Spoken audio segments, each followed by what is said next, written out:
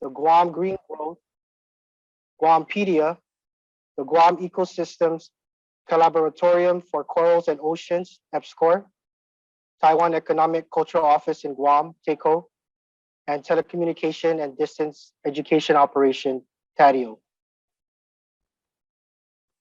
Today's conference will be a unique opportunity to honor the perspectives of traditional leaders and representatives from the Federal States of Micronesia, FSM, the Republic of Palau, the Republic of Marshall Islands, RMI, the Commonwealth of the Northern Marianas, CNMI.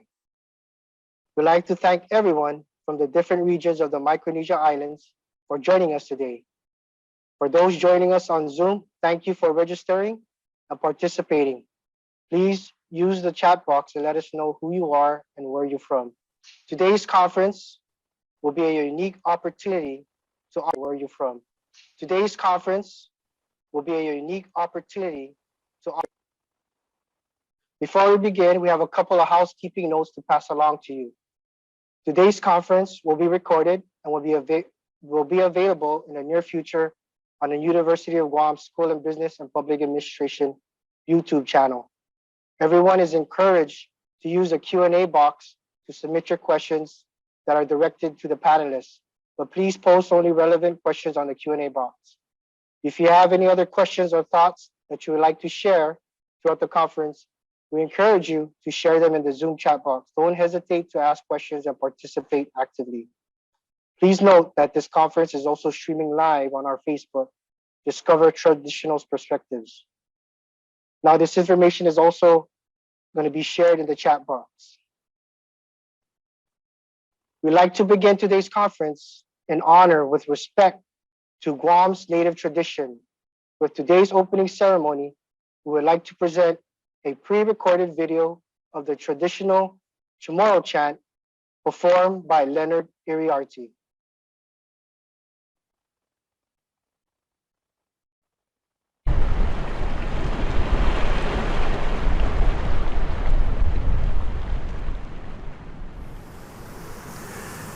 Manotigit, gisan hilo, imanop ko na to lang siya.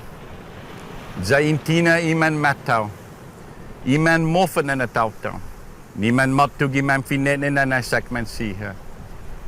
Intina, iman yanan mommy, zaintina imanop ko na to lang siya. Intina, Intina iman mataw, Intina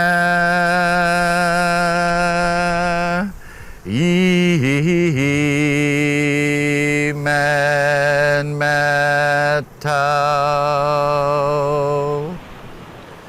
Intina iman mofot na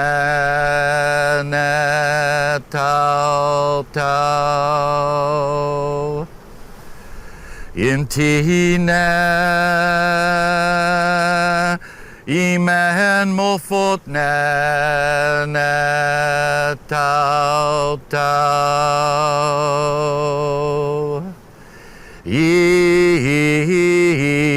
Iman mataw,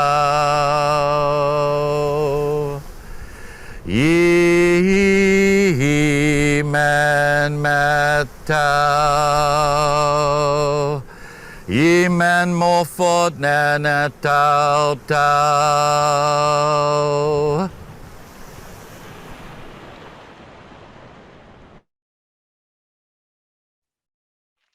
Thank you very much, Leonard Iriarte, for that chant.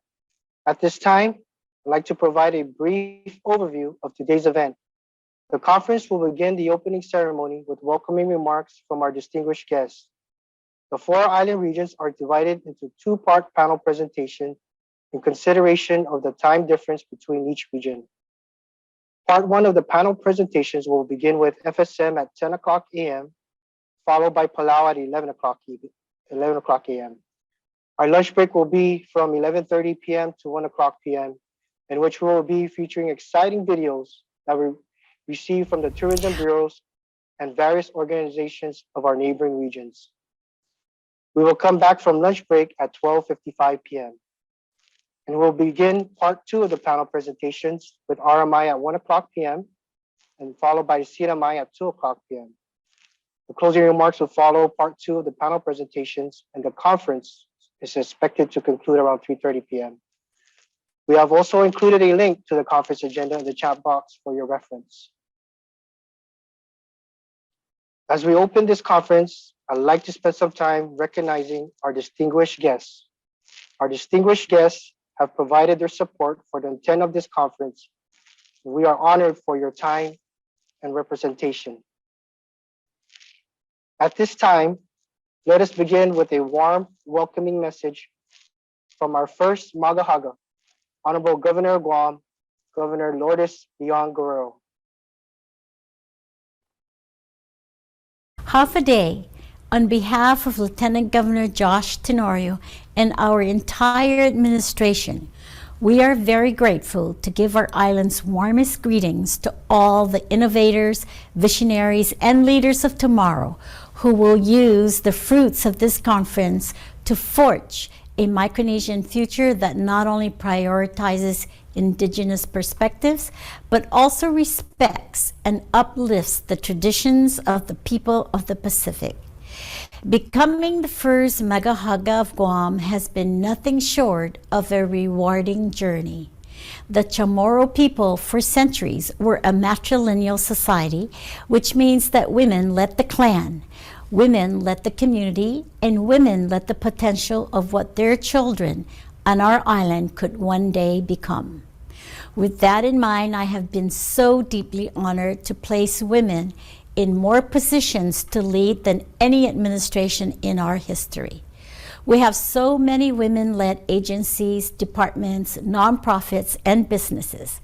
I would like to think that our ancestors would be proud of this present-day pinnacle of traditional leadership because it certainly reflects the roots of Guam's storied past. As we've been battling COVID-19, I have been so humbled to also see our Chamorro spirit of Inafa Malik alive and well. Though we have experienced ups and downs throughout this time, the traditions and values we hold so dear have manifested at the front lines of our collective action.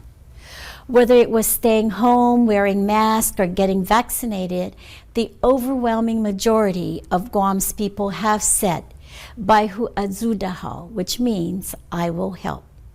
And because we made it our mission to help family members, friends, and even strangers whose lives are at risk, together we made progress. Helping people is in our blood and in our roots because we are always working towards harmony and we are willing to do what is necessary for the good of all. We know that protecting one another is not an individual choice. It is our shared responsibility. Truly, it is this traditional calling that has led our decision-making and highlighted the importance of Native wisdom in our lives.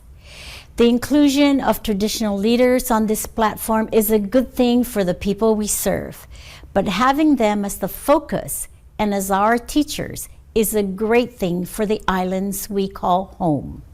This is an opportunity to explore centuries of cultural knowledge that has been passed down through a constellation of generations. And like the stars that steered the destinations of our ancestors, everyone assembled here today must board this virtual canoe and set sail with a heart and mind guided by the stars and driven by the big picture of our great Pacific Basin.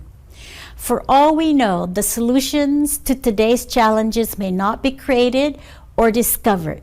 They might just be disguised by the veil of modernity and technology. So it is an imperative for us all that we should not look at traditional wisdom as ancient, but as a timeless heirloom given to us by our helpful ancestors. With this as our compass, I know we will discover newer, brighter stars ahead. Undankulu na si Zeus Masi, and congratulations to the University of Guam's 2021 graduating candidates for the Master of Public Administration, the UOG Regional Center for Public Policy, and to all the change makers who are cultivating the prosperity of our future here and now.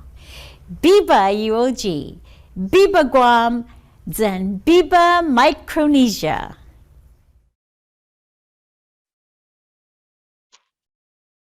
Jesus Masi, Governor Leon Guerrero.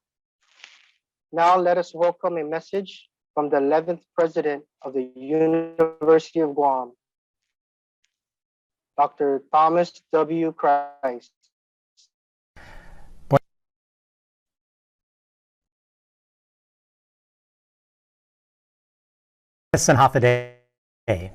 Welcome to the 4th Biennial Conference on Public Administration and Policy Solutions.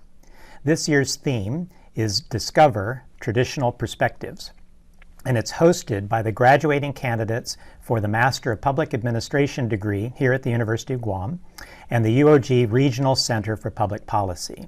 And it's in partnership with a whole list of partners: the UOG Pacific Islands Small Business Development Center, the UOG Center for Island Sustainability, the Guam Green Growth Initiative, the Guam EPSCoR Gecko, Guampedia, and the Taiwan Economic and Cultural Office in Guam.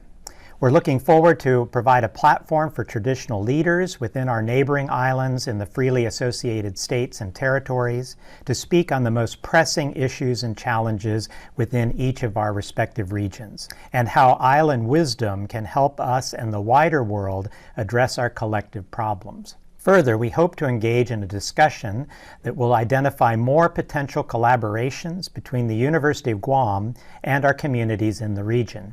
As the University of Guam embarks on our Platinum Jubilee, our 70th anniversary next year in 2022, we celebrate our call to transform lives and advance communities. We strive to do more for our region, and this starts with renewing, strengthening, and forging partnerships. Si Tsuts Masi for participating in the conference. I look forward to the fruits of your labor. Buenas and Hafid. Jesus Masi, Dr. Christ. Now let us welcome the Senior Vice President and Academic Provost, Dr. Anita B. Enriquez, for opening remarks. Hafide and welcome, Dr. Enriquez. Jesus Masi, Ali, Kasalalaya, Kulo, Lenwo, Mogathin, Rananim, Yokwe, Tiro, and a very warm Hafaday to our distinguished guests, our students, our partners, and members of our community. Just about 4,000 years ago, Micronesians' brave seafaring ancestors set sail into the great abyss of the Pacific Ocean. They set sail in hand-carved wooden canoes. Our masterful navigators were guided by an ancient knowledge of celestial navigation using the stars at night and currents, birds, fish, and clouds by day. They landed upon our shores, and with this single historical event, the initial human settlement of our Micronesia region began. From then, our traditional island economies developed based on hundreds of generations of learning from our lands and each other, learning a culture of care for the beings that give us life while ensuring their continuance. As descendants of voyagers, our interconnectedness as a people and with the natural environment is at the heart of our Micronesian culture and way of life. As islanders, we have an interdependent relationship with nature and the community, striving for harmony and balance. Our indigenous knowledge and island wisdom have been sustaining and connecting our island communities through natural disasters, colonization, war, and pandemics over 3 millennia. One of the central tenets of our Micronesian cultural heritage is that we are connected to both our ancestors and descendants. Thus, our planning, decision-making, and actions today should honor the legacy and knowledge of our ancestors in working towards a healthy future for our descendants. Cooperation and strengthening regional partnerships works better than competition at creating ways of being and acting that regenerate life. Named Micronesia or the tiny islands, there is nothing tiny about our past, and it is our collective responsibility to ensure that we continue to bring to light this traditional wisdom, especially during these times, to help us navigate forward and grow our islands in Micronesia. Congratulations to our graduating MPA candidates, and thank you so much to our Regional Center for Public Policy, all of our partners for hosting this conference, bringing it to fruition, and centering it on our region's traditional island wisdom. May today's conference proceedings, through the wisdom of our region's cultural leaders, inform and innovate the way forward to better serve our communities. Tzuz Ma'asi. Tzuz Ma'asi, Dr. Enriquez. Finally, we would like to present to you the Dean of the University of Guam School of Business and Public Administration, Dr. Annette Tyron Santos. Hafaday and welcome, Dean Santos. Tiro, Kasalelia, Lenwo, Mogatin, Rananim, Yakwe, Ali, Hafaday, and good morning. On behalf of the School of Business and Public Administration, I am pleased to welcome all of you to the 4th Biennial Western Pacific Conference in Public Administration and Policy Solutions. I want to recognize our hosts of this event, which is put forth by the 2021 Thanuchanan Master of Public Administration degree candidates, led by Adam Suarto, and the Regional Center for Public Policy Director and Faculty Mentor, Dr. John Rivera. In recent years, the University of Guam has placed significant attention to the vision of the Parahulu Strategic Plan, intent on transforming lives and advancing communities, and complemented by its strategic initiatives centered on island wisdom.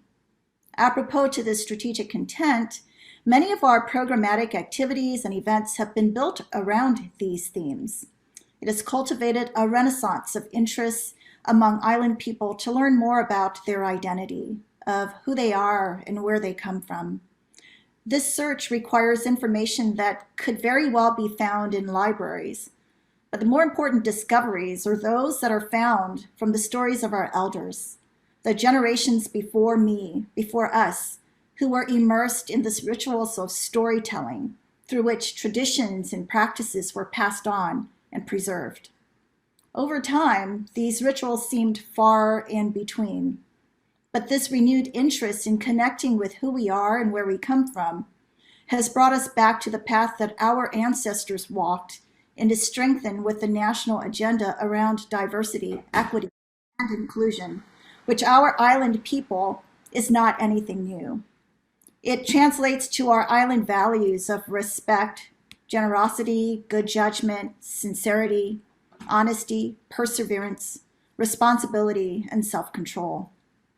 The value of island wisdom and traditional perspectives serves as a source from which we can move forward together. This year's conference is centered on the theme, Discover Traditional Perspectives. Our conference hosts have brought together esteemed traditional leaders from the Micronesian region to share from their perspectives the most pressing issues and challenges confronting their islands.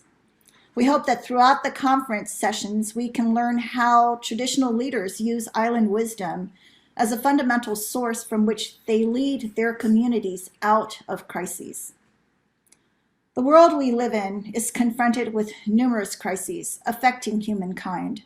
And these crises are guised in the form of political conflict, climate change, COVID-19, food insecurity, forced migration resulting in human displacement, discrimination, to name a few. And these crises threaten the very nature of our islands and our people.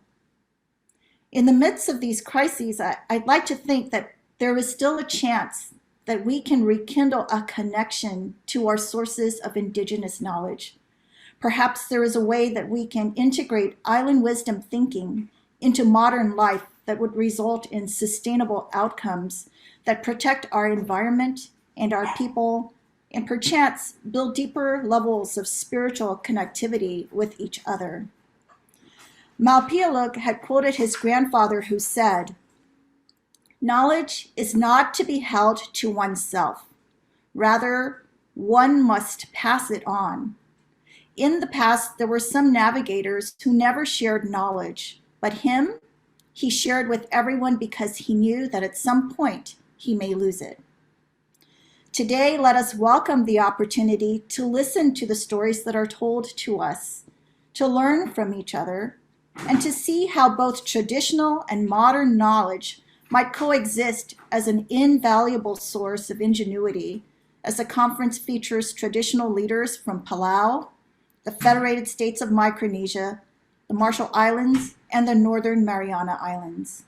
I want to thank our traditional island leaders for being here and sharing their knowledge and experience with us.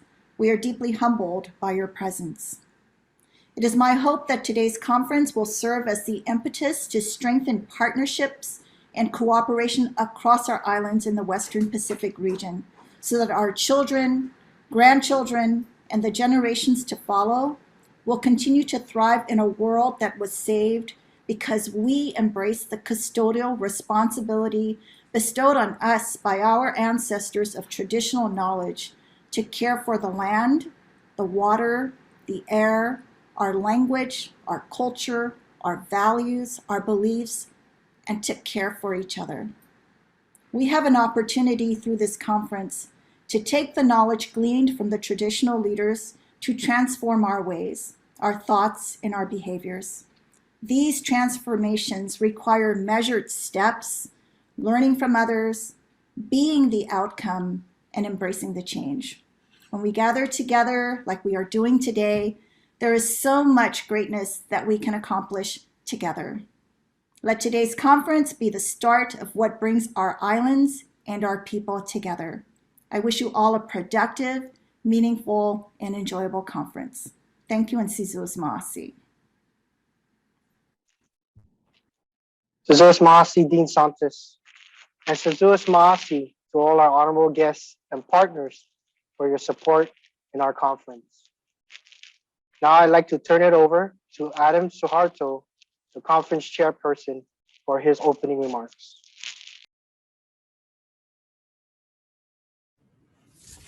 Buenos Zen Hafaday. Good morning and welcome. Honorable guests, distinguished delegates, and representatives, ladies and gentlemen. First and foremost, on behalf of the University of Guam's Master of Public Administration, I would like to thank each and every one of you for being here with us today as we host the 4th Biennial Western Pacific Conference on Public Administration and Policy Solutions. It is a true honor for me to acknowledge the presence of the traditional leaders and councils, including traditional representatives and delegates from the Western Pacific region. The theme of this year's conference highlights the recommendations and wisdom of traditional leaders of the freely associated states and territories. Our aim for this conference is to strive to do more for our region as we carry the mission of the University of Guam, which is Ina, Descubri, Setbi, to enlighten, to discover, and to serve. We hope to utilize this platform as an opportunity to learn and be enlightened by the perspectives of the traditional leaders on the most pressing issues and challenges of their regions. This dialogue gives the UOG MPA program the opportunity to discover potential projects for future collaborations. Our mission is to discover, considering the recommendations and insights of indigenous wisdom. In addition, we hope to express the importance of evolving and adapting to the communities that we strive to serve. This is the first time that this conference is delivered virtually. In some cases, this may also be the first time for some of our traditional leaders to speak or be seen representing through a virtual platform with other leaders from the region. We hope that this conference brings unity and a better understanding of people, cultures, and respect for the Western Pacific traditions and indigenous wisdom. We hope to empower our audience by uniting island wisdoms into one platform with the support and service that respects and benefits local and global communities.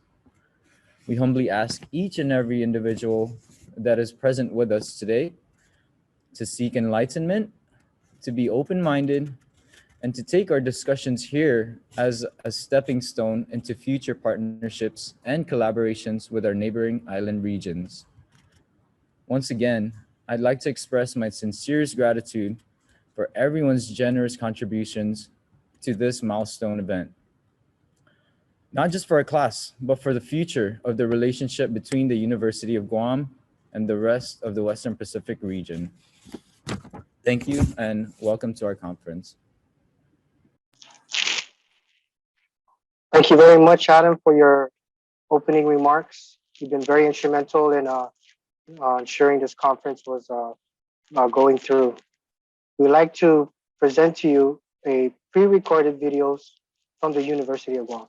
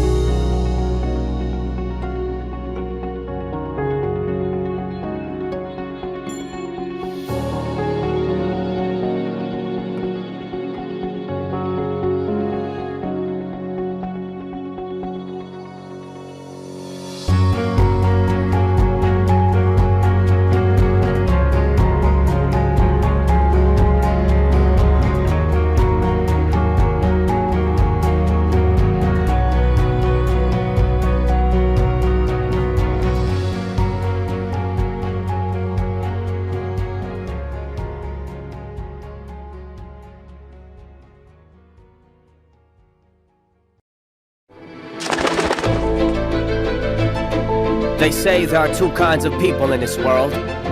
Those who find themselves and those who create themselves. Are you looking for purpose or deciding it for yourself? Will you plunge waiting for someone to catch you? Or will you jump and build your wings on the way down?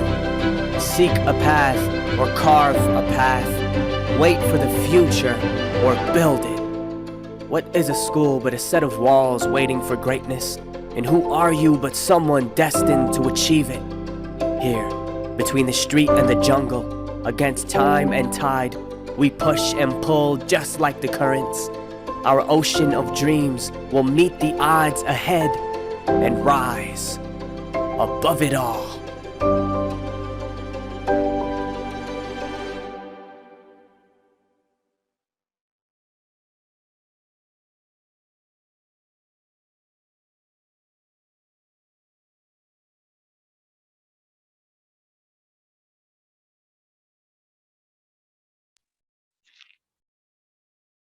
Thank you for those videos. That concludes our opening ceremony. I'd like to explain the conference format. Before we begin part one of the panel presentations, I would like to discuss the format of today's webinar. The format of our conference will begin with the introduction of each region, followed by a short biography of each guest panelist. We will have each panelist present at a time and will be provided 10 to 15 minutes for their presentations. After all panelists have provided their presentation, a moderated question and answer Q&A session will follow. The moderator will engage the traditional leaders in the Q&A session for the rest of the designated hour. The audiences can participate by typing their questions directed to the panelists in the Q&A box. And if you have any questions or thoughts that you'd like to share throughout the conference, please share them on the Zoom chat box. We'll try to respond to you as best as we can. Okay, now let's get started. Let's discover the traditional perspectives of our neighboring islands.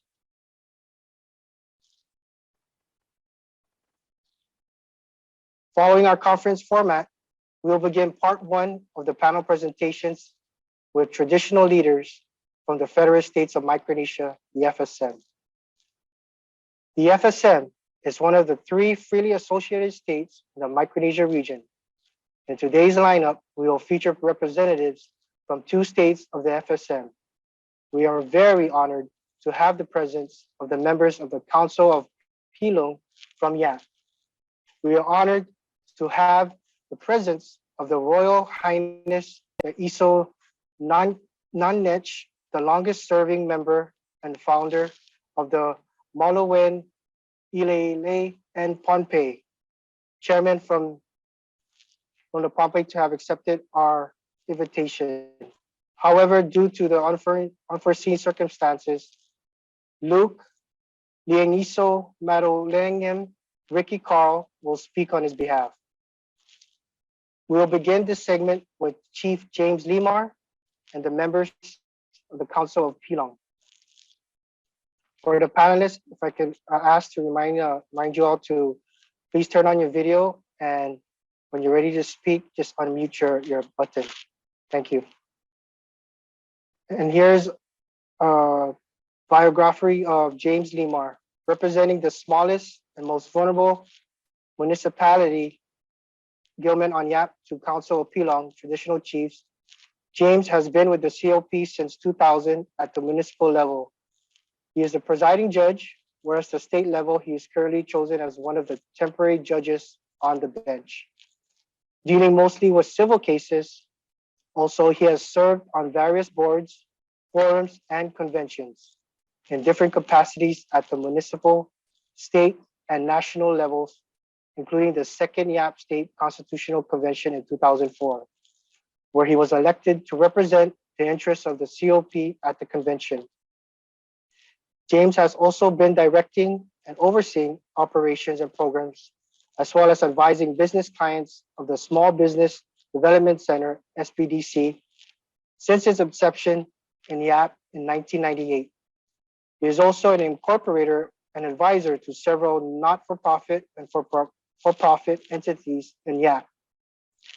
Prior to his return to Yap in 1992, James lived and worked and studied in Nebraska and California, where he earned a bachelor's in business administration and an MBA in international business.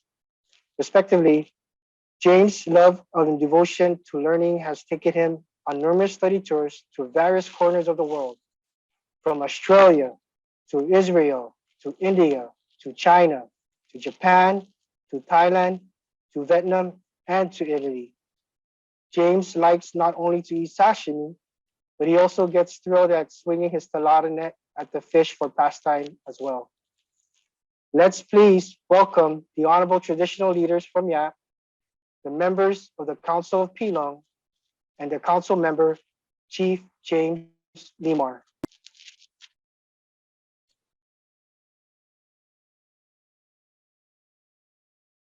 Thank you. Thank you. Good morning. Thank you, moderator, for the kind introduction.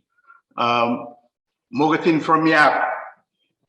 On behalf of the Council of Pilong, I wish to convey greetings from the people of Yap and her immediate natural surroundings, both living, non-living, and no longer living, but always loving us for our continuous stewardship of our islands in Micronesia.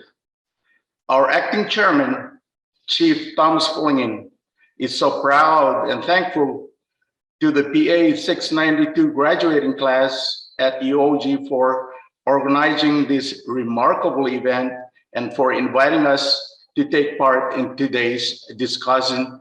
Even though it may be second nature to you, it is always an honor as well as an experience for all of us in YAP to be meeting virtually in the clouds. Before I move on, let me just please allow me to join the previous speakers to pay respects, my humble respects, first to the Honorable Governor Guerrero, all the distinguished guests, including UOG President Dr. Christ, Vice President Provost Dr. Enriquez, Dean Dr. Santos, as well as the leaders, traditional and elected, who are with us and who may be joining us later on today. First, starting from the east, where the sun and the moon and the stars always rise, especially with the heroes and the heroes of the RMI, the non-marquee of NETs in Ponape, to the Chamorro people in Guam, to the Office of the Carolinians in the Sinamay, of course, the Council of Pilung in Yap, and the ending west at the Rabuul Rabelao, at the Republic of Palau, where the sun, the moon, and the stars always set every evening. At this juncture, we at the Council of Pilung would like to bow our heads, pray in our hearts, extend our arms out in solidarity to the heroes of RMI, to the Isonanican of Ponape, and to all leaders under custom and traditions throughout Micronesia, for a moment to remember and honor our late friend and colleague, the Paramount Chief Abdul of the Republic of Palau. These are special moments for the founding fathers of the Council of the Pacific Islands traditional leaders. Thank you, MC. That's all I have for a short remark, and I'll be happy to take on any questions later on. Thank you.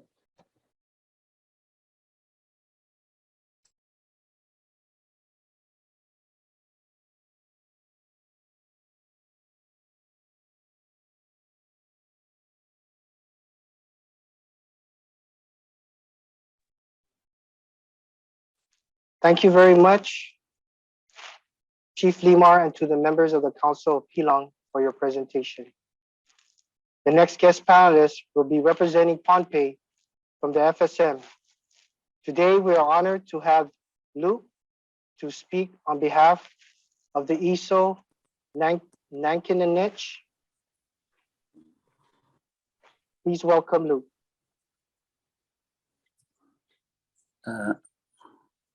Kalangan, and thank you, moderator.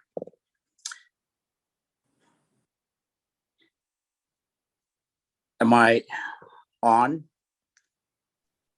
Yes, sir, you're on. We can hear you. Thank you. Kalangan and Casililia from Pohnpei.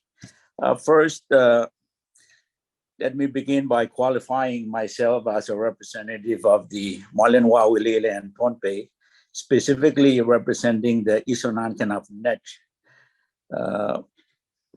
to whom I've been tasked this morning because of customary obligations that he has in Nech.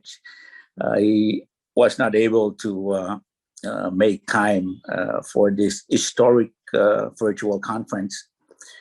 And so I've been tasked to represent the Malinwao through the Isonancan of Nech and speak on their behalf.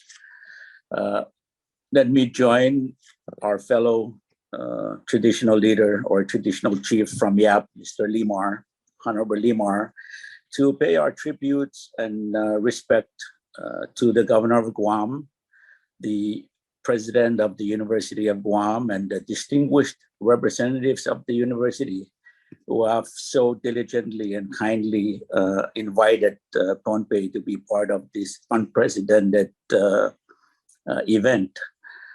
Our greetings, all those students who have taken the initiative and with the urging of their studies to take up interest in understanding more about how our culture and traditional knowledge can be incorporated into the learning space as an academic tool for their development.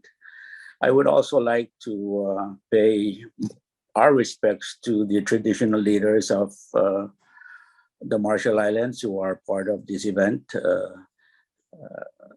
Of course, those from our sister and brother states of the FSM, Koshai, Yap, and Chuk. Our respects to the traditional leaders and government and church leaders who are part of this and are participating out of Guam.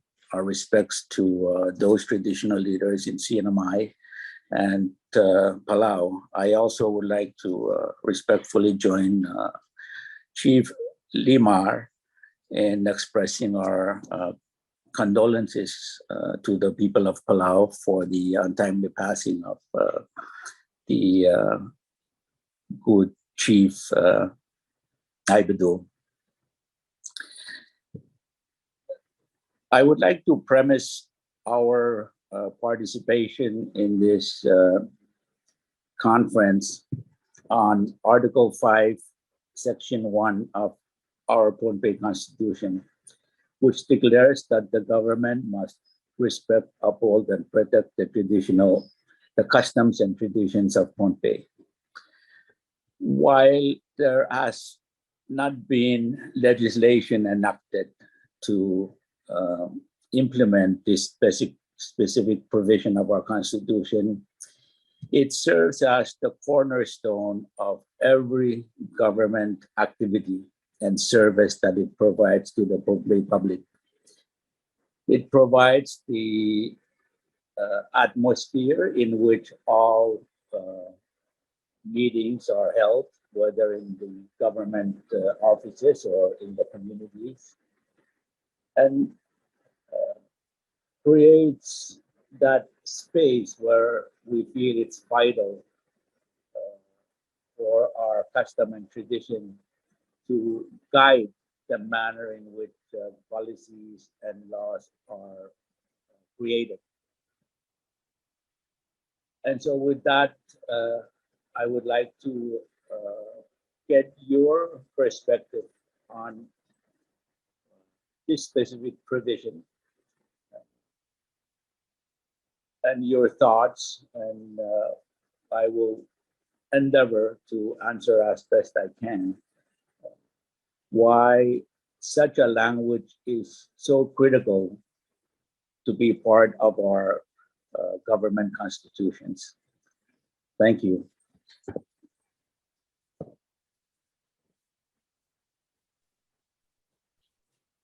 Thank you very much, Luke and Chief Mimar, for your presentation. At this time, we'd like to move on to the moderated Q&A panel discussion, as I now call on our chairperson, Adam, to moderate the Q&A session for FSM. Thank you once again to the Council of Pilong and Mr. Ricky Carl on behalf of your presentations and representation of your region. We appreciate your thoughts and your appreciation for our conference. So to begin the moderated panel Q&A discussions, I would like to begin asking a question to our first speaker, Mr. James Limar. So I would like to find out what are the most pressing issues and challenges that the traditional leaders face in your region in contrast to government leaders? So Mr. James Limar, I'll go ahead and open the floor for your response. Thank you.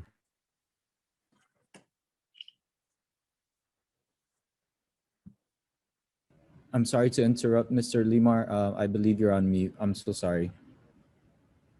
Please excuse me. Thank you. Yeah, thank you, Mr. Suharto. Thanks for the question.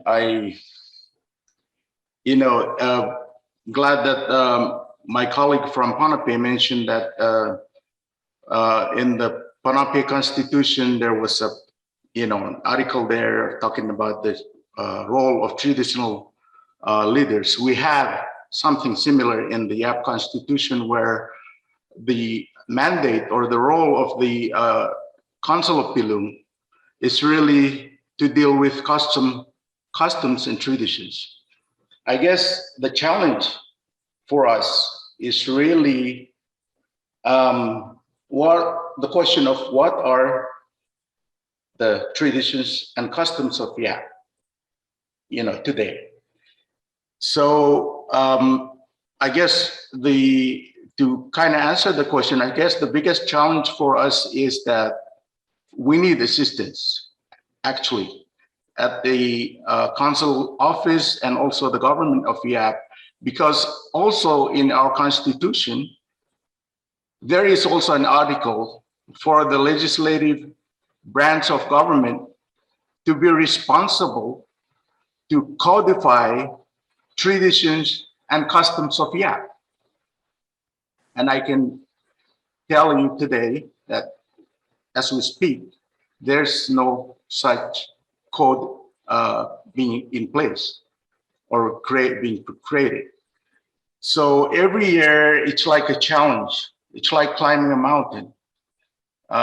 We have things or cultural value to us that we see fading in the very own eyes, yet we're kind of almost helpless, to tell you the truth. So I guess that's really a challenge. And again, I also like to qualify, this is from my own personal perspective. Although my colleagues are also listening in, this is not something that we've it's a group or the position of the council. And as pointed out by one of the previous speakers, in Micronesia, and especially in Yap, we work as a team and we make decisions, I guess, we reach consensus. That's the bottom line. Being an individual in Yap is not looked up to, or used not to be part, as to be, I guess it's really a question of individualism versus collectivism. Those are the two forces that I see, pulling. And again, a chief in Yap, you have to wear so many hats. You have to be the judge, be the advisor, to be the manager, to be the peacemaker, to be the negotiator. And so the balance, I guess that would be the ideal thing we like to see happening yet, where we're adopting some of the new, at the same time retaining and maintaining some of the old, to kind of get to the balance. That's the ideal world for us. So I guess I've covered too many things with just one stone, but that's where I'd like to what I have to share. Thank you. Thank you for your response, Mr. Limar. And I'd like to follow up that question, as we try to discover potential for partnerships with the island regions. You mentioned that, you're having some issues with finding traditions and customs in Yap today. So I guess the following question would be, if we were to collaborate with the Council of Pilong, how can the University of Guam assist you? Would you happen to need research assistance, or would you happen to need maybe some fact-finding or some type of discovery of other options that we can, assist you with? So yes, how would do you think the University of Guam would be able to assist in the future? It has to be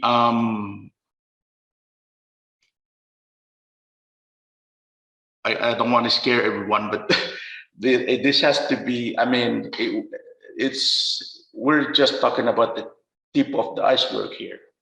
So I think you're right. The research, the fact finding, we have to start from, and then come up maybe with the options there may be for us to choose from. So but again, just a week-long project, yeah, but we're kind of looking at something where to get everyone to come together, the old, the young, the women, the men, every segment of society, to have a two-way communication, open dialogue. So thank you.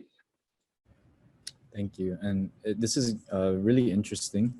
I feel like I need to follow up with another question.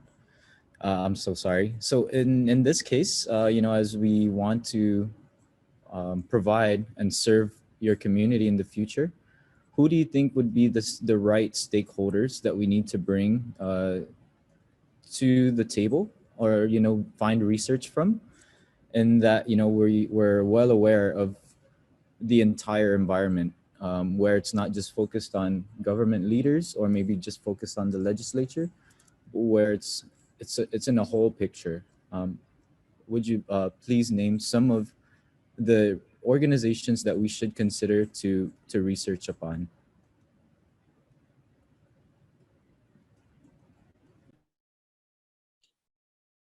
Yeah, I think all the other three branches of government in Yap, they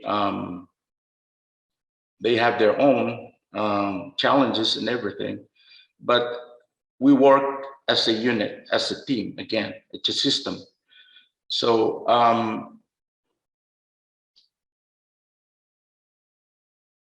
the communication, I think I'm just going back to communication, because when there is a breakdown of communication, and then you see things that's kind of hard to, so we need to maybe start greasing up the wheels, so to speak, and then try and get the information from whatever source we have to get the information from. But yeah, it's I guess there's many doors, but depending on which door may be available for us to enter from or through. Thank you. Thank you so much, Mr. Limar. We really appreciate that. And we hope to get back to you with more questions. But at this time, I'd like to ask a few questions to the other guest panelists, the Honorable Mr. Ricky Carl. Mr. Ricky Carl, I'd like to ask a question to you in regards to the discussion that you brought in your presentation. So you made mention that the Pohnpei's constitution wants to protect the traditional ways. And, considering the customary affiliation of traditional leaders with their people, what are some insights on policy solutions that you want to be worked on that can benefit your region? Thank you, Mr. Suardo, and I thank Honorable Chief Limar for his response to your questions. I think with a provision like that in any constitution, there is a presumption that government in all its affairs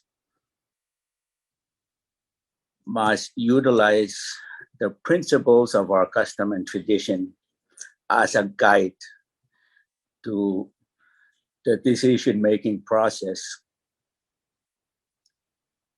of any resource that will be allocated by the government or any activity that will be taken up by the government. But it presents a lot of challenge. We're in a time where the reality is life, everyday life is dependent on this cash economy. And as you know, with our small economies, we have a serious dependency on external sources, which includes funding that comes under this treaty we have with the US government, known as the Compact of Free Association. With funding from this type of source, we don't always hold the lever which dictates how money can be spent.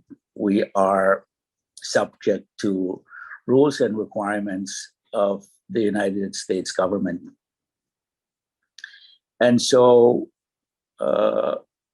this idea or this contemplation inherent in our Constitution, which requires that we should respect, protect, and uphold customs and traditions of Pohnpei, can be lost in government business. However, ours remain a living culture where we still practice our culture on a daily basis. On top of this dependency on the cash economy, which presents a challenge to the need to always adhere to our traditional ways. In the past, land belongs to the traditional leaders. Now that ownership has been given to everyone. And so there's a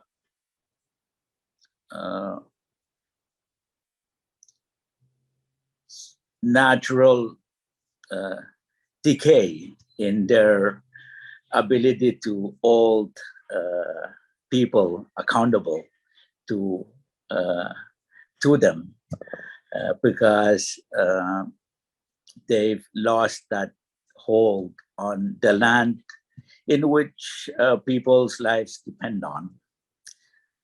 We still, however, pay our tribute in the form of harvest every year to our chiefs. It's something that's, I would say, innate in that it's deep down. We still believe that we need to perform these traditional obligations. That being said, it's really based on, your willingness to participate. And that presents another challenge, keeping everyone thinking the same, acting accordingly, and moving forward in in sync, if you will, or in harmony. Identity as a Pohnpeian is also a challenge, perhaps more so on individual Pohnpeians than our traditional leaders. But I guess this sense of interdependency that is required to keep island people together. We depend on the chiefs, they depend on us. Is now fading because if you choose not to participate in our customary ways, you're free to do so. I've known people who shy away from our customary ways, but when they go to school in Guam or Hawaii or elsewhere, they realize that they need that identity. And so, the academic space can also be a good place to be brought back closer to our culture. I guess the other challenge is really practice. There seem to be less and less people, paying their tribute, practicing custom and tradition. Learning of it is like what we're doing now in conversations, if not in the classroom.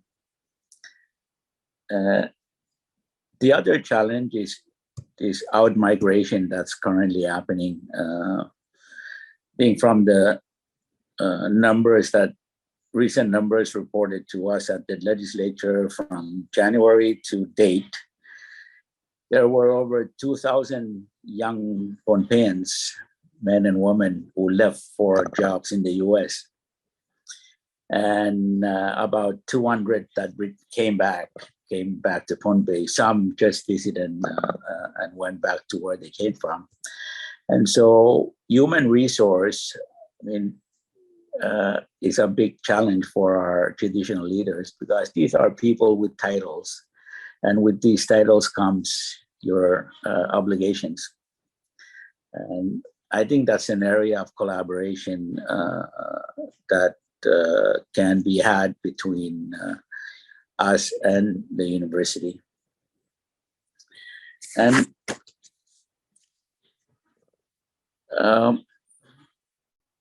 while, built into our culture, when we come together for funerals and feasts, it serves as a way to strengthen or re-strengthen our customary ways, because it serves as a place where we're reminded of, why we are Pohnpeians. And I think the statement that can sum up the consciousness of a Pohnpeian is this: living for the sake of others. And that's what defines, to me, any Pohnpeian.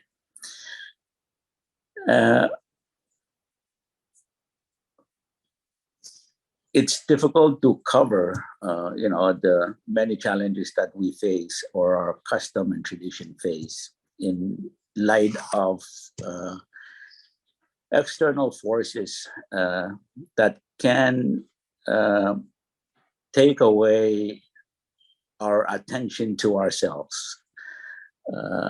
There's a saying in Pohnpeian that, our problems will always be coming from the outside.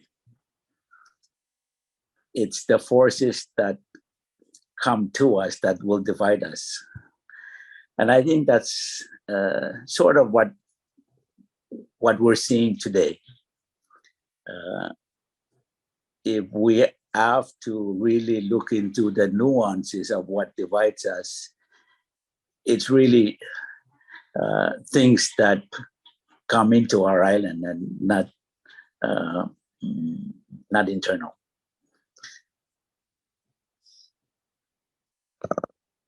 I guess I'll end there, and with Honorable Chief Limar, I'm very happy to take questions. Thank you.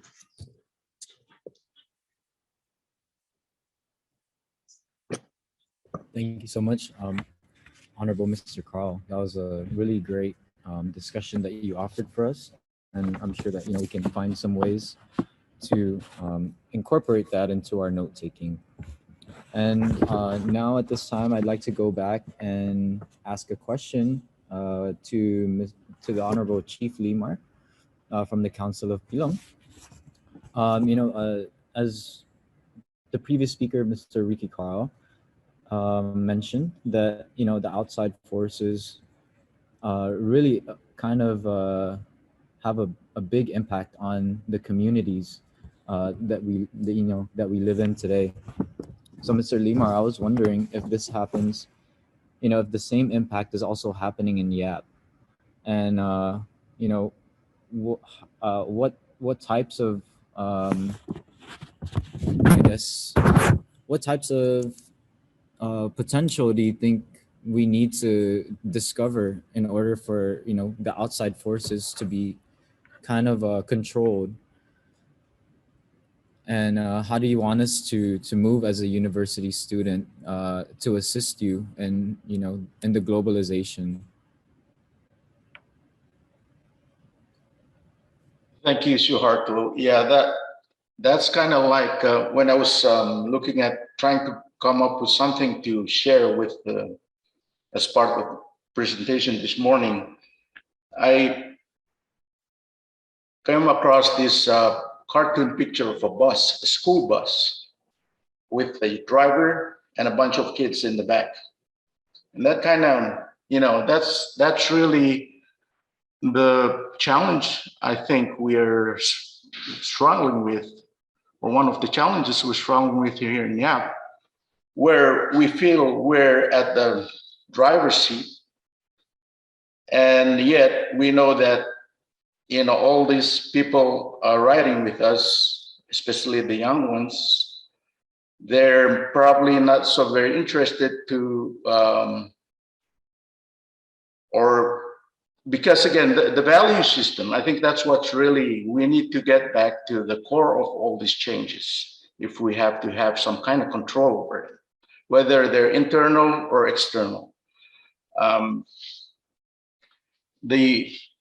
Back to your question as to how we could maybe mitigate and make, because there's no way we can stop changes from happening.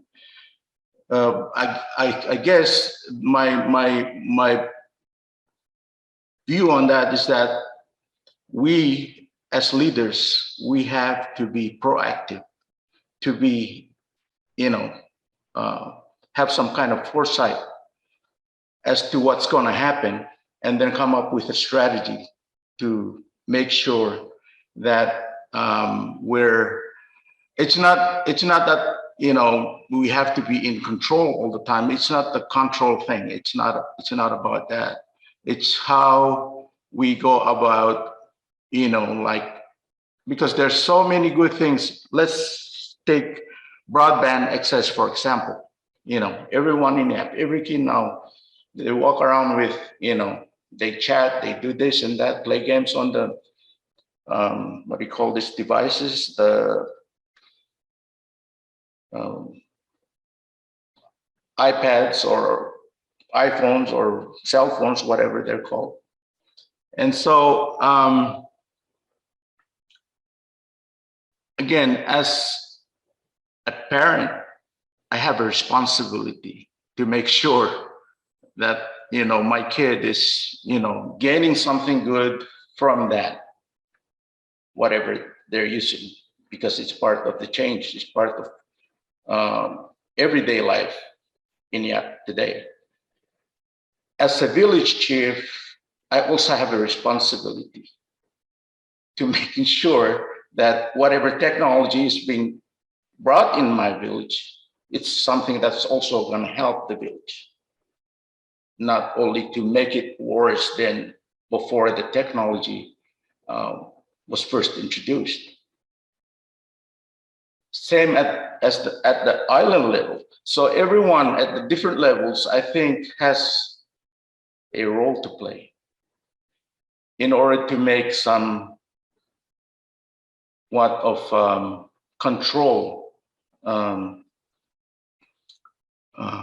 over the change that's happening.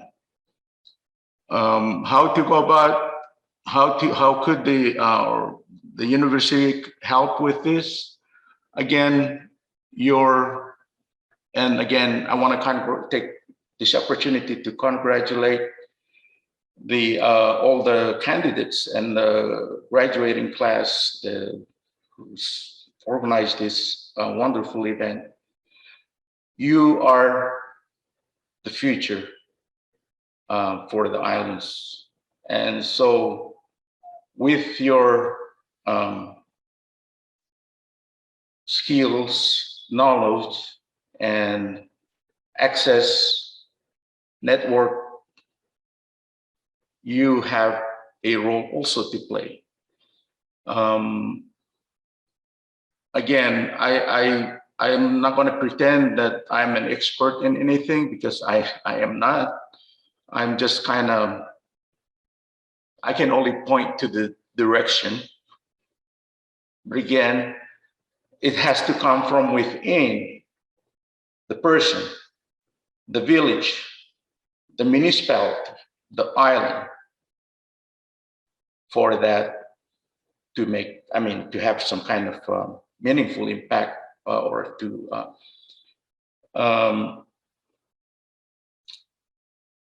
my colleague from Ponape, Ricky Carl, mentioned that there's a force, the external forces.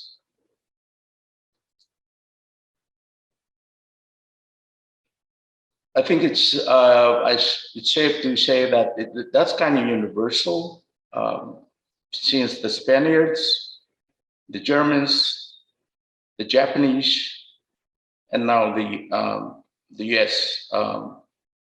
Being affiliated and with the American influence, the Americanization of the islands. The Yapis, they know, or they used to know, our ancestors, that the way they resist change is they try to be passive about it. Back in the 60s, I was like, I don't know, 8 years old then, that during the Vietnam War, there were demonstrations all over across the US. And I still remember pictures in the newspaper. Some people out of Berkeley, they just let them, lie there on the street, and then the cops and everyone did anything about them. That's how they controlled all those forces. They just, and so that's how Yap been going about resisting or slowing down the changes.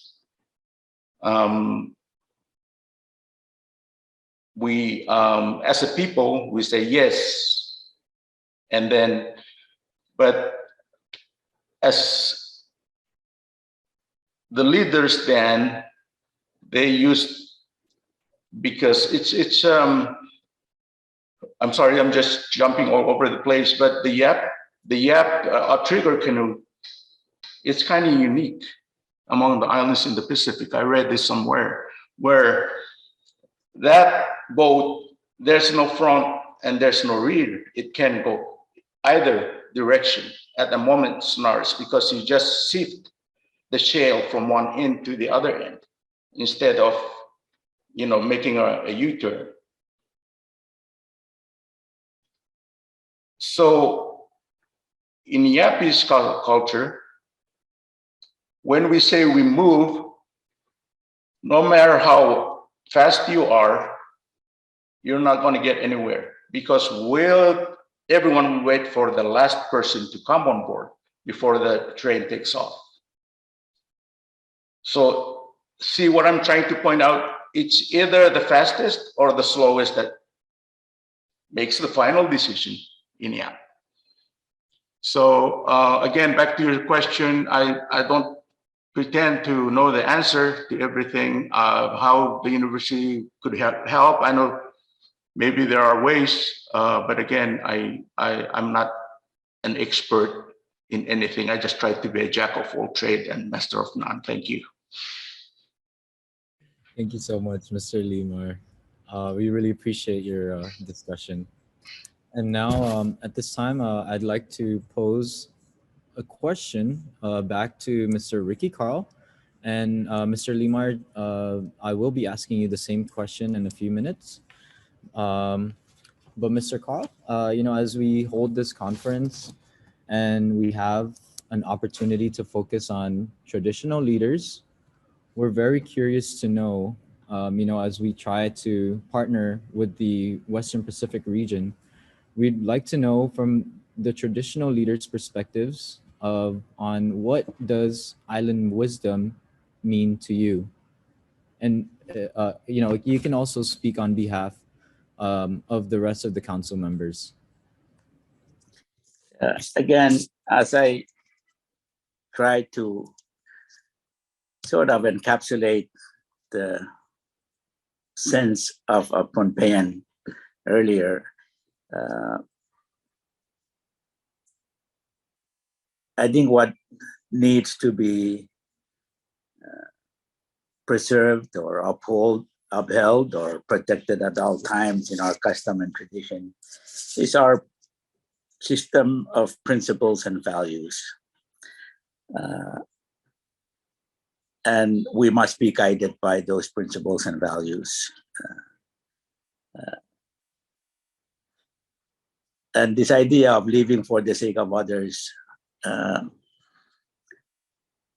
me, defines the Pohnpeian individual.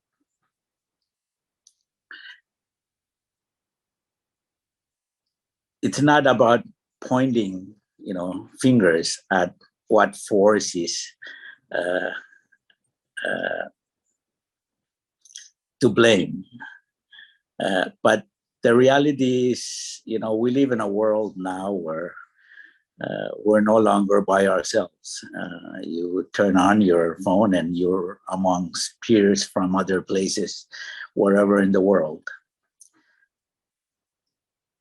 And I think in our endeavor to understand ourselves and our culture and tradition in the academic space, we must first learn about our own system of principles and values and practice them on a daily basis.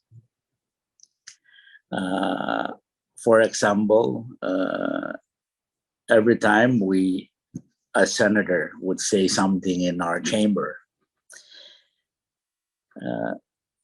he will always pay his respects to the traditional leaders of Pohnpei.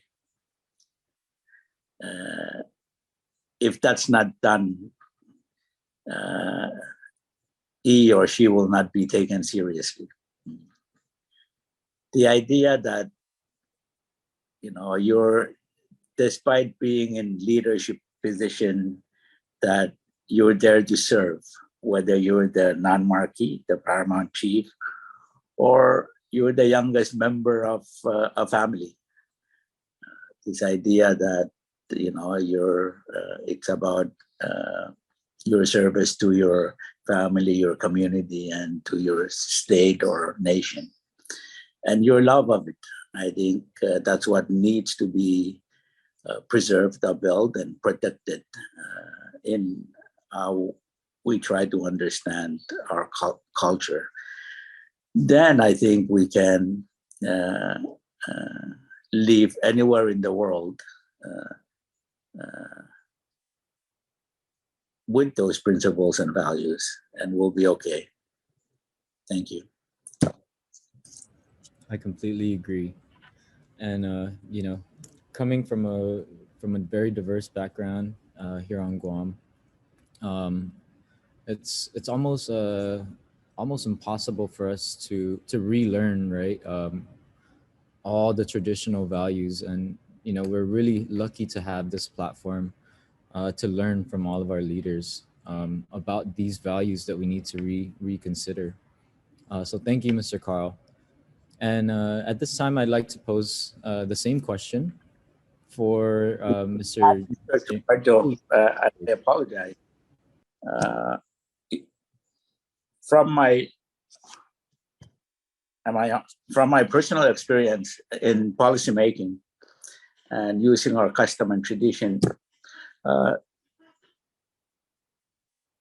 storytelling is always vital to continuing our custom and tradition because it paints a backdrop, if you will, or the context by which we do things. I've been in my previous jobs, I've been fortunate to participate in several UN Convention on Climate Change as part of either FSM marshals or Palau delegations. What we bring to those debates is not scientific information. It's really our stories, and they resonate more effectively than trying to appear as an expert and talking about the science behind climate change. It's more effective when we tell our stories. And I think as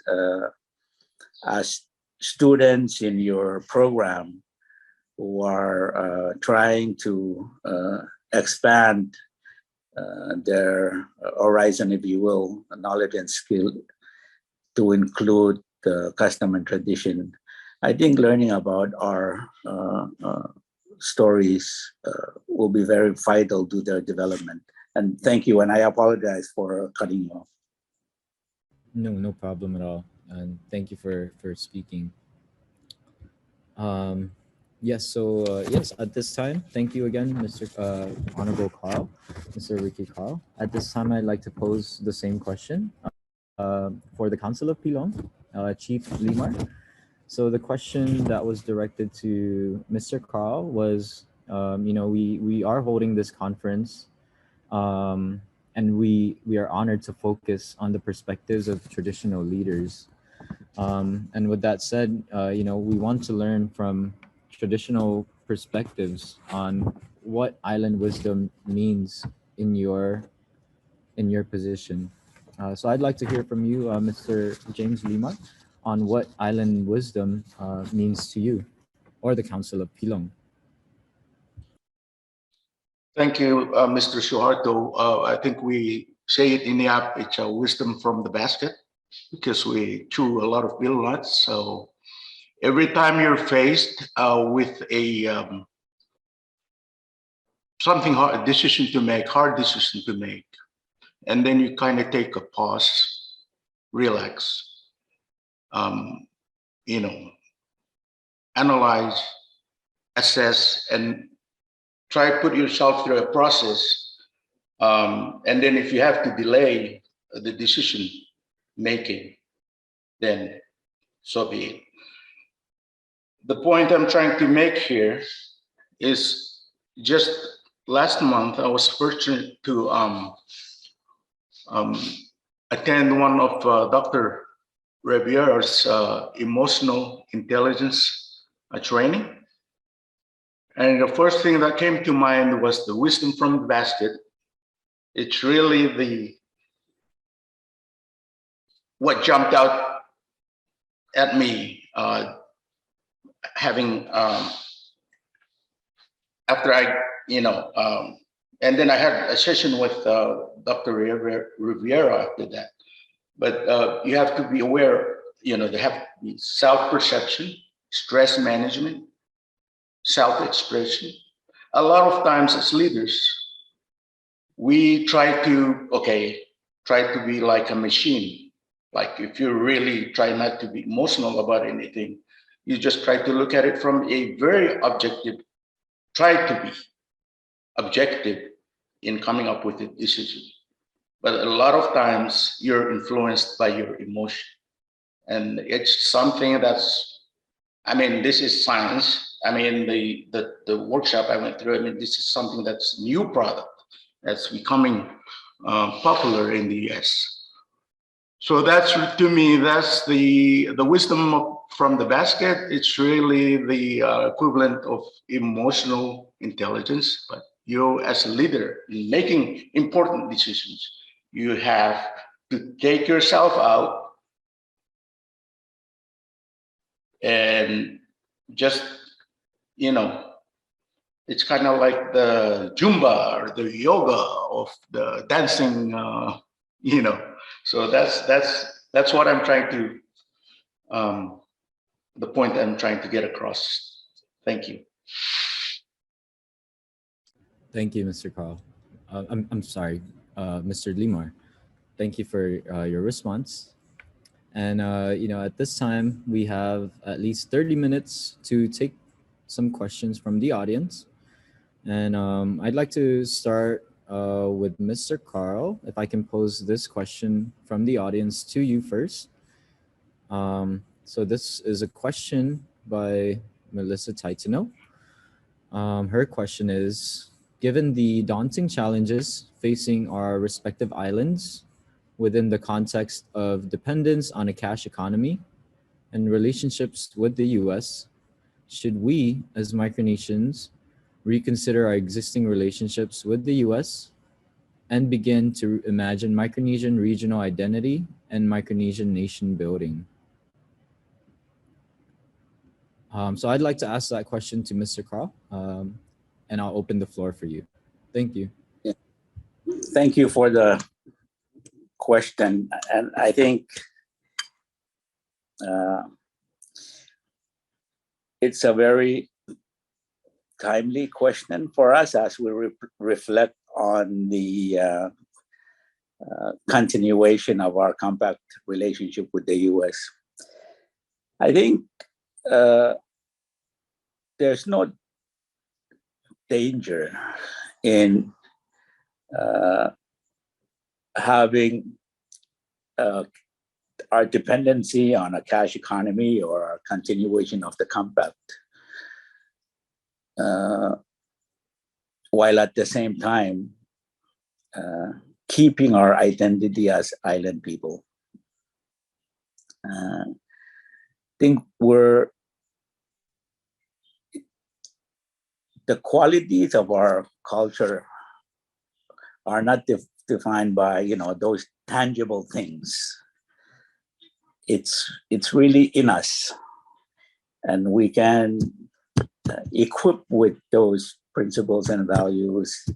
It doesn't matter whether we depend on cash to live on a day-to-day basis, or it doesn't depend on where we reside. Our culture is really deep inside of us. And so I don't think there's a struggle that we need to have when we're talking about, depending on cash economy and preserving our culture or continuing our relationship with the US, while at the same time keeping our culture. We've learned to do this for the past 40 years and with this relationship. I think global affairs will always impact us. We're situated in the middle of an area that is between, superpowers, and we have to learn to live with this reality. With the belief that we're resilient people, that our culture is resilient, that it's our tool for survival, if you will. we should be able to mitigate the challenges that we are faced with, which comes with our relationship with, whether it's the United States or any of our development partners in the region.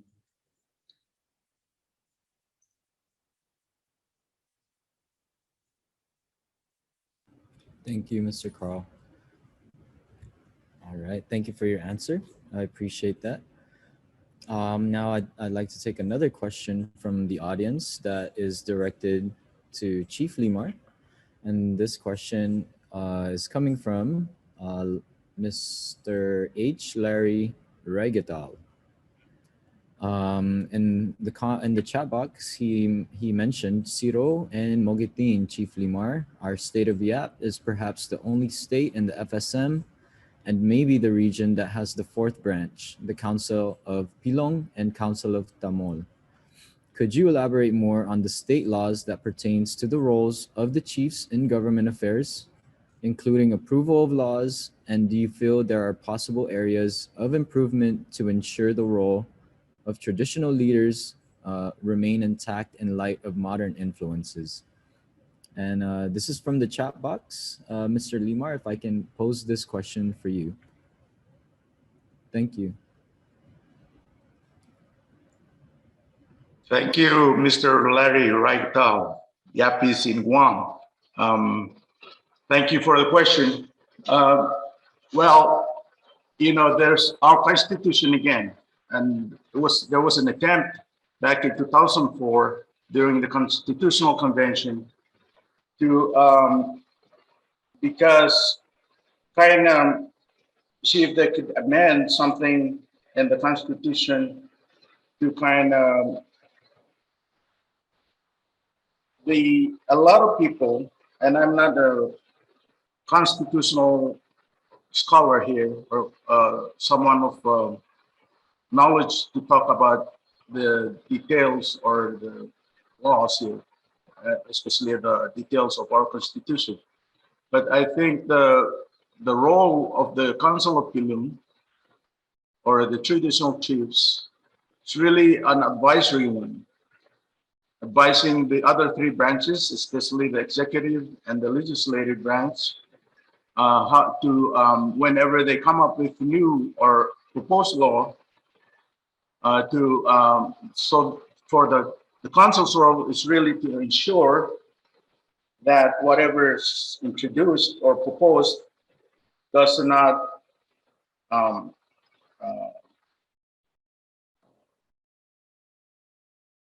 or would not be in conflict with traditions and custom of Yap.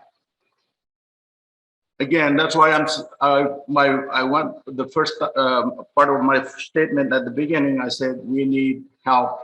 We need some expert to help in the codification, and I don't know if that's possible, would be possible or ever, codify the traditions and customs, the recognized tradition and customs of Yap. That's the only way we can preserve or at least have them in written form so that we could, this generation and future generations could always go back and refer to those recognized tradition and customs as they deal with new changes, future changes. So I don't know if I've really answered the question of from Larry, but yeah, the role of the council is really it's more of an advisory one.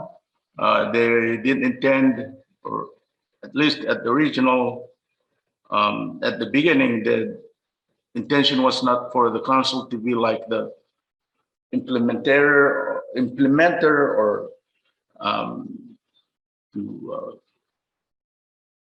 it's more of a silent behind the scene role that the councils have when it comes to running the government in India.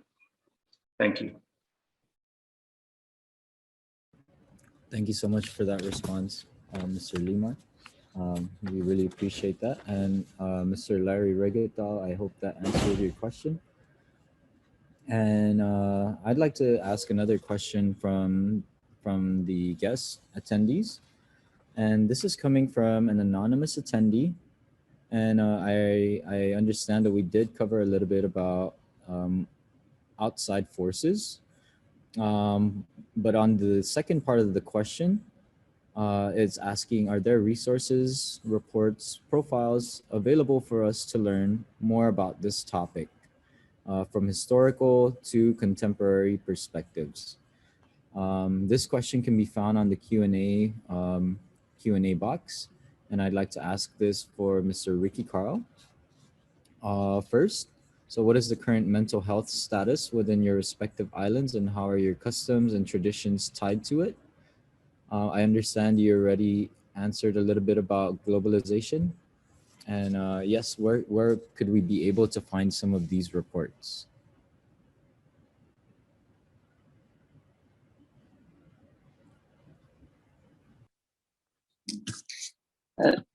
Thank you for the question, and I thank you, Mr. Suarto, for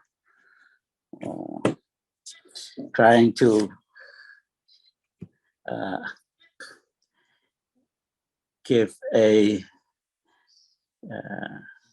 atmosphere of learning in this conference. I think there's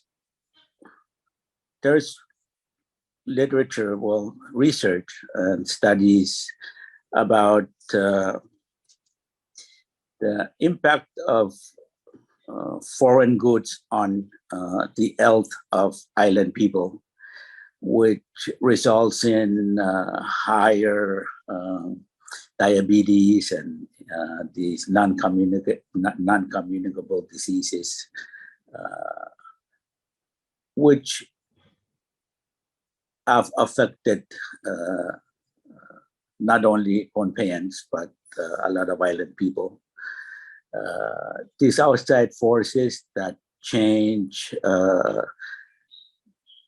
the most basic of our lives, which is our diet. I can certainly look into those documents or those researchers and provide them to you at a later time. In terms of policy, I think there are embedded in our Constitution are precedents that have been set in the past, which guided policy development and the challenges that our leaders faced when they were drafting our Constitution, and at the same time negotiating this compact arrangement with the US, which resulted in the FSM signing its Constitution and the Compact of Free Association on the same day. I can look into relevant documents that shed light on those experiences and share with you later. But I think that's an significant study was done in the past, funded by the US government, to look into the impact of the compact and those foreign goods that flooded the islands and how it changed lifestyles. That kind of research these days are non-existent. And I think that's where the university can really look at the current impact. And I'm not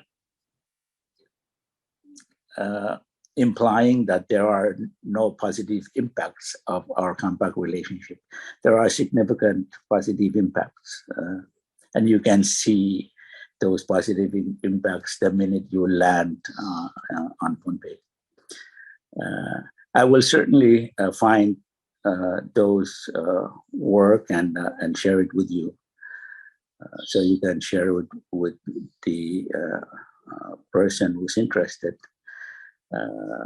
Very little research besides, when we're writing grants, we go to the communities and get their input, share their with that experience. We develop proposals in application of funds or other technical resources from our development partners, and these are sort of general information, but to really understand the detailed nuances of the impact of foreign forces in our communities, I think we need to invest in programs like yours and in students like yours who are trying to, understand not only where they came from, but the challenges that their identity face in light of the fast changing times. I agree with Chief Limar that as leaders, traditional leaders or government leaders, we must be proactive. But again, I want to reemphasize the need to have in all of us embedded our system of customer values and principles. I think that's important. We must feel inside of us that we are from the land that we claim to be from, and not only say that we're from a certain place because we were born there. I think it comes with the sense of connection.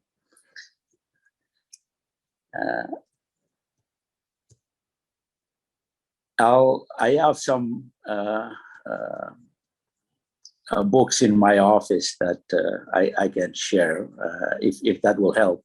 But I think our Micronesian archives, which is available online, and a lot of work that's been done by Mike Sem can also help not outsiders, but help us understand the impact of foreign forces on us in the past, now, and perhaps in the future. Thank you. Thank you so much, Mr. Carl. And at this time, I'd like to ask one final question for both panelists before we move on to the next segment of our presentation. So I'd like to ask this question to Ms. Chief Limar from the Council of Pilong, and this will be the final question for the Q&A discussion. So in consideration of traditional heritage and customary practices, I would like to know, and on behalf of the University of Guam, we would like to know how you would like to see the future of your culture within your respective region in the next 10 years. What are some things that you think we must consider in the long-term future? As we continue to build on this project, we understand that this is just the first phase. We'd like to anticipate from our traditional leaders what you'd like to see in the next 10 years. Mr. Chief Limar, I'll go ahead and pose this question for you.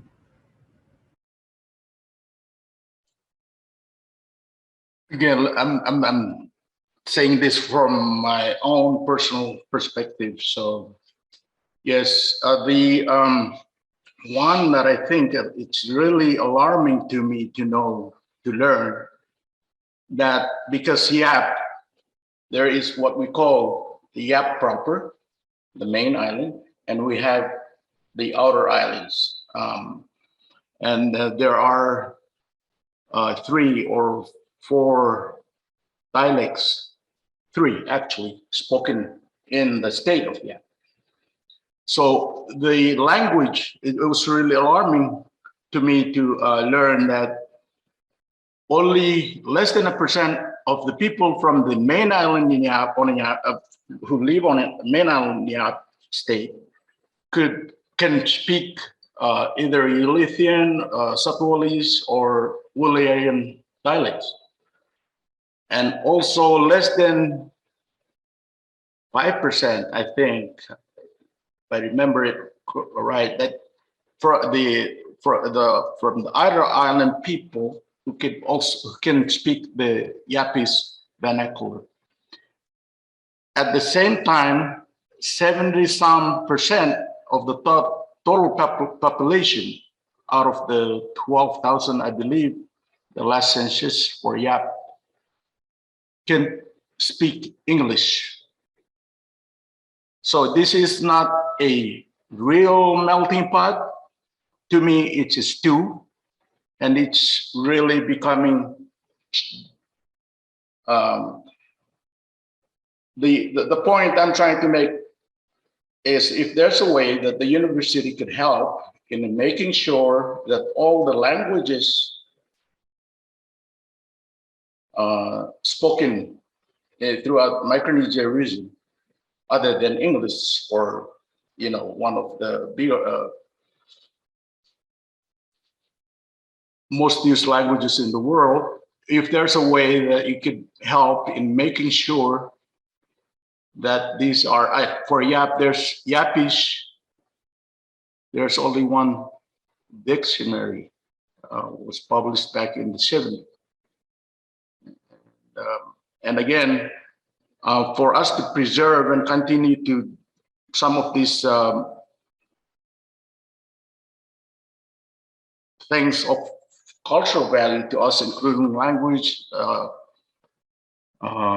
dances, sailing, canoe building, men's house building, we must continue to practice them on a regular basis, if not on a daily basis. But it's the challenge of how to go about how the university could be a partner in helping an island like Yap with only 11,000 people or 12,000 people to kind of preserve and making sure that we continue into the future with our past still intact. Thank you. That's very inspirational. Thank you so much, Chief Limar, and for your speech on behalf of the Council of Pilong. We really appreciate your honorable words. And I would like to pose the same question for Chief Ricky Carl. If I can repeat the question. So in consideration of traditional heritage and customary practices, how would you like to see the future of the culture within your respective region in the next 10 years? And I'll go ahead and open the floor for you, Mr. Ricky Carl. Thank you. Yeah, Mr. Suarto, and I express my gratitude and respect to Chief Limar for his inspirational words. I think it's sort of universal that preserving our culture really means preserving our past and ensuring that it continues to thrive as we soldier ahead.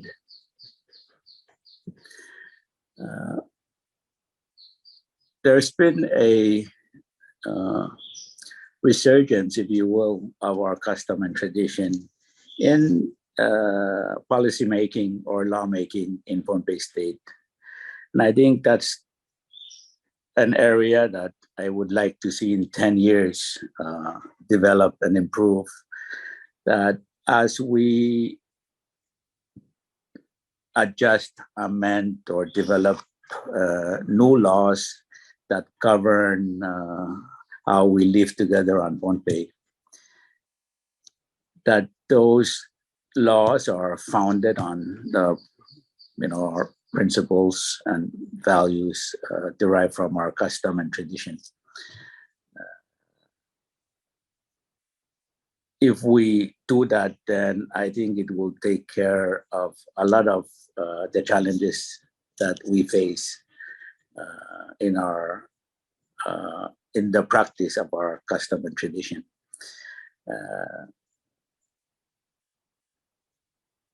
Short of codifying our custom into law, I think when leaders understand their custom and tradition, they will always ensure that laws do not offend, those customs and traditions.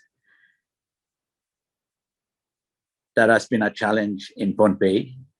Incorporating the views of the Council of Chiefs or the Molenwao into policymaking has been a challenge, and I wish that as we venture into the future, that the principles and values of our custom and tradition is embedded in the development of our laws now and into the future. Thank you.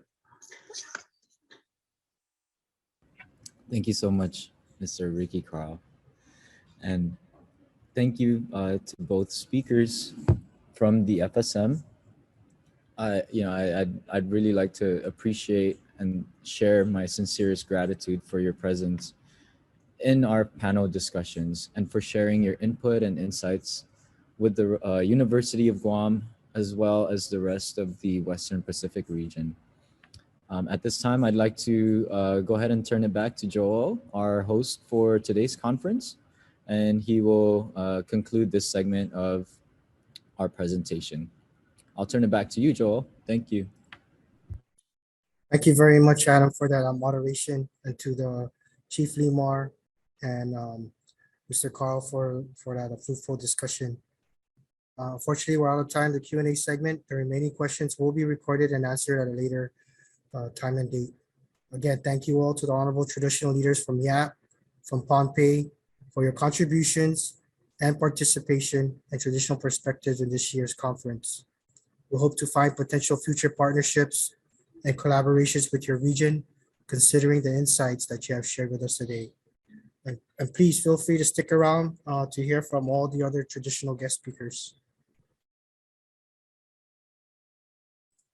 We'd like to move on with our next panelists. Following our conference agenda, we will continue part one of the panel presentations as we research and invited these island regions. The Republic of Palau was on board to sail along with us at this conference.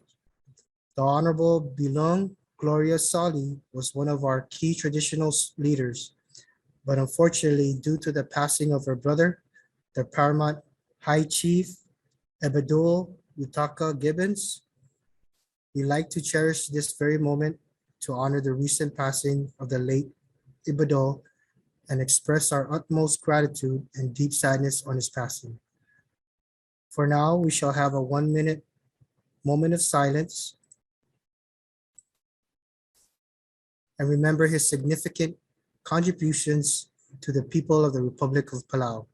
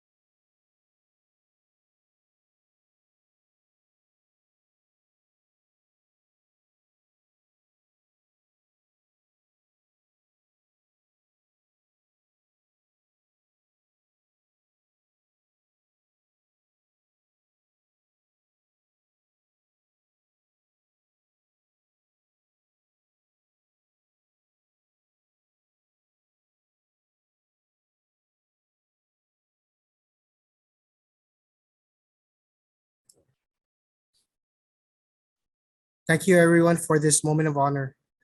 I would like to backtrack and give some closing remarks to also Chief Limar, and then also to Mr. Carl.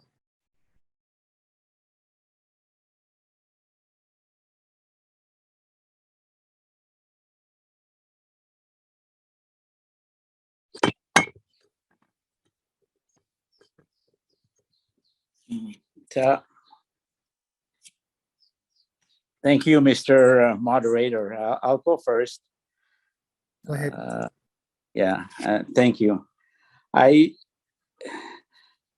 This really has been a distinct opportunity for me to represent the Isonanken, who serves as the meeting chairman for the Molenwa, Wilila, and Pohnpei. And so I thank you for inviting the Molenwa, Wilila to take part in this unprecedented conference. They recognize the value of their participation in events like this, but given daily customary obligations and the need to be present at their respective customary activities taking place in their respective municipalities, they assigned the task of participating in this meeting to the Isonanken of Nech. Same customary obligations didn't allow him to take part. So I was tasked this morning to represent them as best I can, and I hope I've represented them in a honorable way, which also reflect the Pohnpeyan spirit. I recognize that there are Pohnpeyans who are also listening into the conference, and I thank them for allowing me to speak on all of our behalf. And I hope that I've represented, if not all of what needs to be shared as a Pohnpeyan on this particular call, that I've touched on critical issues or challenges that we can all agree that we face. I also would like to express my gratitude to Chief Limar for the opportunity to join this conference with him as a fellow island caretaker, and wish that we continue this kind of collaboration. I'm certainly available on email to continue with this as Mr. Suharto began, and I'm ready to work with your students to connect them to communities in Pohnpei if they so choose to expand their research here in Pohnpei. Kalangan again, and thank you so much for the opportunity. Thank you very much, Mr. Carl. Now, Chief Limar, if you have any closing remarks, would you like to speak on your behalf? Thank you. Just a short close remark from YAP. Again, on behalf of the Council of Pilung, our acting chairman, Thomas Flynn, who's also listening in, we'd like to say thanks to the graduating MPA class for the, having us participate in today's event. It is an honor, and this is a two-way street for us. We learn as much as we hope you've learned from the little we could share with you today. But this is just the start, and we have potential projects for. We hope that we could partner with the University of Guam and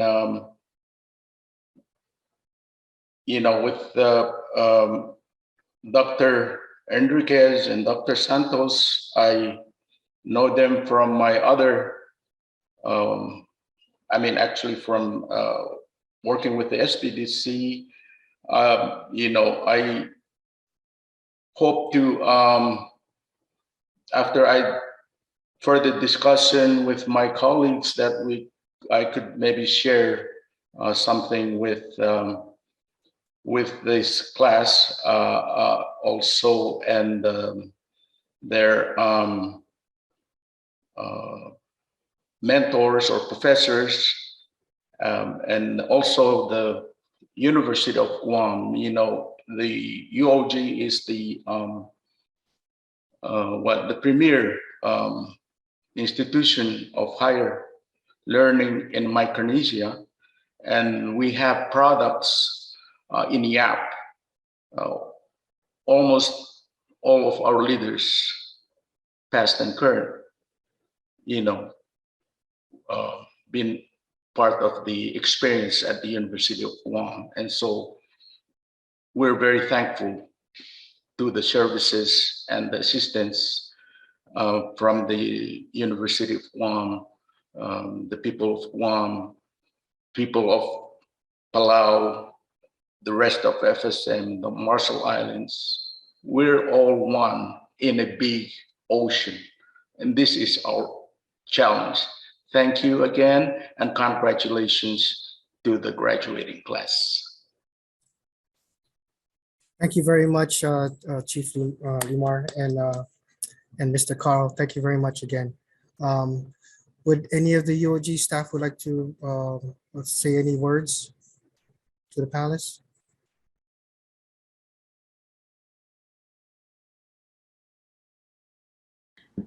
If I could, I just want to express my deepest kamagar and kalangan to our chief and Mr. Ricky Carl for participating in this panel. Your contributions, your stories, the knowledge you imparted on us today are priceless.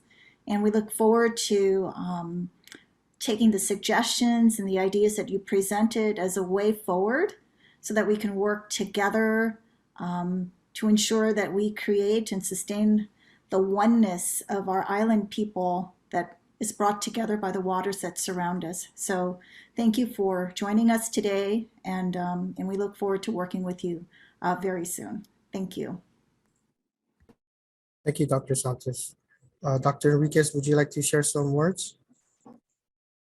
Yes, thank you. I just want to express from, in our language, Sendunkalun and Sizuzmasi. Thank you very much. Many words of wisdom that were shared by our panel members. We were taking a lot of notes and certainly keeping in mind the deeper partnerships that need to be developed even further when you speak about preservation, when you speak about one Micronesia. We are very mindful of the importance of honoring and respecting our brothers and sisters across the region. And we look forward to developing even new programming that is going to weave all of us even tighter than now. So Sendunkalun and Sejus Maasi, and we look forward to seeing each other in person. Chief James Limar, you surprise me every single time, and to Council Ricky, thank you so much for everything that you shared. And I also want to pay tribute to our graduating Master of Public Administration cohort candidates. We also recognize that among our traditional leaders, among our island leaders, that we have Tritons represented. So we look forward to reaching out and to see what more we can do to do more. Thank you. Thank you, Dr. Enriquez. Chief Limar and Mr. Carl, if you can, please, we'd like to send you some appreciations. If you could provide your mailing address to us on an email, we'd like to send that to you guys as soon as possible. Again, thank you very much for your time and your insights on this conference.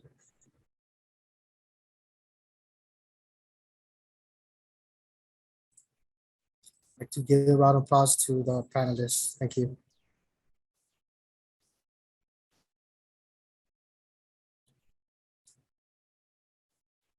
So we'd like to go ahead and continue on with the part one panel presentations and recognize the passing of the late Ibido.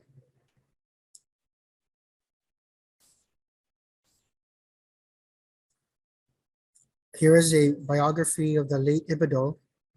He was born on January 14, 1944.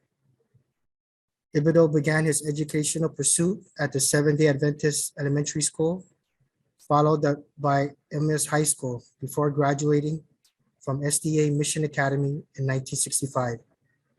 He continued at the Guam Trade School, then the University of Guam, before enlisting in the U.S. Army, serving for 6 years from 1967 to 1973. In 1973, Ibido returned home. He was entitled the Paramount High Chief of Koror, becoming at 29 the youngest holder of title in the history of Koror.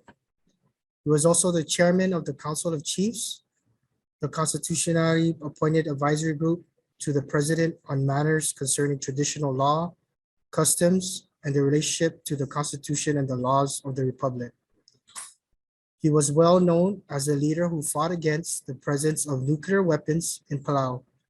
And with his effort in 1979, a constitution was approved by the people of Palau to prohibit the use, testing, storage, and disposal of nuclear, chemical, and biological weapons in Palau. These are only a fraction of his contributions. There are many more great things that he has done. At this time, we'd like to welcome the Secretary General for Palau, National Olympic Committee, Baklay Temenggol, who will provide a speech on behalf of Bilong. Baklay Temenggol is part of the Women's Conference and was a former minister for the Ministry of Community and Cultural Affairs from 2013 to 2020. For the national government under the administration of President Tommy Remesal. She is still working with Bilong and Mechesel Belau. At this time, please let us welcome Ms. Temenggol.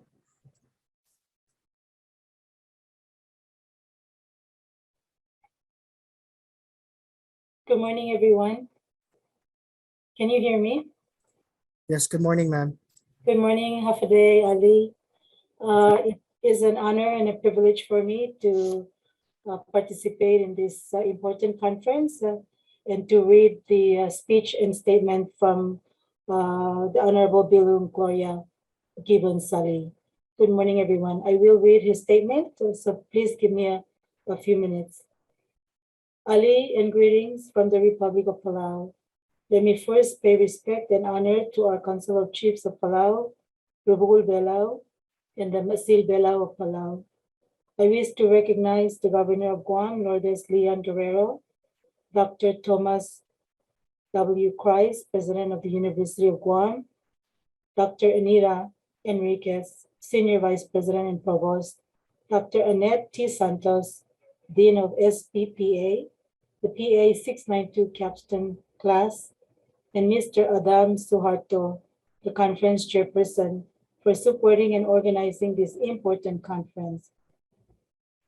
I also extend my greetings and respect to all paramount chiefs and traditional representatives from the Federated States of Micronesia, especially the Council of Pilum, Council of Tamol, and the traditional leaders of Pohnpei, the traditional leaders of the Republic of the Marshall Islands, the Commonwealth of the Northern Mariana Islands, and the islands of Guahan. I extend my deep appreciation for your invitation to attend the conference. As you are all aware, my brother, the late Paramount High Chief Ibudul Yutaga M. Gibbon, passed away earlier last month, and this untimely passing of my brother have affected reasons of our traditional duties for my absence at this conference. I want to share that the untimely passing of the late Paramount High Chief Ibudul also activated traditional duties and responsibilities that have not been seen for almost half a century as my brother attained his chieftain as High Chief Ibudul in 1974. It is during this mourning process that we have recognized cultural duties and have been able to implement them according to traditions, such as the traditional curfew, state and national funeral procedures, and traditional funeral at the traditional House of Chiefs of Koro State. The funeral was attended by the public and more than 500 students to see and witness the state and national wake procession, and my family permitted the funeral protocols and processes to be broadcasted through our telecommunications PNCC YouTube channel to provide access for funeral viewing to the public and Palauans abroad to participate, to learn and to understand, and to give the highest honor in remembrance of late Paramount High Chief Ibudul. With my absence still, I wish everyone a good conference, and I thank you all for your prayers and your significant memorial tribute for my brother, the late Paramount High Chief Ibudul, at the conference today. I wish to address the conference, and I cannot emphasize more the vital importance of our culture that must always be an integrated part of our livelihood, because this is what we are as people. Our underlying principles based on our culture and tradition is an important fundamental part of our well-being as people of culture, origins, and societies that have existed for thousands and thousands of years. In Palau, when we are born, we belong to our family, both our mother and father side, to our clan, and to our society, and we have a place to fit in, duties and responsibilities that we are raised to do, not only for ourselves, but for our family, our clan, and our society's well-being.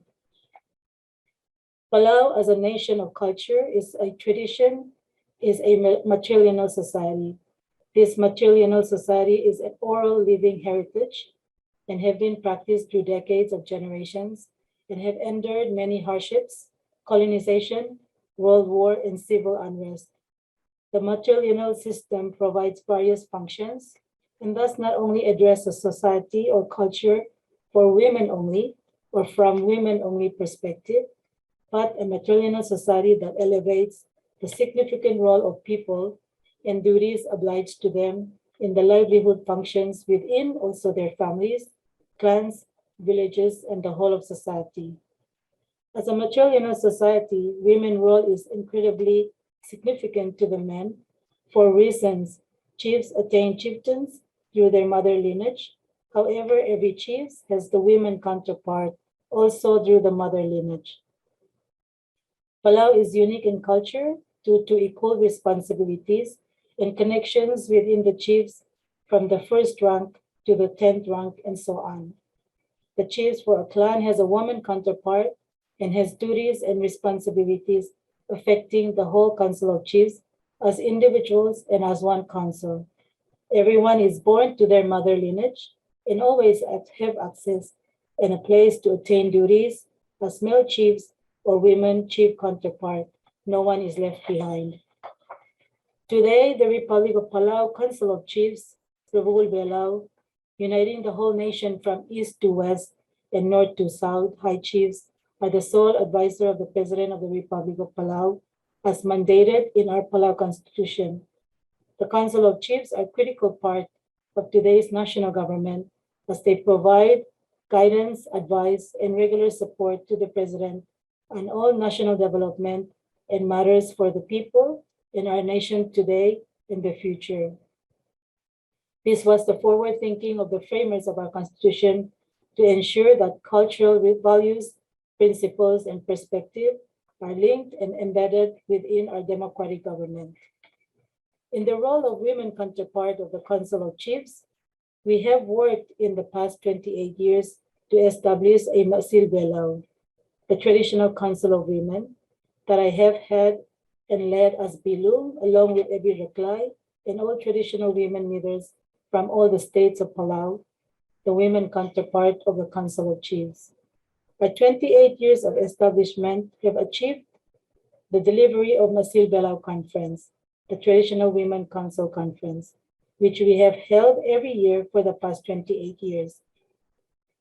This annual Women Conference is attended by traditional women leaders and open to all women and everyone in Palau to attend. The conference provides the unique opportunity for all women, girls, men, and boys, Palau leadership, governors, representatives of schools, hospital, environment, ministries, institutions, board authorities, and especially high school students to attend the conference to hear, see, and learn through the dialogues, exchanges, and discussions on matters affecting their lives and the lives of Palauans and people living in Palau. The conference agenda is usually 2 full days with invited panelists from various agencies from government sectors, authorities, and partners addressing emerging issues, challenges, and how we can work together for solutions outcomes on matters on culture and traditions, education, environment, health, security, infrastructure, food security, land and properties, labor and livelihood, and any related issues affecting the lives of our community, people, and children. At the conclusion of each annual conference, a conference resolution is produced to state all issues, and each resolution includes an appeal for a policy application or a request for a public law processes. The resolution is then presented to the President, all his cabinet members, the Council of Chiefs, Congress, and governors, requesting support to the resolutions and executing the outcome request. In addition, at the annual Women Conference, a book is always produced to recognize the role and the work of women in Palau, including traditional practices and what activities the women engage in the lead up to the conference. To highlight some of the activities, the women organize sessions to teach children to dance, chant, weave, farm, plant and harvest taro, cooking taro, fishing and cooking, making grass skirts, learning traditional medicine, use, weaving baskets to use at the conference, and many other traditional activities, and learning and hearing legends and stories. Since the first conference in 1993, the senior dancers now, who all started at the first annual conference at ages 4 to 6 years old, are now teachers and mentors to our young cultural and traditional students this year. The older dancers and chanters have also traveled to represent Palau in cultural arts and performances events, such as the 2016 Festival of the Pacific Arts in Guam, the same occasion where UOG bestowed me an honorary master's degree, and I'm very honored and thank again President Christ and Vice President Anita for this honor. Today, we have over 100 students that have learned to dance, chant, and learn traditional arts and performances throughout the years. This is the key main objective of Masil Belal, the Traditional Women Council, is working to bring forth awareness, to protect, preserve, and promote and educate our children and everyone about our culture and traditions for a sustainable future of our people. This year in September, in the 28th Masil Belal Conference, there have been about 30 public laws that have passed in Congress due to the years of diligent work of the Masil Belal, addressing prominent issues and working on solutions. Some of notable public laws in place are the Affordable Medical Health Insurance for Everyone, protection of environment, protection of hawksbill turtles, ban of sale of tortoiseshell traditional women money and jewelry, student meals and transportation, ban of prostitution, ban of beef fish export, ban of plastic use in Palau, maternity bill, housing programs, health issues addressing the elderly people at the hospital, student scholarships, and many other public laws that have been passed. And these are just some of the examples. In the earlier years of the Women Conference, the women themselves organized the conference with their own funds and resources. However, in recent years, and with the government recognition to the important role of the Traditional Women Council and the annual Women Conference, the government have allotted funds to help the Women Conference to the Republic of Palau annual budget. For this year, the Women Conference received $75,000 from the national government to help host and organize the two-day conference. With the support from our national government, the Women Conference had opportunity to bring prominent guests as keynote speakers to share with us how we can best address some of our own challenges and similarities for best practice to overcome and meet mutual objectives for healthier societies of cultures and traditions. In 2019, Dr. Takeshi Kasai of World Health Organization Regional Director of the Western Pacific was our guest speaker. And this year, our guest speaker was Dr. Naomi Lee, Assistant Professor at the University of Arizona in Chemistry and Biochemistry, with a focus on chronic diseases and infectious diseases such as COVID-19.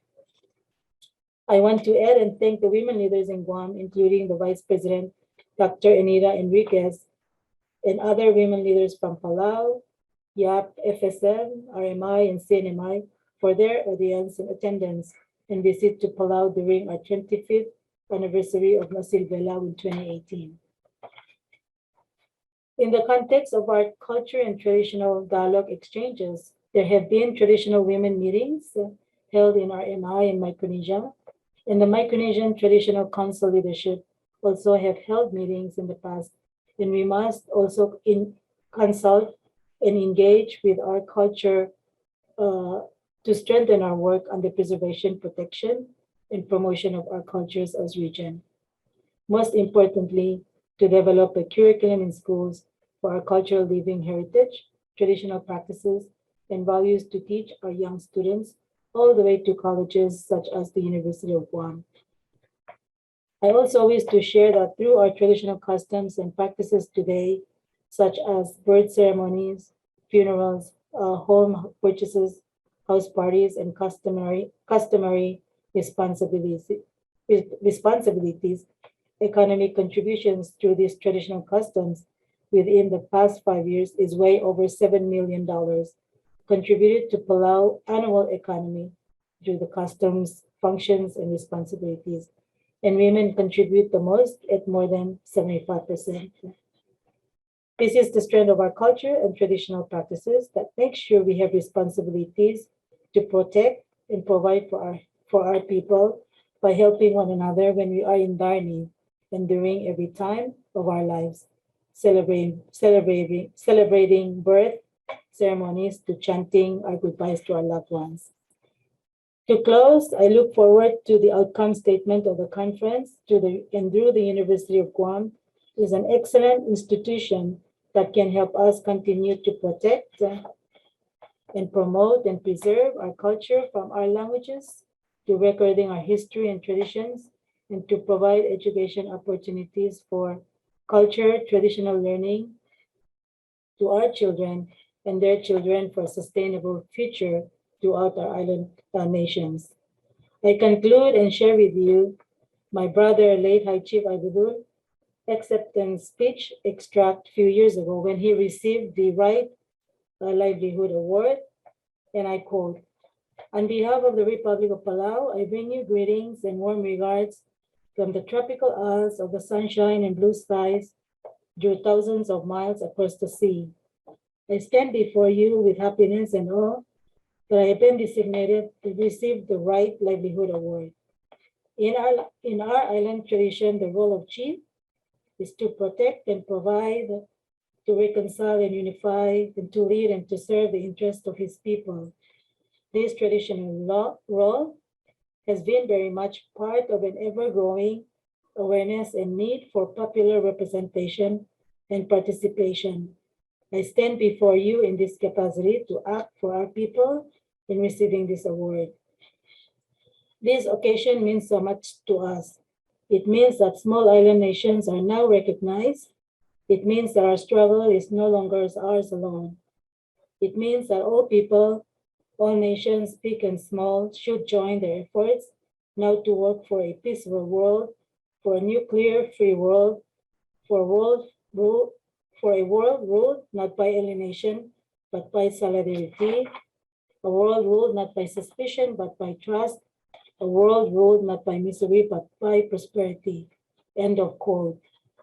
Let me stress again, traditional role is very much part of an ever-growing awareness and much needed for popular representation and participation. Our traditional role is not a historical archive that is put away. It is an ever-growing awareness in our livelihood. We must continue to protect and provide, to reconcile and unify, and to lead and serve the interest of our people and our unique societies. Kokmal Msula Rogoy, thank you very much, and I wish you a successful conference. The Honorable Bilung Gloria Gibbonsali. Thank you very much. Thank you very much, Mr. Mengo, for presenting on behalf of Belonging Island Nation. Dr. Enriquez, would you like to say some words? No, I just want to express our gratitude and to please express our gratitude as well to Belu Gloria. It's been a while, and we look forward to the opportunity to visit your beautiful country again, and perhaps another annual conference where we learned so much and we were inspired greatly through the leadership and the beautiful way in which traditional and contemporary traditional knowledge and structures and systems melded with contemporary issues to guide the country. So, Sandaglan Susmasi, thank you. Thank you, Dr. Enriquez. Ms. Temengol, if you can provide your mailing address, we would like to present you also with some certification of gifts. Thank you very much. So our next guest speaker is Elway Ikeda. He is not representing in any traditional capacity, but as a UAG MPA alumni, he has worked with traditional leaders. Go ahead, Ms. Temengol, do you have something to say? Do you have any closing remarks? I just wanted to thank everyone for the opportunity to listen in the earlier panelists from FSM, and for all the students and everyone for your contributions in these dialogue exchanges. That's very important. And I will bring the messages from everyone to Bilum. Thank you very much. Thank you again, ma'am. We appreciate your time. So a little history about Mr. Akita. He's currently Special Assistant to the Chief Representative of the Section 432 Compact Review Advisory Group, Ministry of Finance.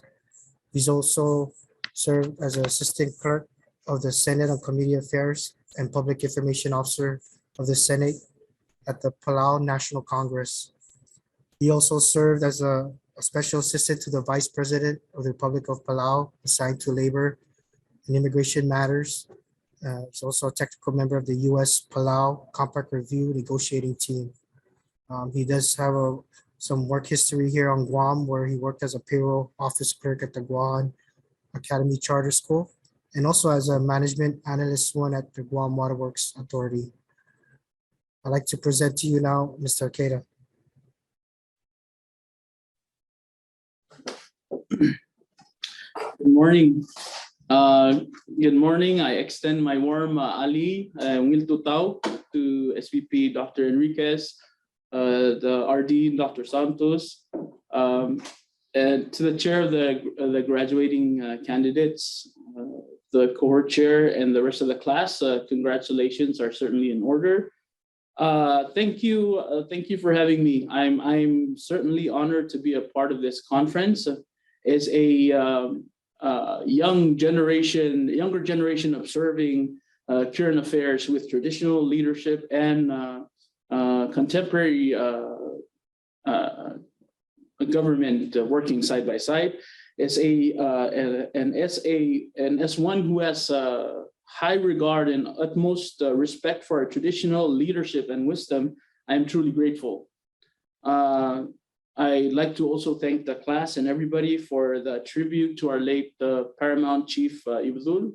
It is definitely fitting that we reflect his leadership, as he was a key part of our transitions to the modern current government, and also was a key character in working to bringing together regional traditional leadership. I believe the spirit of his work is well with us today, and I extend my high respect to Bilong and Minister Baklay Tamigil for delivering her statement. It's also customary that as Bilong has through Baklay has delivered and extended respects to our leaders, our traditional leaders. I along with that, I extend the same respects, and then I also extend Ali Ngiltutao and special respects to Limar and Mr. Carl. I'm certainly honored to be a panel member along with your esteemed.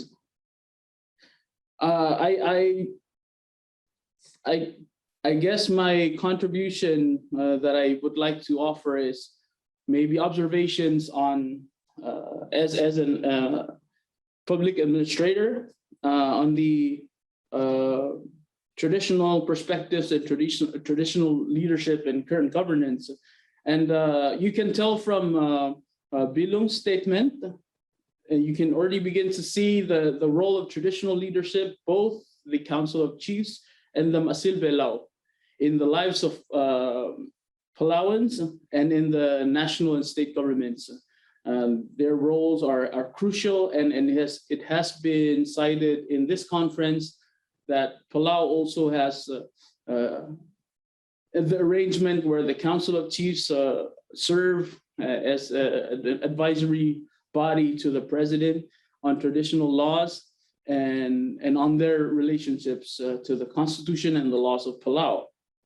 I'd like to also share that our regard for our traditional wisdom, our traditional knowledge, and traditional laws are also intertwined elsewhere in the Constitution. In fact, Article 5, it says, the government shall take no action to prohibit or revoke the role or function of a traditional leader as recognized and by custom and tradition, which is not inconsistent with this Constitution, nor shall it prevent a traditional leader from being recognized, honored, or given formal or functional roles at any level of government. It further goes on to say that statutes and traditional law shall be equally authoritative, but in case of conflict between a statute and traditional law, the statute shall prevail only to the extent that it is not in conflict with the underlying principles of the traditional law. I wanted to stress that point, and I know the earlier discussions we were kind of went and talked about writing down customary practices and traditional knowledge for future generations.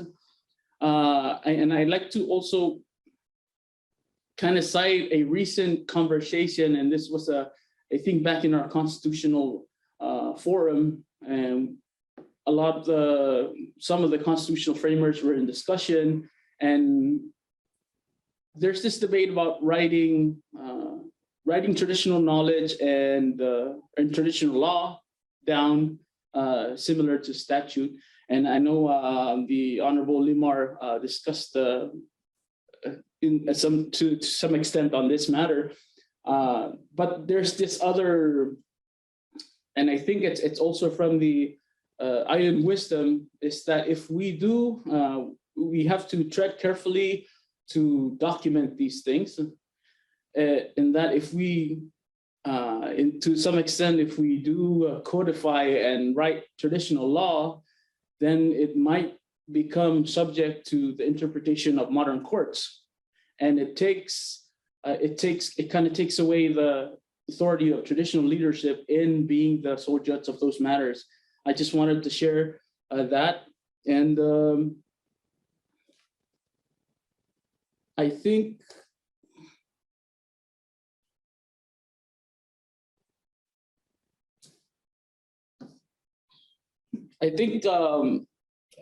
kind of wanted to share that to illustrate the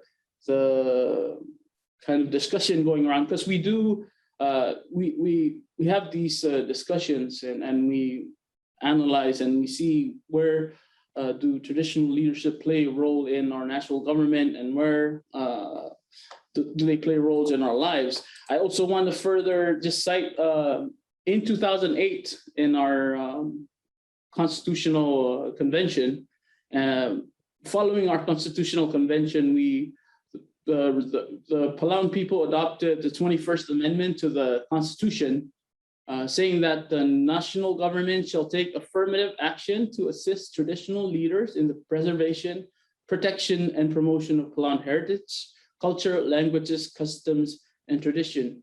So I kind of, with that, to illustrate the importance and the regard that we have for traditional perspectives, for traditional leadership, and for traditional knowledge.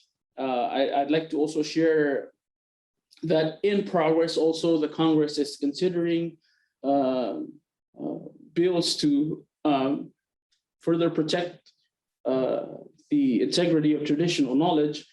For example, there's a Senate bill currently to establish a method through which traditional leaders shall be the judge of traditional disputes. So for the to the graduating candidates, I think I'm offering these to kind of point you to look at these current ongoing discussions in both the statutes and in conferences like Masil Belao and our constitutional discussions, to see where I think there's no question that we hold the high still the authority of traditional leaders. It's just we're kind of adopting to make it work better within the current arrangement. And I think I'll just leave it there. It is also customary when I follow a statement from Bilong and from Baklay Tamangil, who also herself holds a female title in her clan, that I do not speak too much, and I support and I show my support of Bilong's statement. So I'll give it back to you. Thank you, Mr. Keita, for your thoughts and sharing your experience working with traditional leaders and also their perspectives in Palau.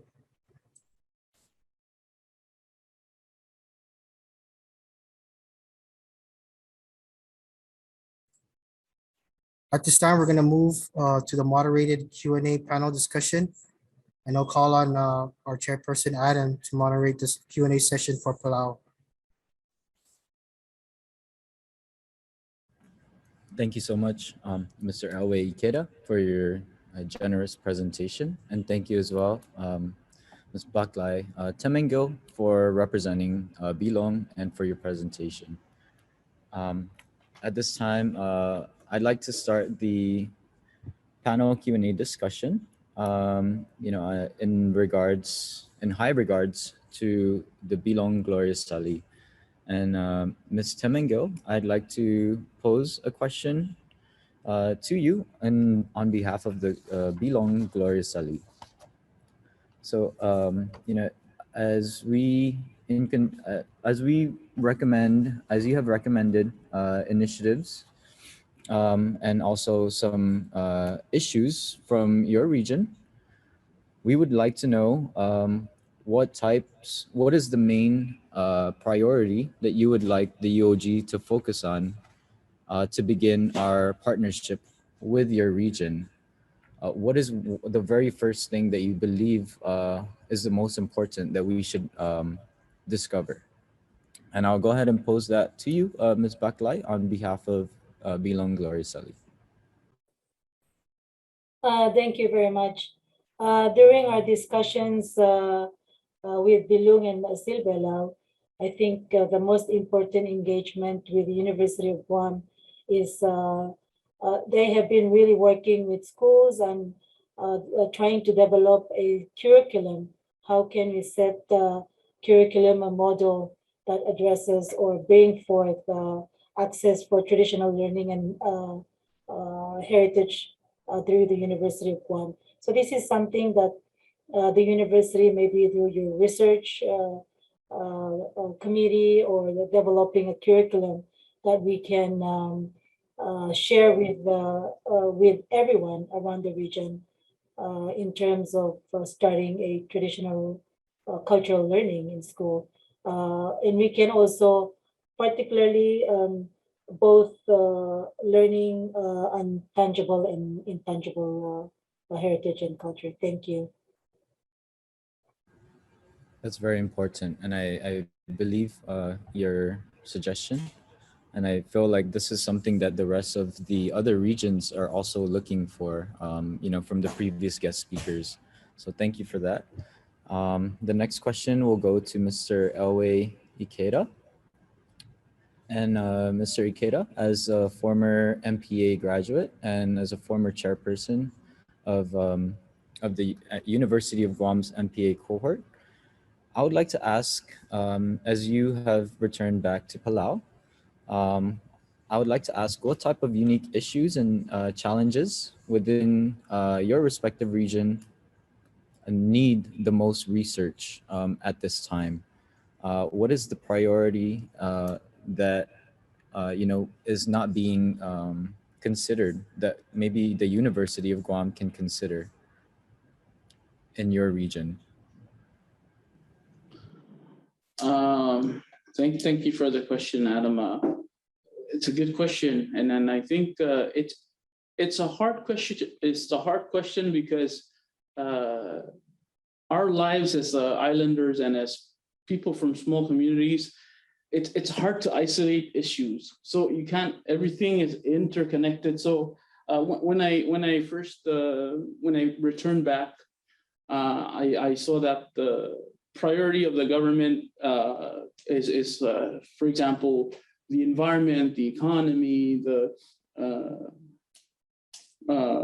social welfare, but as we've echoed, especially from Palau, and I'm sure the rest of the region usually shares, environment is the economy, the climate is the environment. So it's kind of hard to pinpoint specific issues. And also because traditional leadership, because we were talking about that, it plays also a vital role in these research issues. For example, I forgot to share, but I wanted to share like the Palau National Marine Sanctuary. It's a successful policy that made waves, but for those who don't know, the whole policy was based on a traditional practice of bull, which the Council of Chiefs go together and just decide to close off a portion of the our waters for conservation. So it's things like, so I think because of that, it's kind of hard to pinpoint a specific issue where research is needed.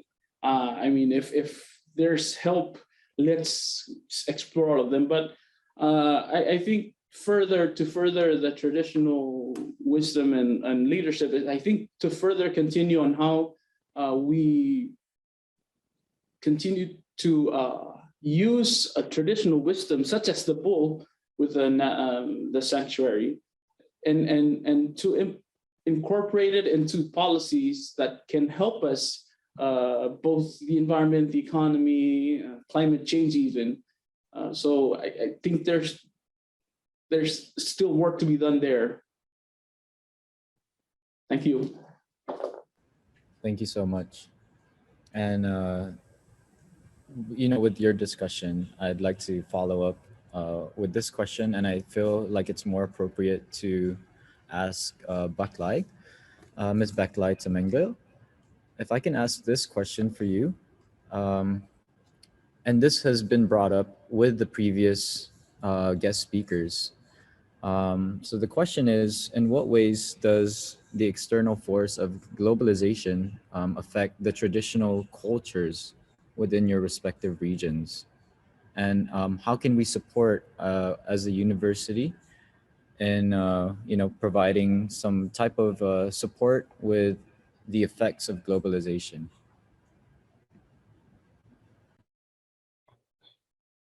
Thank you for that question.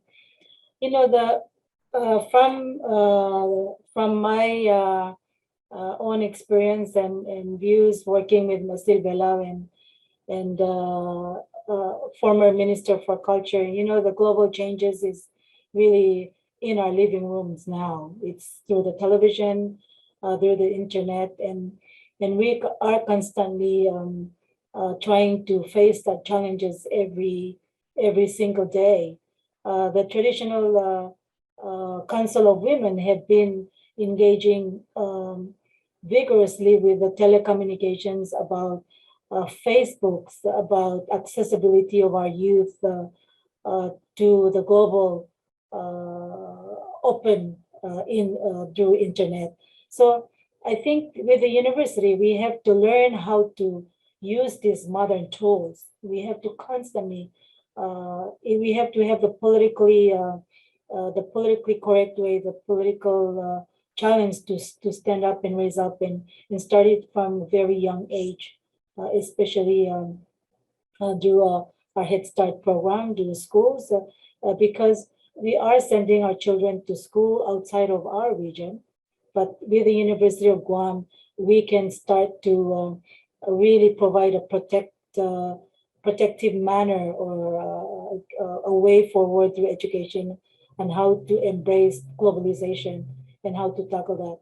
But I think the most important thing is to really re-emphasize more, because we are recognizing the importance critical of culture and traditional responsibilities.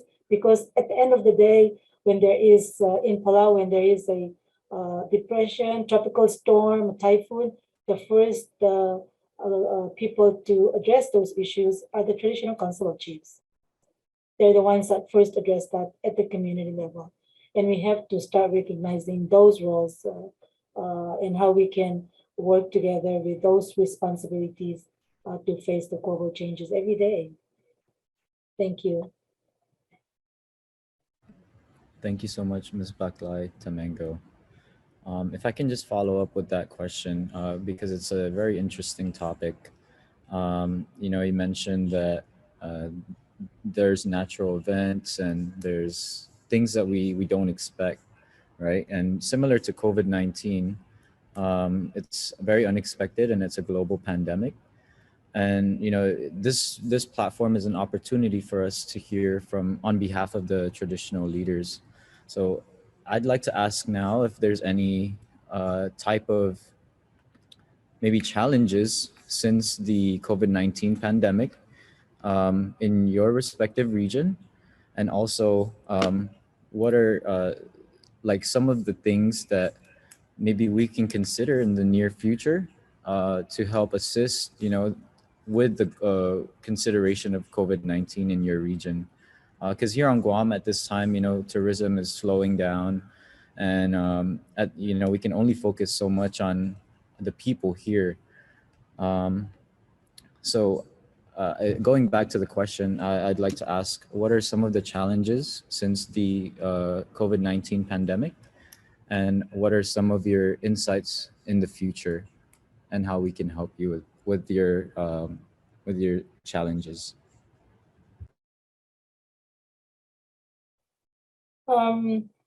As you know, Palau, I'm sure like the rest of Micronesia, we really depend on tourism. And Palau, as have mentioned by Elway, has a very special protective arrangement that a lot of people would like to visit Palau for the marine protected area network that's happening here. With that said, I think the COVID-19 is a big challenge, but I think it was also a blessing in disguise. This has been discussed with women leaders in the Republic of Palau, that maybe we need to have a setback. This is a health pandemic. It's something that's very new for us, while we're also tackling with natural disasters. So it's very critical especially the impact of COVID-19, to really work as a region, particularly through our education institutions, our health sectors, to really find ways on how to address this issue, because we must not only just address the impact of COVID-19, but as mentioned by Mr. Carl, on the impact of non-communicable disease. We cannot be a safe nations or island nations without healthy people. And this is something that we have to connect together. The guest speaker for the Masil Galal from the University of Arizona, she's from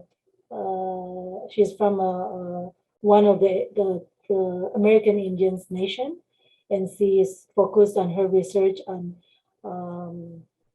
health impact on her tribe, and how they have evolved to even link to what the challenges of non-communicable disease, of suicide, and even their challenges with COVID-19. So this is something that we must have the opportunity, while the region is limited to guests, to really start readjusting our priorities on the health arrangement for our communities. How can we better ourselves as a Micronesian region to address and combat the non-communicable disease, so we can have healthier communities. And this is also linked to what we have discussed in terms of our tangible and intangible heritage, such as our historical sites, managing our land resources, managing our ocean resources, because those are the health benefit, I think, for our children, if they come to understand what their land and their ocean can provide to them in their livelihood. So I really appreciate the discussion on this COVID-19, but I think it's something that we can engage with our leaders, both traditional and the government leaders and health sectors, on how to correlate all the challenges together. Thank you. Thank you so much, Ms. Domingo. And the next question here will be posed to Mr. Ikeda. And this question is related to you being an MPA graduating student. So, having the background and the experience now in government, and, coming from the University of Guam, I'd like to know, on behalf of UOG, for your recommendations on some strategic initiatives that will further enhance UOG service, sustainability, and innovation to better serve the needs of your communities. So, Mr. Ikeda, being a university student, would you please recommend some initiatives that you think might be helpful for the region? And this is Yep. I'm sorry. This is recommendations directed to the University of Guam. I think my recommendations will certainly be biased. I'll disclose that. I'd like to see the university continue to be and build more on being a resource center for the region. We're talking about all of these issues on the health, the economy, the climate, and now with traditional knowledge. And I think having a resource center for discussions like this to be documented and be left for people to review and see what can they learn from each other. As I was listening to the Honorable Limar and Mr. Carl earlier on share their wisdom from their respective baskets, and I think having UOG, and I think I just gave you a concept, being the basket. But I think, and I know I'm familiar with Dr. Rivera, Dean Santos, and the Regional for Public Policy Center, but I think expanding on that and becoming a resource center for other areas such as traditional knowledge. And because Ms. Tomangil was talking about the pandemic and it being a health pandemic, and we're worried about now both non-NCDs, non-communicable diseases, and communicable diseases such as the COVID. But there's also work that has been done in looking at traditional medicine, and then that is on traditional knowledge. So we're always dealing with limited resources on to address the issues brought by the pandemic. But if the resource center and the university can support us in kind of putting all that knowledge together, and for health issues, like what are people in the region doing that is working. So I think that is my one recommendation, and I'm sure I can think of a lot, but I think that's a priority one. And I would like to agree. Thank you for this very inspiring and words from you, Mr. Ikeda. We only have a few more minutes until lunch break, so I'd like to go ahead and ask one final question for each panelist from the audience. And this is coming from Mr. John Perez in the Q&A box. And I'll go ahead and start with Ms. Baklay Temengo. So the question by Mr. John Perez is, it has been reported in the news that Palau has welcomed the idea for expanding the U.S. military presence in the country. For the panel members, what are your positions on the matter? So I feel that this may be more appropriate for Ms. Baklay Temengo. If you can go ahead and respond to this. Thank you so much. Thank you very much for that question. What's been happening in Palau, there has been a strong military presence, but this is a work that's been coordinated with the President, the Congress, and of course, the Council of Chiefs are involved in all the development that's happening in the Republic of Palau, and I can assure you that the public is made aware. There has been a discussion of those development, and the Council of Chiefs are ensuring that the President works along with the community for the benefit of the people of the Republic of Palau. Thank you very much. Thank you so much. And Mr. John Perez, I hope that answers your question. And I only have one more room for a final question for Mr. Ikeda. And the final question will be,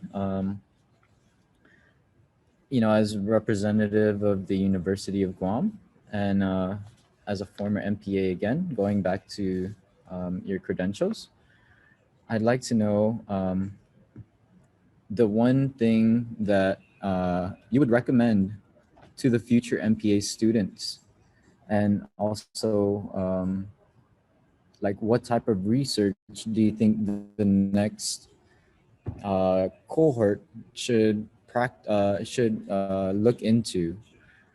This conference today is an assessment phase, and the next conference will most likely be discovering the issues here that we're talking about. So in the next conference, what is your recommendation for the region of Palau for the following MPA students?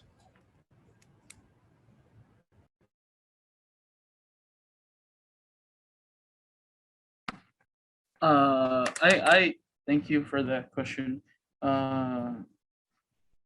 It's a tough one for me too, because even at my, if I may share this with the class, even at when I was chair of my class, I had a list of things I wanted to work on, and most of it is and those things that I chose are those that are that could relate and could impact Palau. And I think this conference is kind of open the discussion for a really good foundation for further research into traditional leadership, knowledge and traditional wisdom. And I think I used to my undergrad was in political science, so I read of explorers such as Jacques Rousseau, and other European philosophers and travelers who thought that the Pacific Islanders were quote noble savages, that we kind of were tamed, but not.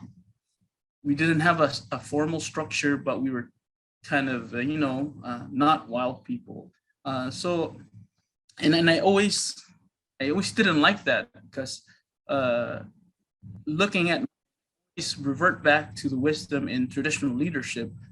Look at Palau alone and the governance structure that was set up. It was complex. So I think that, and my field of interest is always about governance and leadership. So I think what I would recommend looking at is begin by looking at different structures and complex systems that were in place in regards to governance, and identify why they worked. And I think we could use that and kind of compare to issues being faced by today and our current governments, and see what can we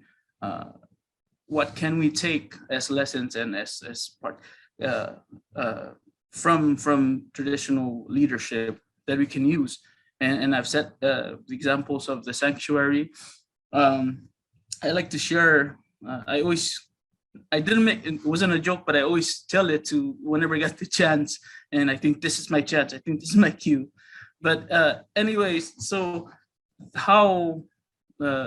each village here has sort of, as Ms. Domingil said, about 10 chiefs ranking in order. And usually in any village, it's the top 4 that are kind of the main, you would say, the presiding officers, with, of course, 1 to 4 in ranks. But at any time that the whole body wouldn't agree on issues, the four corners, or is in Palau, they would step outside and for the first time speak directly to each other and resolve issues, and then made a decision before they came in back to the Abay, and then they told the rest of the council, they said, here's the decision that we made. So if you look at it, it was an executive, what do you call that? Executive session, or so it kind of had a similar, in that regard, a similar structure to a corporate board. So I continue to have such high regard for traditional wisdom and leadership, and I believe there's lots of lessons to be learned. So I think I implore and I recommend further research to look into those. Thank you. Thank you very much. And again, Sizuz Maasi to our distinguished panel members from Palau. Thank you for sharing all of your insights and your kind words to the University of Guam. And we look forward to strengthening our relationships further. At this time, I'll go ahead and turn it back to our host for the conference, Mr. Joel Varango. Go ahead and take it away. Fortunately, we are out of time for this Q&A segment, and the remaining questions will be recorded and answered at a later time and date. We hope to find potential in future partnerships and collaborations with your region, considering the insights you have shared with us today. We'd like to welcome any closing remarks from Ms. Temago, and then followed by Mr. Akita. I just wanted to say on behalf of Bilung and Silvelao, to thank you for the opportunity to present her statement and to participate in this important dialogue. And we look forward to receive the outcome statement or resolution from the conference. And we're very happy to have Elway Igeda, MPA alumni, to participate in this important dialogue. And we will continue to engage with him as we move forward in these discussions. Thank you very much and happy holidays to everyone. Thank you.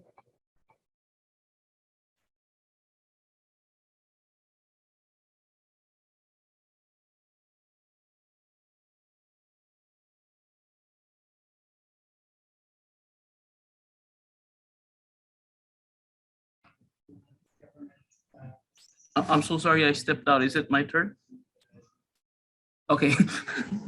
I think so. I guess we're doing closing. So I'd like to thank the graduating candidates, the class. As a I've as a former MPA candidate, I thank you and I encourage you and I congratulate you, and I say that you got this. You're almost there, and I'd like to also extend my appreciation to SVP Dr. Enriquez and our Dean Dr. Santos, and then Dr. Rivera if he's somewhere in here. Thank you for the opportunity, and I continue to support the program and the university in whatever capacity I can. And I'd like to also thank Mrs. Tamangil for being a panel, and you should continue to work with her too. So with that, I wish everybody happy holidays and advance congratulations to the graduating class. Thank you so much. Thank you, everyone. Now this concludes part one of our panel presentations. It's now time for our lunch break. So to keep you company, we have some pre-recorded videos endorsing our neighboring islands' tourism and cultural background. The series of videos were collected from the tourism bureaus and various cultural organizations in the FAS and the CNMI. We'll be back in the meeting room by 12:55 p.m. and we'll start the panel 2 presentations at 1:00 p.m. If you must leave the conference room by 12:55 p.m., we will start the part 2 presentations at 1 p.m. So there's going to be a link also that will be used for logging into the meeting. So everyone, please enjoy your lunch, enjoy the videos, and we'll see you back at 1:00 p.m. Thank you very much again.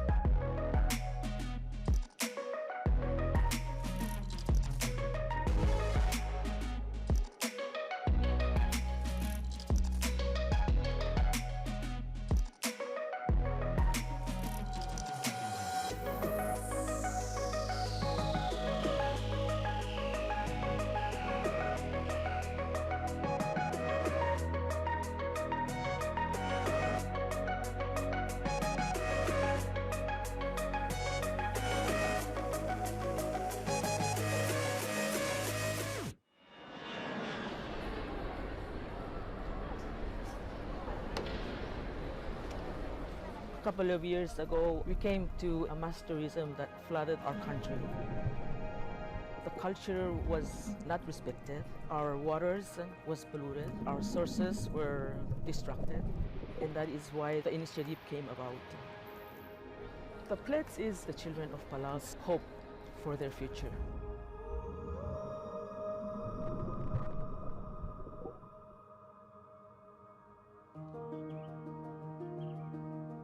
I grew up exploring Palau. My father was just kind of that of a person, very spontaneous, very nature-oriented. Well, I grew up in this village, up in the hill. My father moved here because he became chief. I grew up at a time when, we didn't have a lot of the technology that we have today. And one of the things that we did is that we go out to the reef and we swim and we do some fishing. So that was a lot of our activity. Palau is my motherland. It's my identity. It's a beautiful, peaceful home. I remember how the women would start teaching me about medicinal herbs, natural medications, and I would follow them in the forest and in the wetlands. Protection of this natural resource is really embedded in our culture. It's in our language. The words that we use to describe our relationship to the environment is all about protection, the responsibility of protection, of using it with respect. In Palau, we've always depended on our ocean, our coral reefs. When you talk about supporting management and conservation, it's easy for Palauans to grasp that.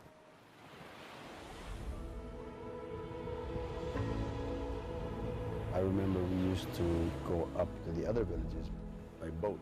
You could take half a day, maybe even a day. We've gone from that to driving around the island in the span of 30 years. A lot of things have changed. We've been thrust into this world where we're moving at 300 miles an hour. We noticed that there was a big disconnection of the people and the nature that surrounds them in Palau. And that was a little disturbing as a Palauan person because we've always valued that connection. When we were growing up, we didn't have a lot of competition with nature, and now the kids have so many things, internet and video game and things like that. I think their connection with the environment is not as strong as before, so that's one of the big challenges. The world is moving very fast, so trying to hold on to this world is difficult.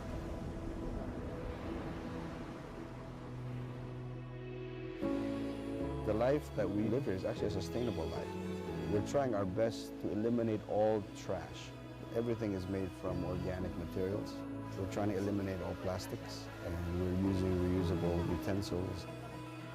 Palau should feel and look like what the Palauans believe it is.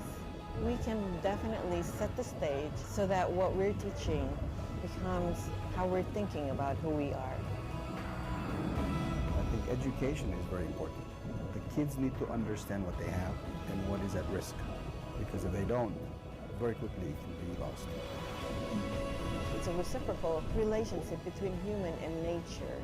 That's what we're teaching, how to balance that relationship, how to use it in harmony. We need to educate the tourist market. It's a two-way street. You can't expect somebody who doesn't know anything about your island to adhere to your rules. It takes a lot of education on our part too.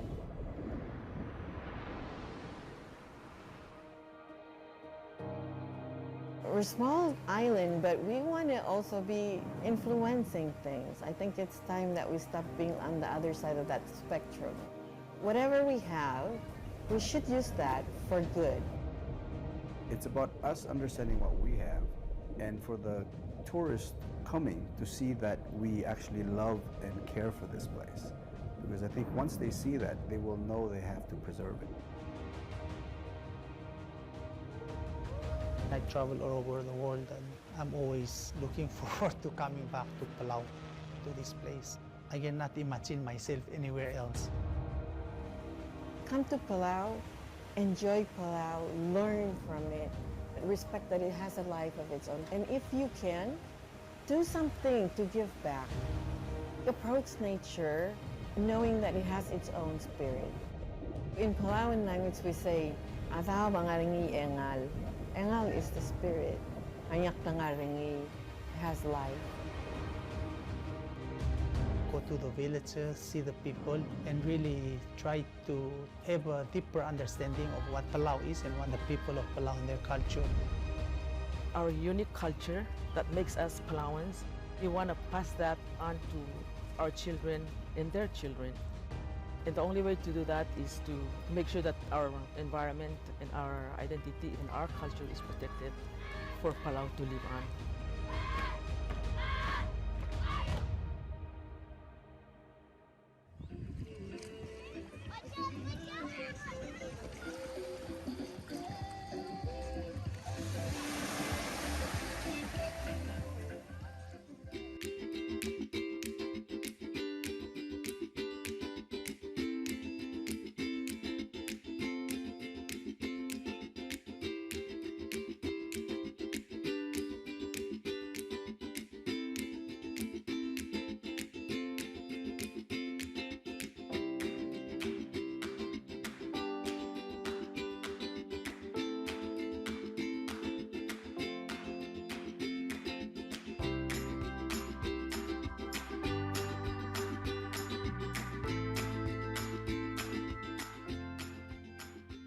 First of all, I must say that the mission here, DCM, has been a blessing to the Marshall Islands. And I'm gonna talk a little bit on the island that I represent in the parliament. It's called Woto. Woto is very far away and it's one of the driest places in the Marshall Islands. And people there are making their own living by fishing, mainly food items. And they grow a little bit, not vegetable, but local food. But with the introduction and the training that has been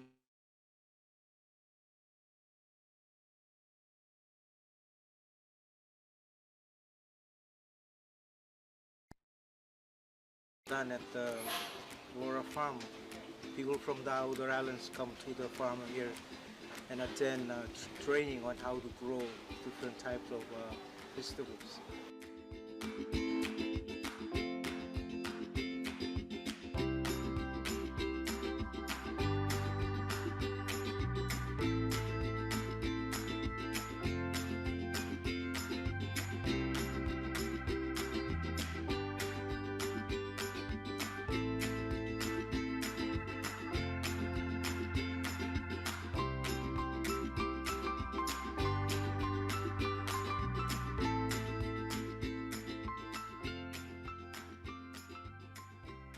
Lain bawang, kelantri, macuan di pamor, ikat kinojen, iya nang iya minuto, yung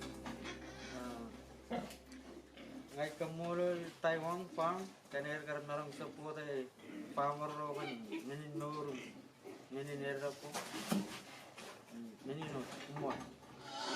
Got my degree in 2003, and my name is Pokumis. I would like to thank Scott for helping me and helping BBM to support myself to raise pigs. And people, they help me.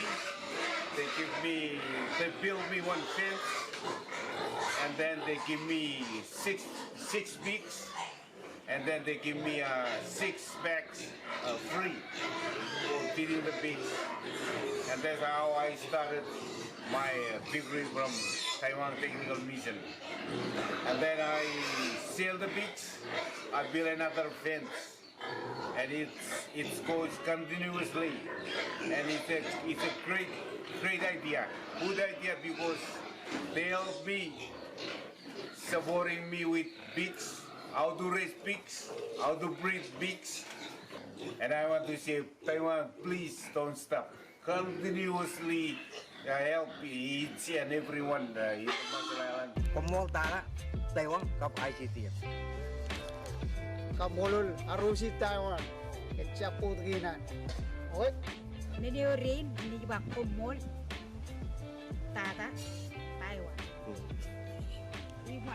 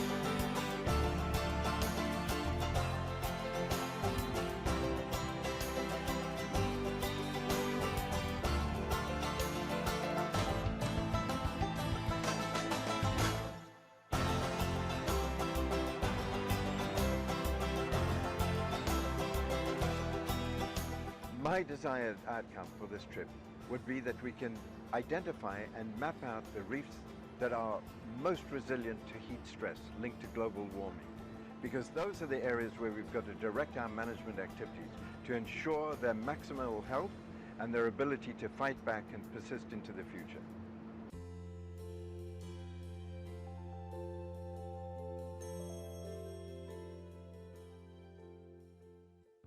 Today, reefs are really under threat. They have a lot of impacts from things like climate change, sea surface temperature rise, sea level rise, and in most of the places that we work, they're also really heavily impacted by fisheries impacts and by land-based sources of pollution. We start with a transect line and we lay out our transect line as we are enumerating the fish and getting an idea of what fish species are there, what's their abundances, what's their sizes, especially for the food fish with functional roles on the reef that we need.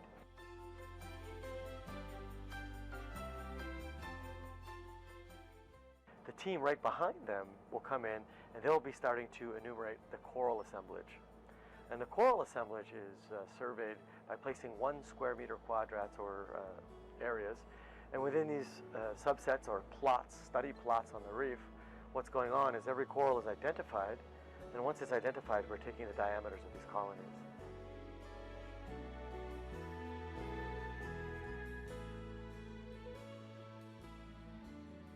One of the great things about this trip is how it brings together the One Conservancy model. There are people on board, including myself from Washington. We have people from California, Colorado, and then across Micronesia, Saipan, Guam, Chuuk, Yap, Pohnpei. So it's great to see the whole Conservancy pull together. My role on this trip is taking benthic photography.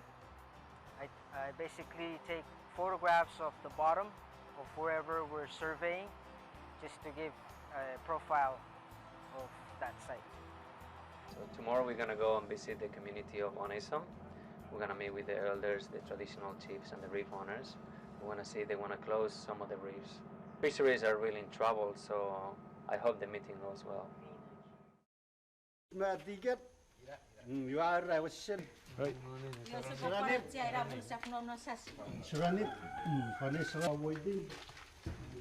say you want fish because you want to eat fish. So need to find balance. Other places only open for.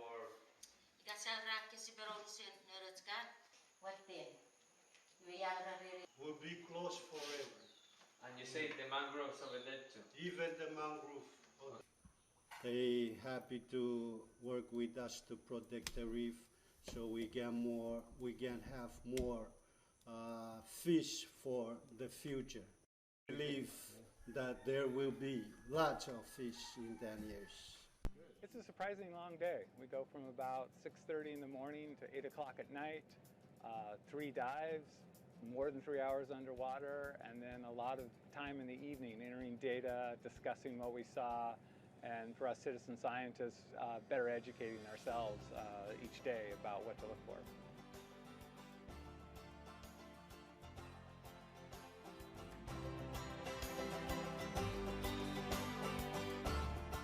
The kind of information that we have been collecting with our team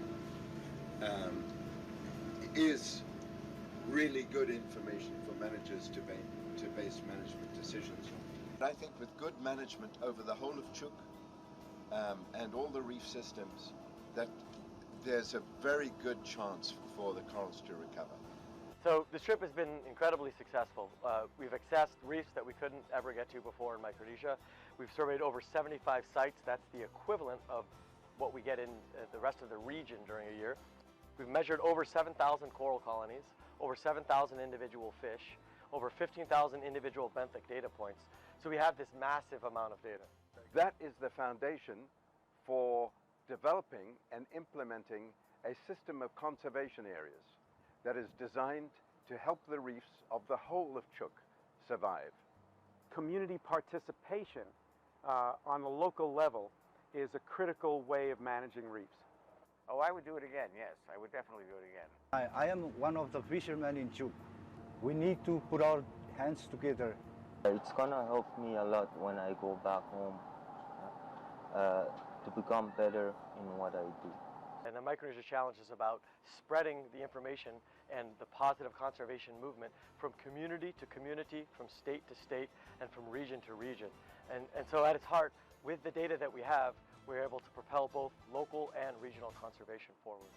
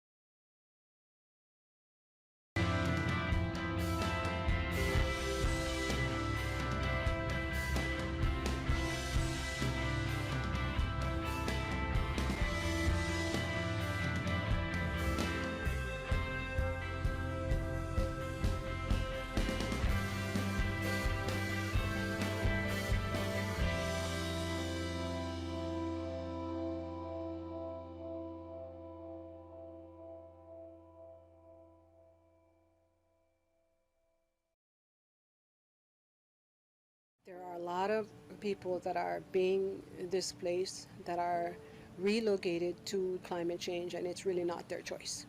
Their islands are sinking, the food are getting scarce, and so therefore they have to move. You're tied to your land. And even though we tell them, okay, here's a plane or here's a ship, get onto it, they're not. That's their home. Many of the people have to move inland, which not everybody have land to move inland because land are privately owned by the local people. Some of the homes, their foundations degraded because they keep getting impacted from high tides, king tides. Riba ama nan kesil Roma du aba mu'otin ka panasilay fang medin magadai baba tanglana mu'ot kili ayin wari mu'otin uchuchukurang tapalay mang era niver ni China kan pagayang mamu'ot ibefek iban flagay nga mu'ot nga kana binaaw biyang maalf kolay teling lang tabi tuwada nga ibefek bocero nin kilil na kabiyang nin yung bocel nga ke mga mu'ot mamayang war makan pa kan fek ayung wakan fribe yung China kay kanang kunfun ako ko mang ko yun iba fun ako chikono iba imring an fun ako chikono. Coastal erosion can lead to the exposure of roots of plants that are along the coastline. And when they're exposed, the trees will eventually fall into the water. We then lose our coastal protection. We have ways to fight climate change, like with sea level rise. There are traditional techniques that we could use. The traditional ways is the mangrove, planting of mangrove, because mangrove being the traditional way to use for seawall for both ocean and inland. We initiated what we call the BUP Festival, which is the Pandanus Festival. And it was merely to raise awareness about the plant, about its various uses. And one of them is coastal protection and promoting the replantation of pandanus along the coastline. You know, they've grown a lot. They're now bearing fruits, and so you know that the roots are, they've really gone in and are now kind of helping. Settlement is along the coast. All the infrastructure, major infrastructure is also on the coast. So we have the roads, and when they run along the coast, and now we've put in a barrier, so now our mangroves aren't as adaptable, to move back and forth as it's needed because we have roads there. It's easier for the mangrove to move when it was a stone path that you put through that mangrove. with the communities that we work with on coastal erosion is really getting that awareness on the impact when you use concrete or asphalt road, that mangrove can't easily move. So the way we're doing things now has a big impact on these natural protection systems and buffer systems that the island have.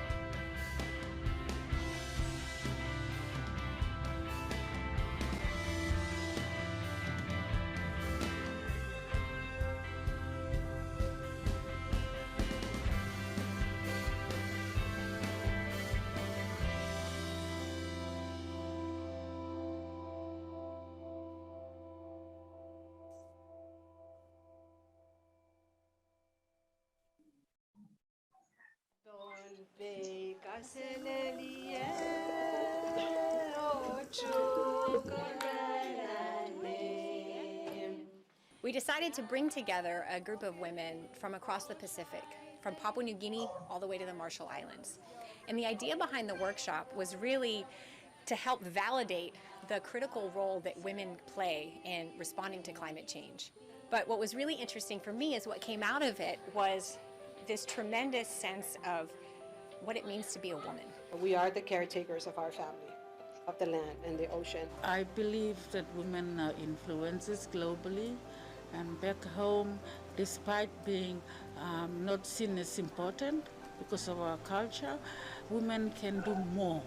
Charabalam kamani, chinen pa mulim, chinen jujugun ber, yalabar ini baba ganelang. Ugo koi mijiluwi. And we do not have to be the loudest voice to have our ideas and our needs and priorities addressed.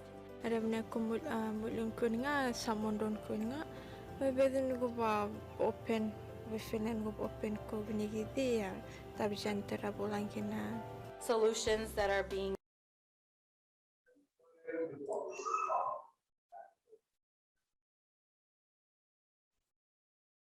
Afare, and welcome back everyone. We hope that you had the opportunity to watch some of the videos provided by our partners during the lunch break. If you are now joining us, welcome and thanks again for watching. Don't forget, we are also streaming live on Facebook, so please check out the Facebook accounts. Before we begin part 2 of the panel presentations, I'd like to reemphasize the format of today's webinar.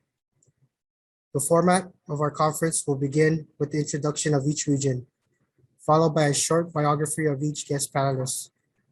We will each have the panelists present one at a time and be provided a 10 to 15 minute for their presentation. After all panelists have provided their presentation, a moderated question and answer Q&A session will follow. The moderator will engage with the traditional leaders in the Q&A session for the rest of the designated hour. And if you have any questions or any thoughts that you'd like to share again throughout this conference, please do not hesitate and share them on the Zoom chat box. Again, we'll try to respond to you as best as we can. But before we proceed on through, if any of the audience or panelists or stakeholders want to get a hold of the traditional leaders that showcase their perspectives early this morning, please email us at traditionalperspectives@gmail.com, and we can hopefully become a bridge and connectivity to these partners that we invited to this conference.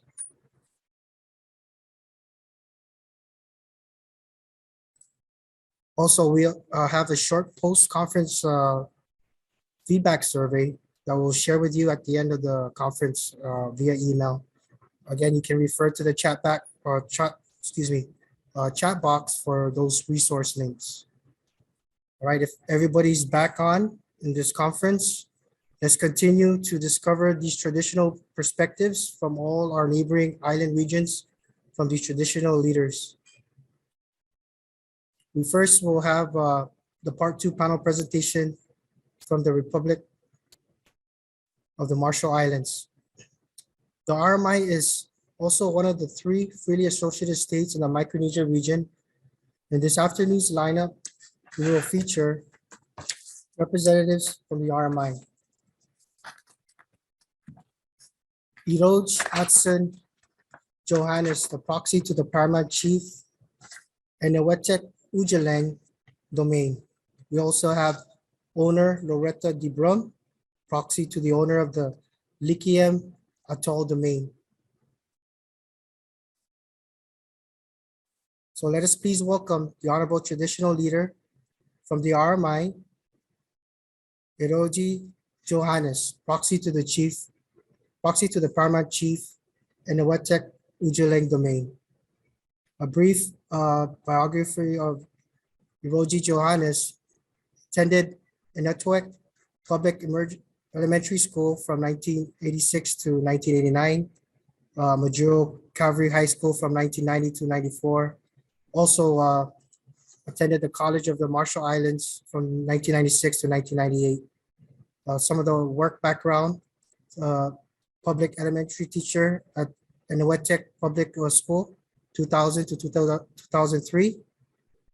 Also self-employed and also currently also Iroji member. So again, we'd like to welcome Iroji Johannes.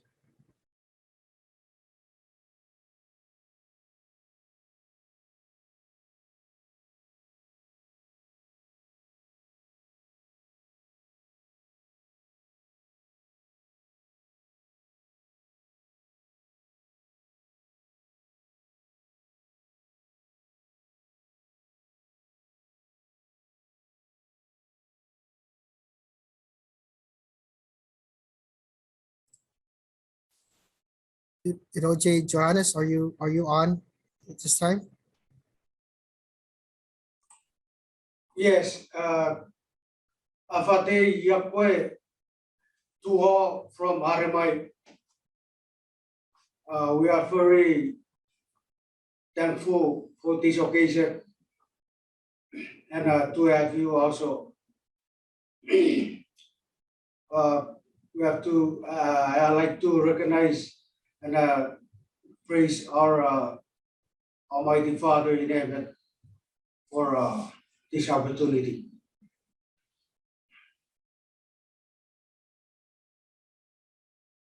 Now, yeah, Yahweh and Afate to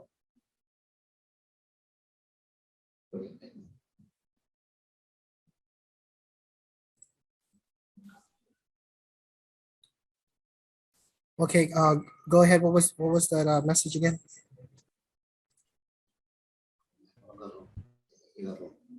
I'm just saying my words of greetings to everybody. If you know, whatever question it is, would like to hear from you. Oh, okay, thank you very much.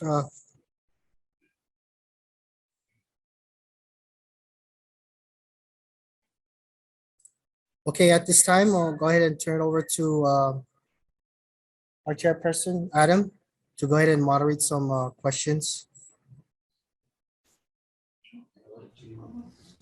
Thank you very much to the panel, and thank you for representing the Council of Iroij in today's conference.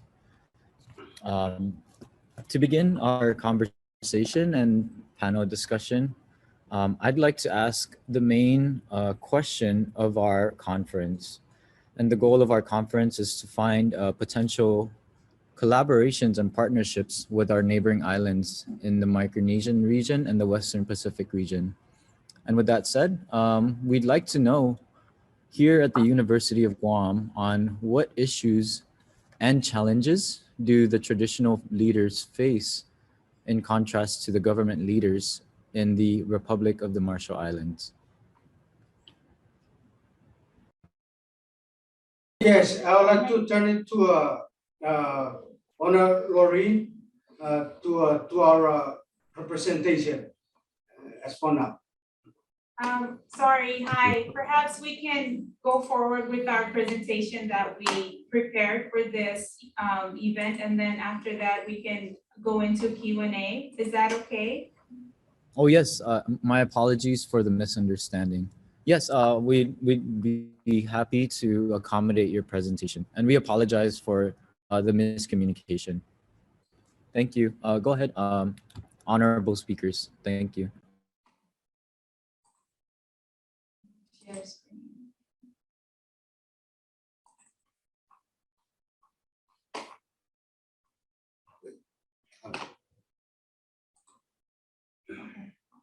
Thank you. I'll go ahead and introduce myself. I did send a bio in, but I guess it'll be read towards the end of the presentation, I presume. But my name is Loretta DeBroom. I'm currently the owner for the Kiev Atoll, sitting in for the families of Capella and DeBroom. Thank you, moderator, for this opportunity. Hapade Ali, Benene Mokoti, Kaselelia, and Yahweh to you all. Humble greetings. My utmost special recognition to the High Chiefs present with us this afternoon. On behalf of the Council of Ewart and the RMI, we would like to join the rest of the region and express our condolences to Chief Ibedu Gibbon. We recently lost our High Chief and Chairman of Council, Ewart Labalakoda Gloria. We thank them and will forever remember them for guiding us and finding ways to sustain our culture, language, and traditions. We lift them up in thoughts and prayers today.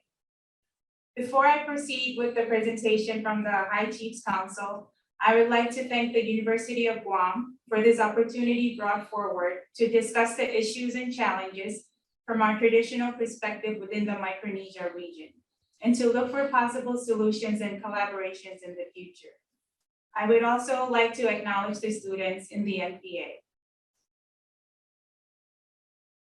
Our micro islands thrive behind our unique language, culture, land, and traditions.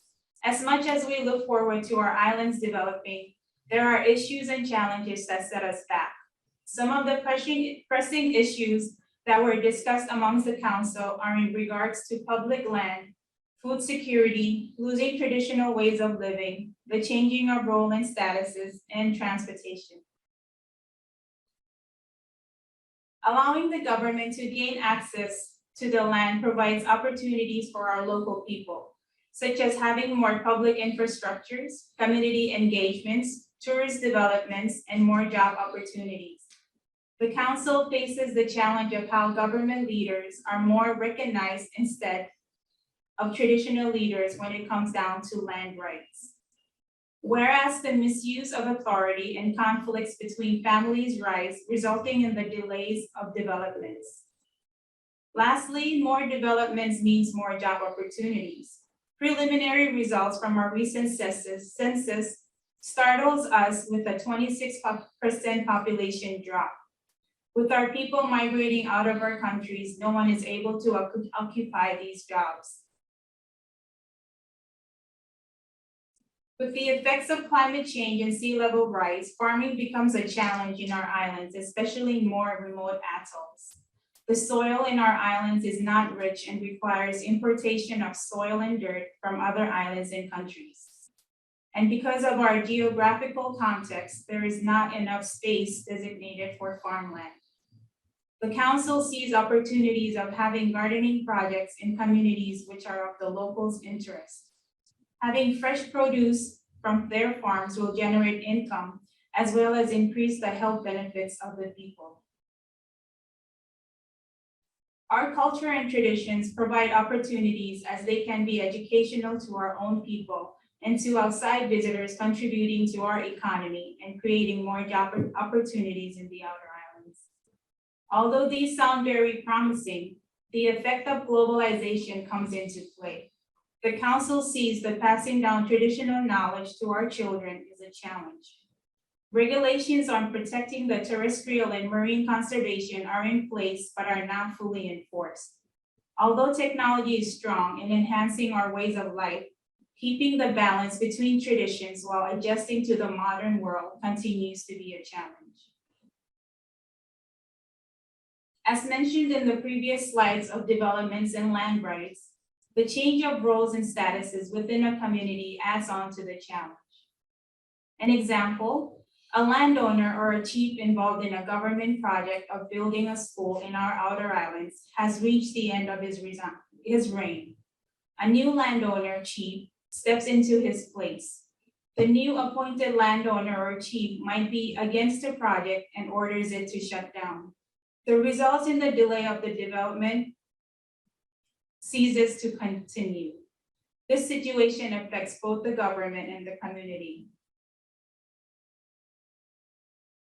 Considering the remoteness of our atolls, transportation continues to be a challenge. For countries like ours that rely on foreign aid for development, completing a project under a grant requires a time frame from the donor.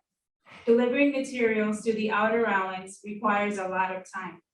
Sometimes completion of project deadlines pass and there is no extension, so the project remains incomplete. The council sees that having more means of transportations to the outer islands will provide more opportunities not only to expedite infrastructure developments, but also provide more trading opportunities for local products. That is all on our presentation from the RMI.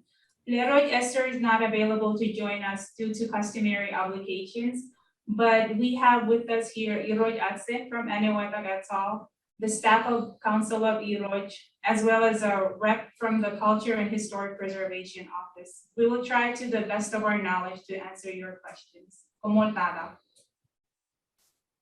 Thank you very much, Loretta DeBrome. We really appreciate your presentation and sharing your insights and perspectives from your islands. I just want to apologize. We want to talk about Ms. DeBrome's biography and highlight as she joins the Council of High Chiefs representing the DeBrome and Capel family ownership over the Likiep Atoll. She graduated from the College of Marshall Islands in 2008 and has been in the public workforce to date. Furthermore, to her career, DeBrome worked with public school system under the Test Assessment Division doing collective data research. She joined the National Tourism Office in 2017, working as a public relations and information officer, assisting in marketing, promotions, which she has been actively engaged with different tourism stakeholders in the Micronesia region.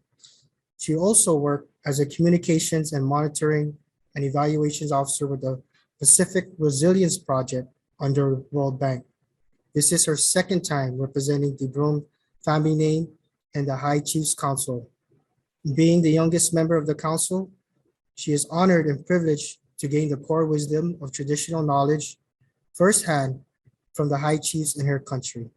Again, thank you, Owner Loretta DeBrome. We'd like to take this time now to move over to the moderated Q&A panel discussions. Again, call on Chairperson Adam to moderate this Q&A session. Thank you once again, and thank you for your presentation. So I'd like to start the discussion with a new question. It seems that the first question that was asked was answered. So thank you for the response.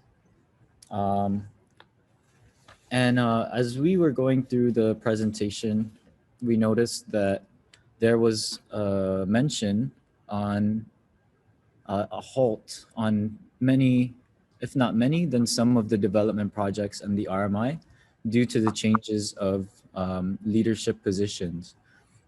If you can please expand a little bit more on some of those development projects and maybe on some examples of what projects were incomplete due to this situation.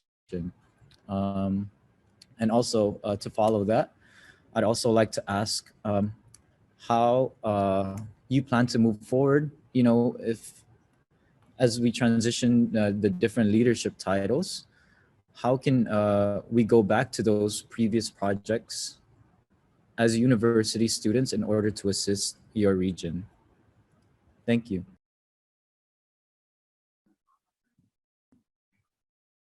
Thank you for that question. I guess I would expand more by giving an example of, because in the outer islands, almost every atoll is required to have a dock because some atolls do not have airstrips, so it's easier to transport by sea. So usually most and some of these docks are usually funded through foreign aid donors. So the further the atoll is, the longer the duration of the project is. So as I understand, like some of the grants that we work in, like the small grant developing funds, it usually takes up to a total of a year to complete the project and to exhaust all the funds in it. But then exporting, let's say, all these materials going back and forth from the main atoll to, let's say, Enoeda, because it's like all the way to the north. It takes quite a while, and sometimes these materials are purchased, but then when the time comes for the fund to be to be closed off, the materials are there, but then there's no more funding to pay for the workers that would construct the dock. So then it puts a halt on the project until the next senator or mayor comes in line and tries to develop a plan and work it out with the local governments on how they can be able to transport these materials to continue. And it also depends on the collaboration between the former mayor or the current mayor.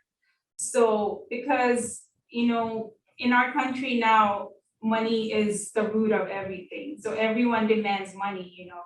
When, let's say the current mayor now is not happy with the project because it does not, he doesn't commission from it because it's not in his line of land rights.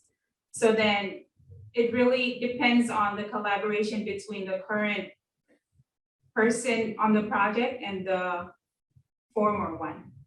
So I would say, did that answer your question? Yes, thank you. And I'd like to follow up as well in regards to, building infrastructure. I think one of the very first slides was in regards to public land, and also it was made mention that RMI is in need of more public infrastructure, and it seems that the cause to the halt of this is as you explained. So if I may ask, what kind of issues is kind of impeding on the public land situation in the RMI? Thank you. So now that these infrastructures in the outer islands, we would say that the government leased these her premises to build like schools, to build like hospitals. So when a new project comes along, like let's say we're gonna install a tower, a communications tower in the outer islands, and the government usually skips the protocol of putting up these infrastructures. So instead of consulting in the protocol of going to the chief, going to the government leaders, they just assume that because it's a government leased land, they can just put the infrastructure there without community consultation or without consultation with the landowners. So this is still a pressing issue, and there's been work into how they can try to revisit the leases for these government properties to try to add those on and try to make it understandable to the landowners as well. Thank you for your response. Thank you for your response, Mr. Brun.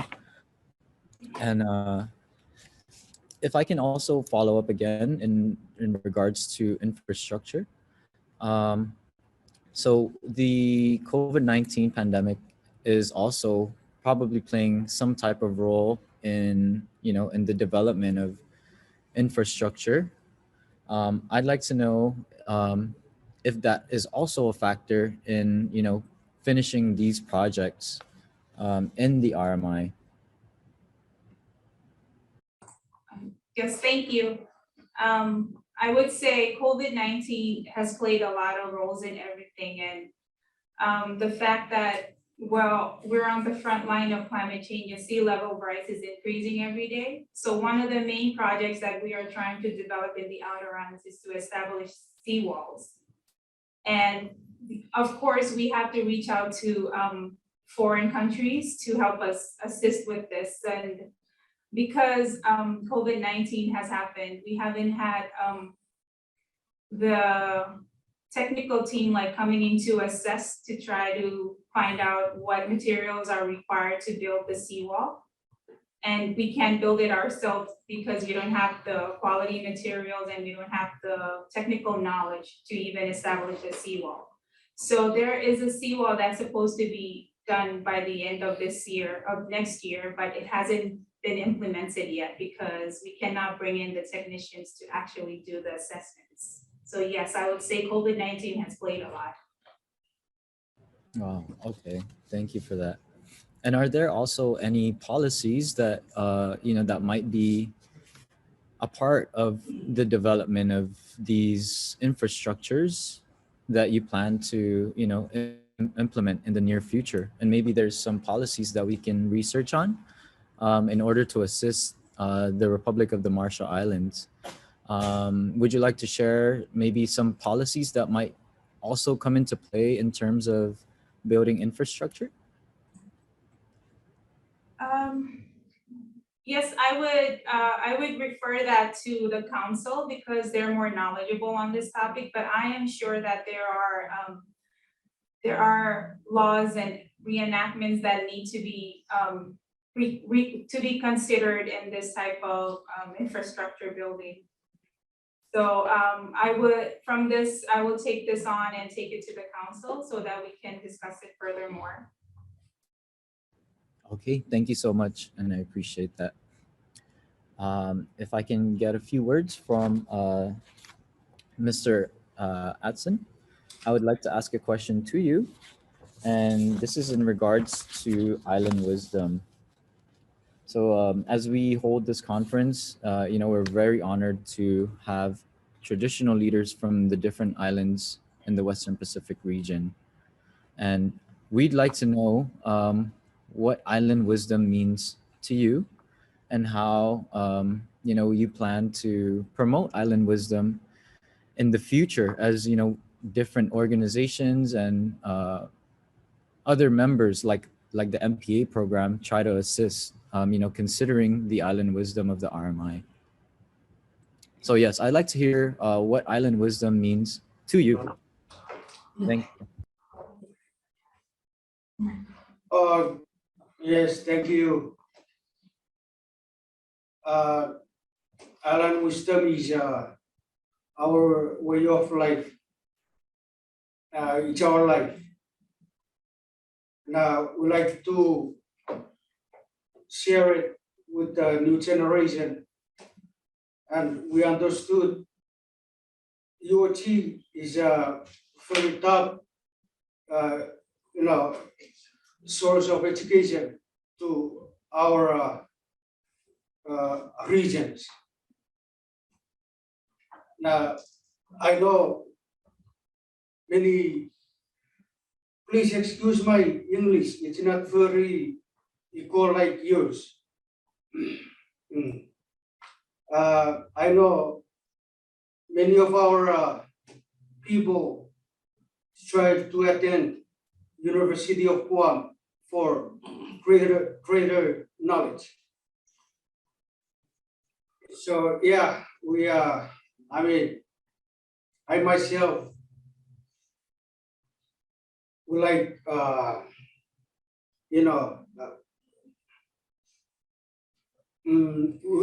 I appreciate your what you're doing for the sake of our future people. Thank you. Thank you so much for your response. Thank you so much, Chief.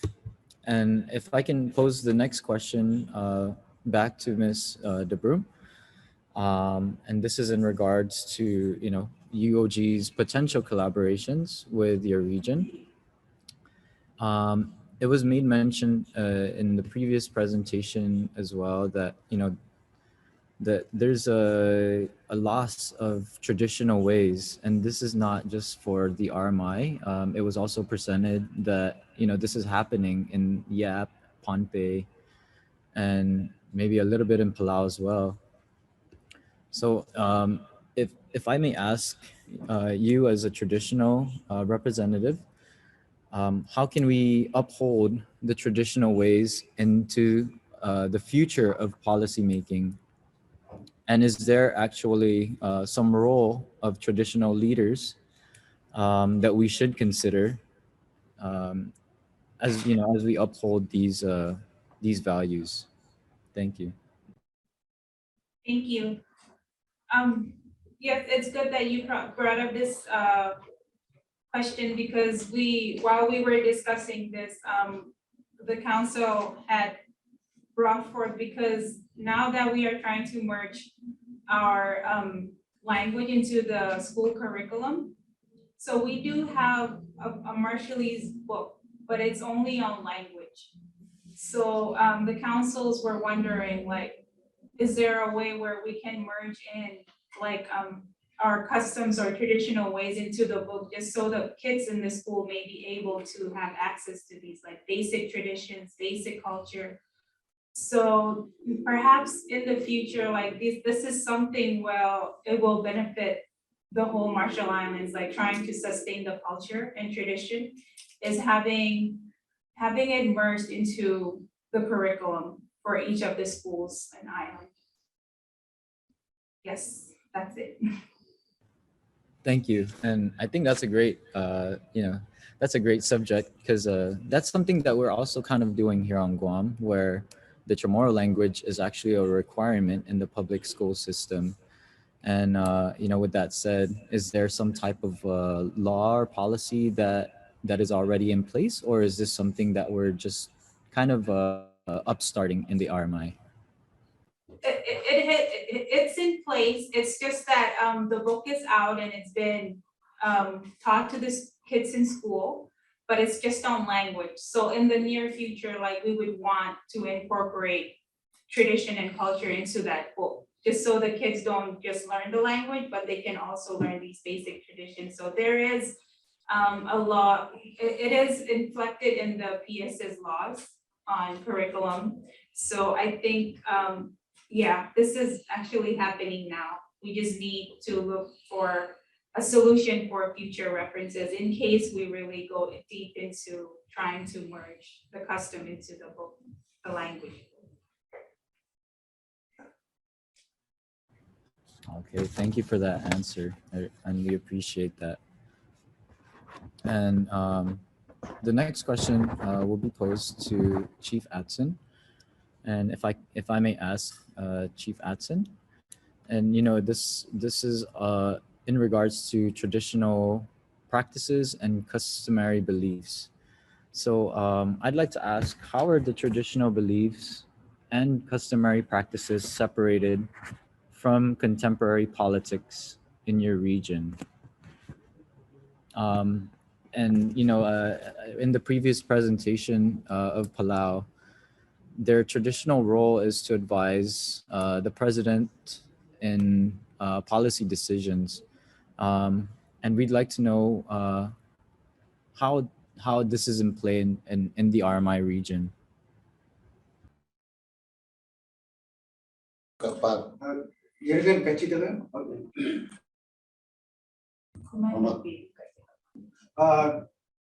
Excuse me, can you please repeat the question? Yes, please. Yes, thank you. And sorry if I if I didn't announce it clearly. But the question is, how are traditional beliefs and customary practices separated from politics in your region?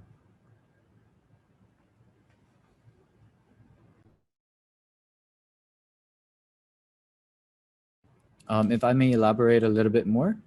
So in other words, as there are different customary practices that we hold in the different regions in Micronesia, and we'd want to know what influences politics in the RMI. For Guam, I know that the traditions are kind of getting blurred, and therefore we're not incorporating too many traditional culture into our policies, but we're trying to revisit that. And right now we're trying to rename our villages by naming them to our Chamorro language names. And so is there some type of movement where we're trying to incorporate traditions into policy?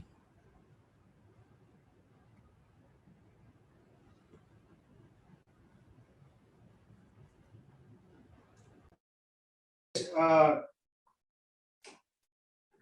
like every occasions and traditional meeting here in our culture, the legislature first of all recognize our culture as a like from the Bible.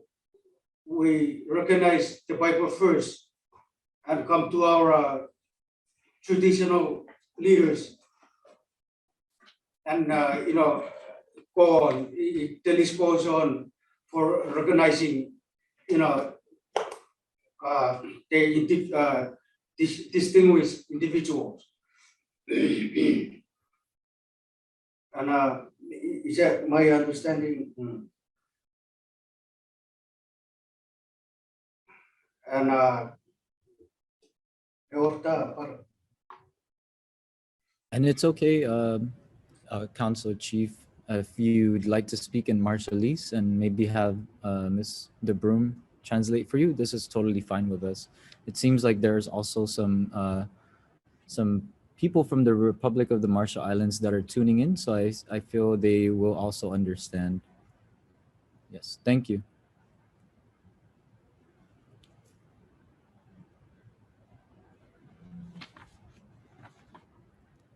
Okay, I'll go ahead and ask another question. And this question is more towards the future of the Republic of the Marshall Islands. And, in consideration of the traditional heritage and the customary practices, how would you like to see the future of the culture in the Republic of the Marshall Islands in the next 10 years? What are some things that you see that we as a region can work with together in the next 10 years? And thank you. Having a meeting and we agreed that Mr. Broom, Lauren, giving the answers for your questions.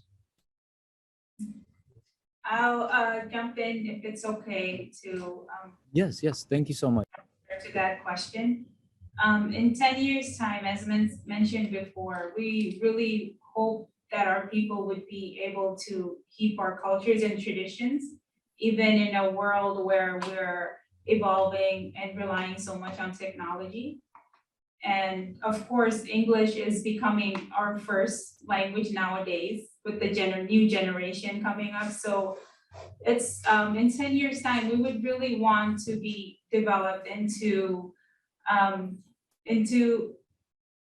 fitting into society, whereas also trying to practice our culture and traditions, like sharing legends, sharing stories, like talking in Marshallese, and trying to live how we used to live 10 years ago.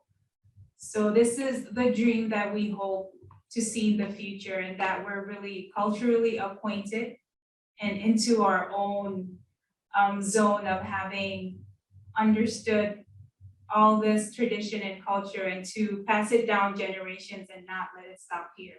So this is a dream that we look into the future.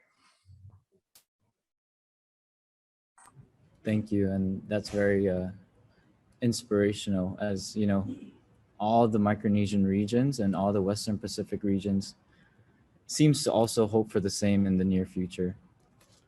And yes, thank you for that. I'd like to see if there's some questions from the Q&A panel at this time. Okay, so there is one question from Ms. Karen Cruz, and if I may ask this to the panel, how has outmigration hindered or helped the development of the RMI? And this is a question from the guest attendees. All right, thank you for that question. I'd say a little from my knowledge of working under a project that is currently happening right now. So these fundings that are coming in are based on numbers that the numbers from the first census, like in 2011. So all of these planning and presumably going into the implementation stage are based off numbers of the people, like numbers of household, how many people in a household. So with these, with our own people migrating out of this country, I think it will give our projects some more to think about, because what if they are putting too much money on the previous numbers that were collected, the data that was collected, and only to give it out to a few that are only here. So I think this is one of the things that are affecting us right now, and the fact that we're trying to develop, but we develop and then we have all these new job opportunities, but there is really no one to occupy these jobs. So it doesn't look good on us because we're trying to bring in money into our economy, but then more and more people are moving out. So it's kind of sad, but we hope that they can be back in the near future to work for our country and to build our country. Thank you so much. And yes, I hope that answers your question, Ms. Karen Cruz. And we also have another question from the chat box, and this is from one of our professors here at the University of Guam.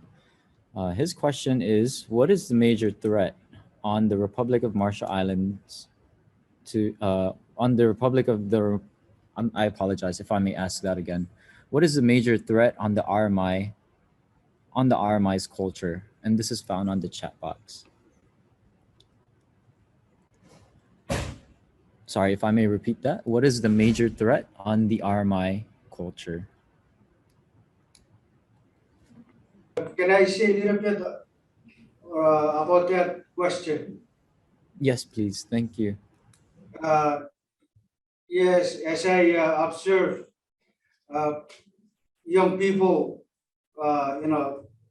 this era, they're more interested in the leaders more than the traditional leaders. And yes, I see some part in the RMI where they are more crowded when they heard the political leader is arriving. But the traditional leaders, I don't like to say this, but looks like it's getting faded. I don't like it.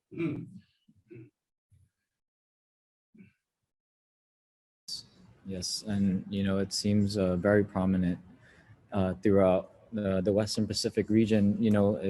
In considering today's globalization, and it's so fast, it's fast moving. Thank you for that very insightful answer. And Dr. Romignich, thank you for asking the question. We have about 10 more minutes for panel discussions. So I'd like to ask another question. And this is in regards to the Marshallese migration issue. My question to the panel is, what cultural, political, and economic consequences does the factor of the massive out migration pose to traditional leaderships? We understand that it kind of it kind of stops the employment rate a little bit, but I'd also like to know if this affects traditional leadership in terms of the massive out migration. Yep, thank you for that question.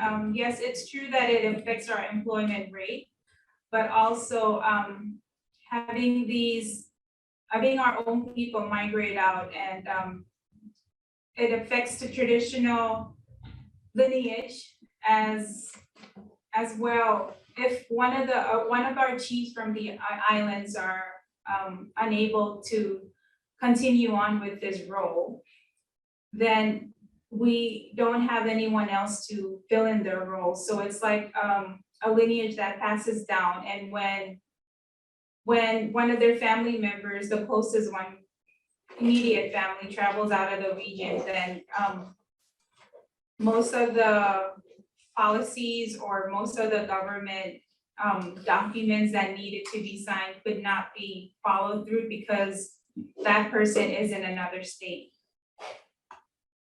So other than that affecting the traditional roles, personally, I see like with our people migrating and living in the United States, they get a sense to lose their traditions, their cultures, because they're mostly trying to fit into Western society.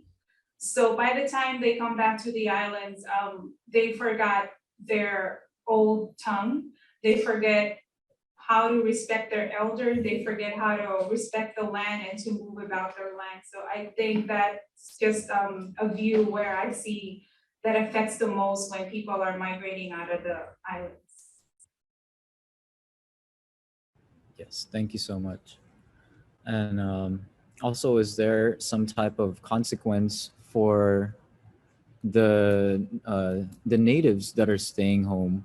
Because they are kind of low on employment rates. Is that actually affecting the overall GDP, like the overall economy?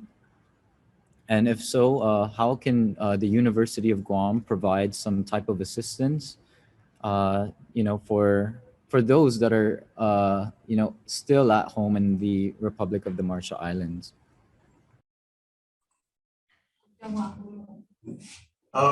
This is Wilbert speaking. So back to the point about globalization. So we're walking dual identity. We have two different identities. 8 to 5, we are Westerners, and after 5, we are Marshallese. But at the same time, we're trying to tie them, balance that the two identities together.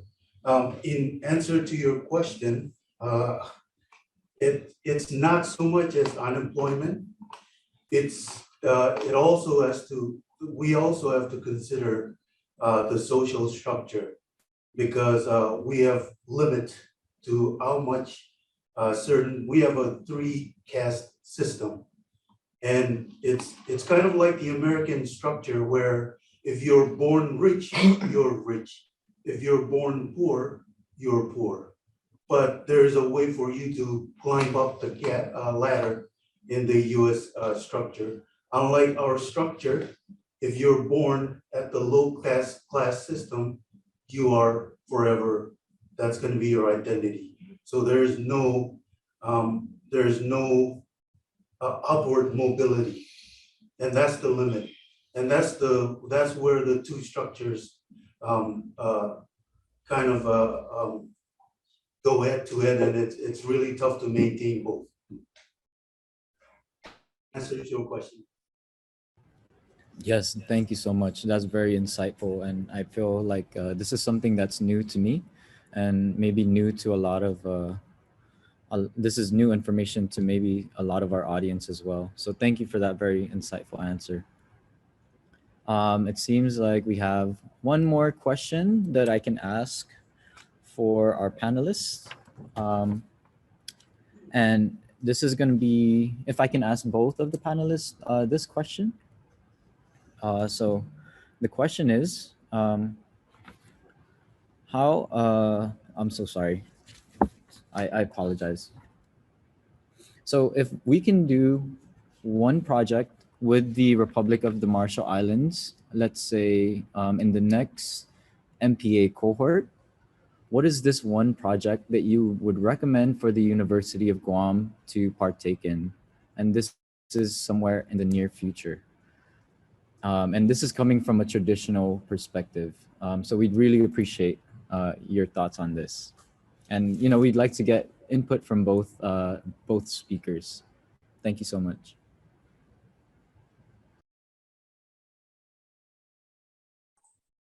Sorry, we were having a little laugh here, but well, I think because we discussed with the council before we came to present like the issues in front of UOG. So the main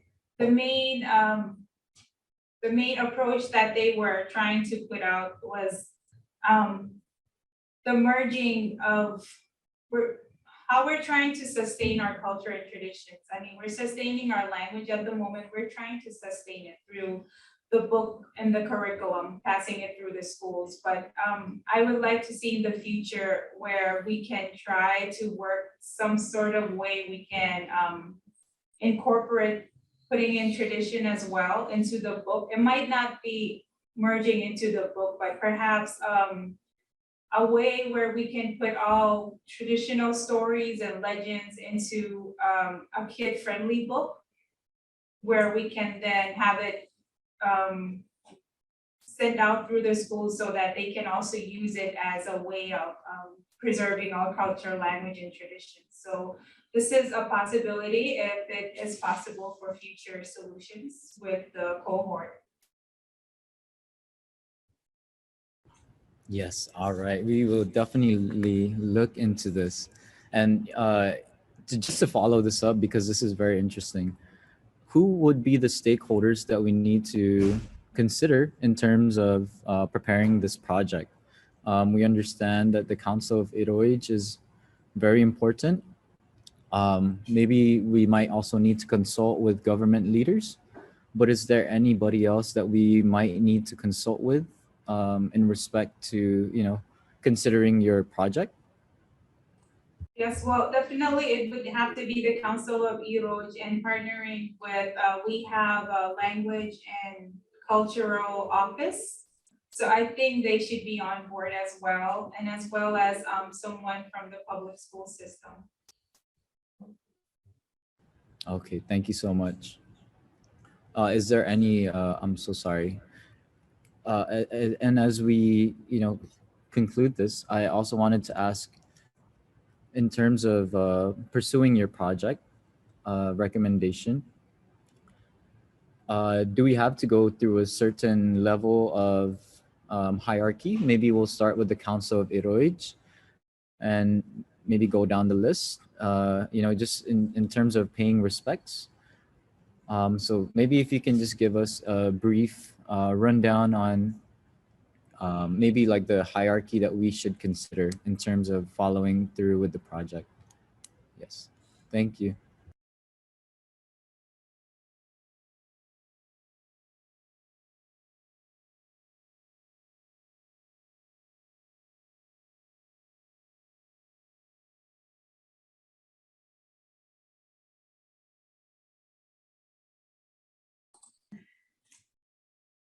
Yeah, to my understanding, I'm very grateful about our culture. And I believe it's still functioning. It is evidenced by our way of doing. The legislature always recognize the House of Heroes, first of all. And yes, you're always welcome to come to our islands of RMI. Thank you. Yeah. I'll give it to Mr. Bro. I'll just add on a few comments to how the hierarchy is supposed to, the protocol of everything that come in, every project. So it's usually the chief's office that gets the first council of Iroj's office that gets the first briefing, like an introduction to the project. And then it goes to whoever is in charge in the government. And then from then they do community consultations to try to get ideas and if it is relevant for people in the community, if they would like that project to be something that would benefit them. But it's usually the chiefs, the council of chiefs, the first top on the list. Thank you so much. And we hope that we can, as we try to be a regional beneficiary to all of our islands, we hope that we can consider all of your recommendations. And thank you for sharing the hierarchical perspective as well. There's one very last question here that I think we can still make time for from the audience. And this is going to be the last question. And the question is from Mr. H. Larry Regital. His question is, like other parts of the Micronesian region, some knowledge and skills are considered sacred and confined to certain individuals only. Is RMI open to teaching sacred knowledge? And this question can be found in the chat box. Thank you.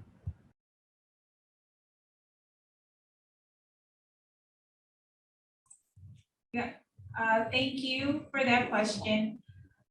So, yes, we have sacred and confined traditions where we were trying to hold it within ourselves, but as our culture and traditions are fading out, it's a project that's coming up where we try to share these sacred knowledge and ideas.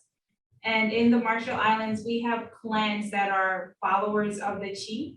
So these are normally passed down within that clan. It's not just anybody from an atoll, it's within that clan, like persistent to the chief, where these traditions, these sacred knowledges, like the chants, not anyone can do a chant. We have a clan that is specifically designated to do the chants, and they only have to get the authorization from the chiefs. So yes, it's becoming fading, it's fading, but at the same time, we're trying to incorporate it and trying to bring it up, not within ourselves, but within the clans that are actually designated to do these kind of sacred knowledge pass-ons. Thank you so much, Ms. Loretta de Brum. And also thank you to the Iroij, Mr. Adson, Soichi Johannes. And thank you for your time and for answering our Q&A discussions. I'd now like to take it back to Joel, our host for the conference, for your closing remarks. Thank you, Adam.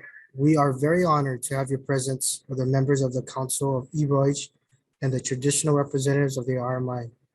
Thank you very much, Iroij, Johannes, and owner Loretta de Brum for your presence and presentation on the traditional insights. Unfortunately, we're out of time for this segment. We hope to find potential in future partnerships and collaborations with your region, considering the insights that you have shared with us today. We welcome any closing remarks from owner de Brum and Iroij Johannes.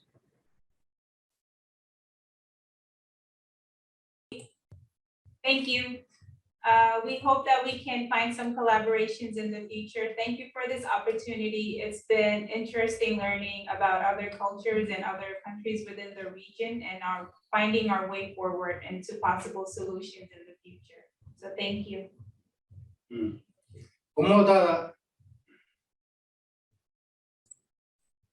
Thank you very much. And if you can, please email us your mailing address so we can provide you some certificate of appreciation on behalf of the University of Guam.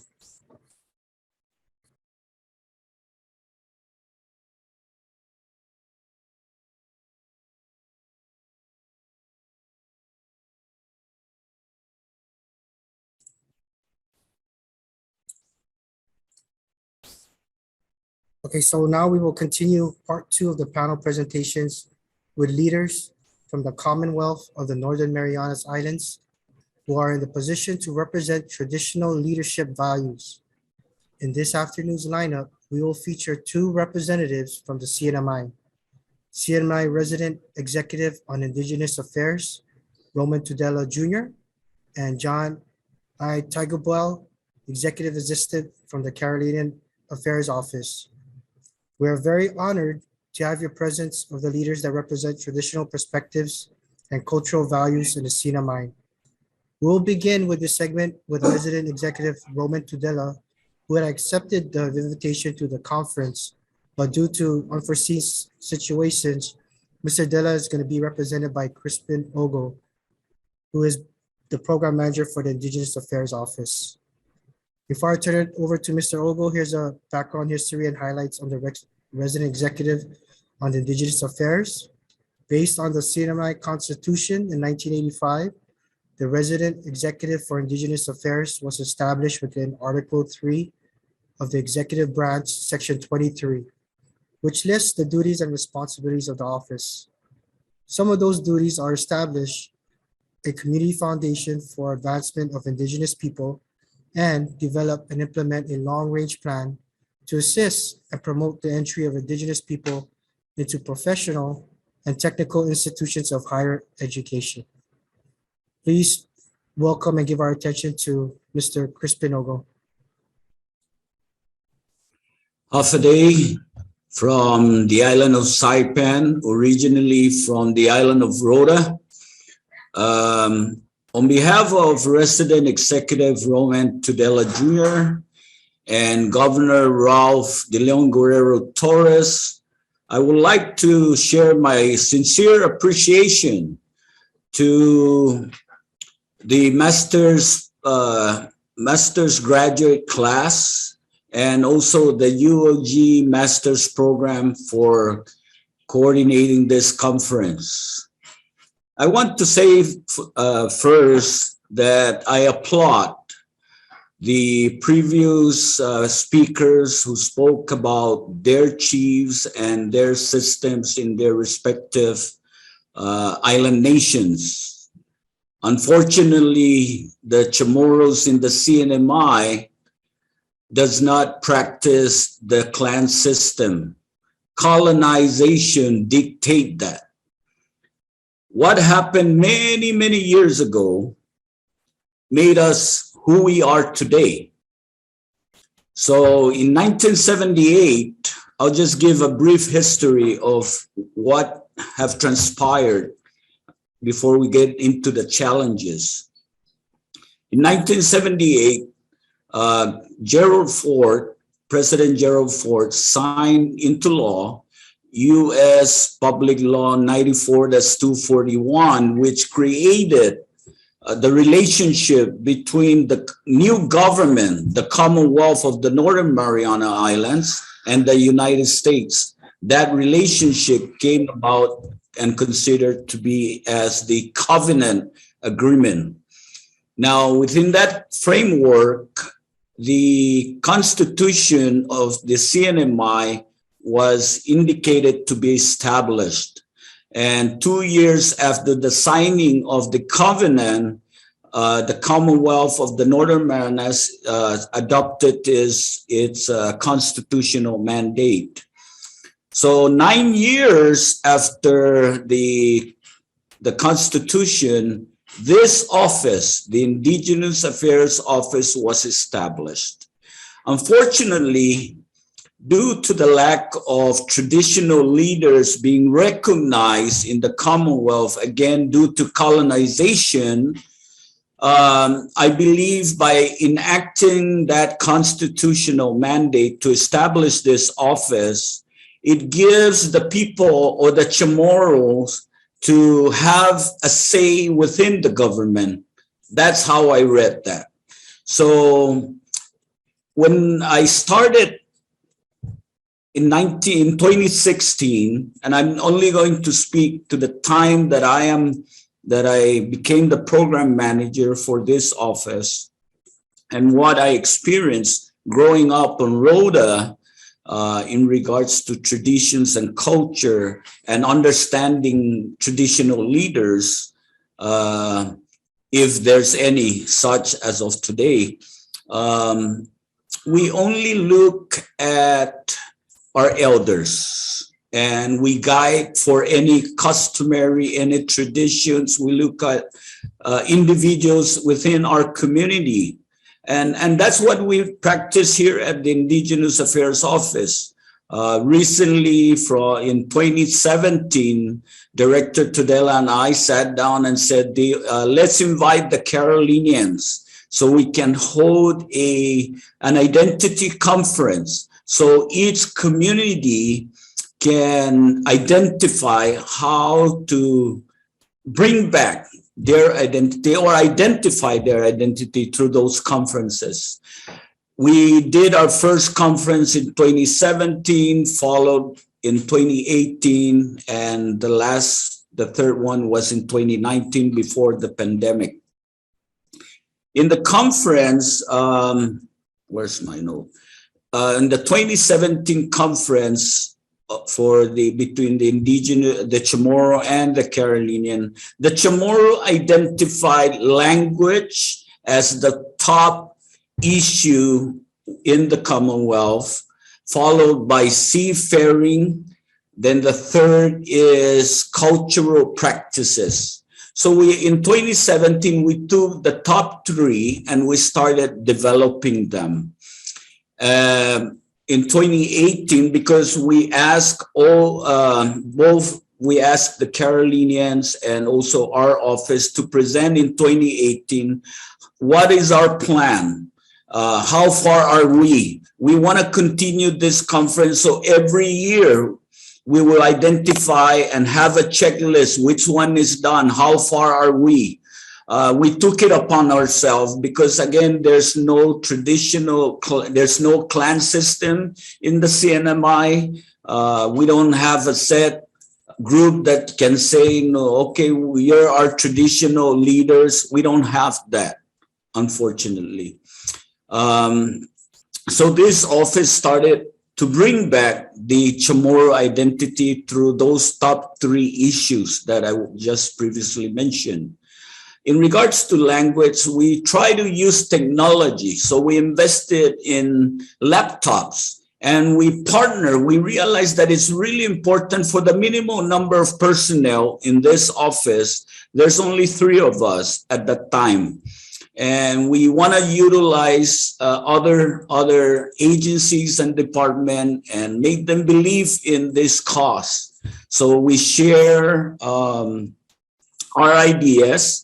And we partner in regards with language, we partner with the Youth Affairs Office and the Department of Youth Services, because both departments are the ones in charge with the youth centers and the community centers. We want to focus on the kids.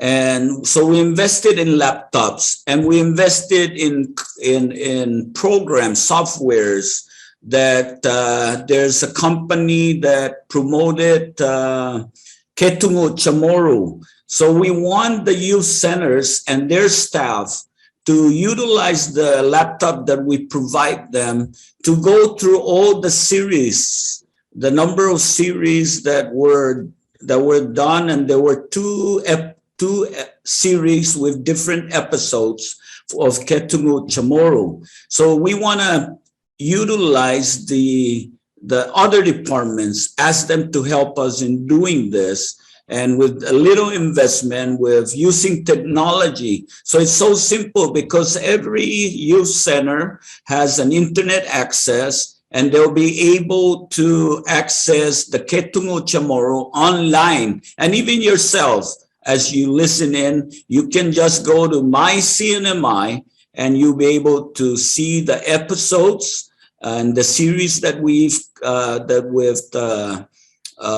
provided online. So that's one of our programs in regards to language. We also constantly advocate with the CNMI public school system. We work with the Chamorro Carolinian Language Heritage Studies. to see how to improve and our Chamorro language studies. That's for language area. Now for the seafaring, we recognize a nonprofit organization here named 500 Cells. We sat down with them and we told them that we will do as much as we can to support their mission to revive the seafaring tradition. When we listened to their proposal, they suggested that they need land areas. So Director Tudela and I, we started talking to the Department of Public Lands, and in 2-year period, they designated 2 lands for us, for the Indigenous Affairs Office. They designated a land with a building, and now that's the home of our Chamorro seafaring canoes. It's called Sakman. That's the flying proa. So we have a house for our flying proas, and we have another land that is given to the Indigenous Affairs Office in the lower base area. And that's where they produce those Sakmans, the flying proas.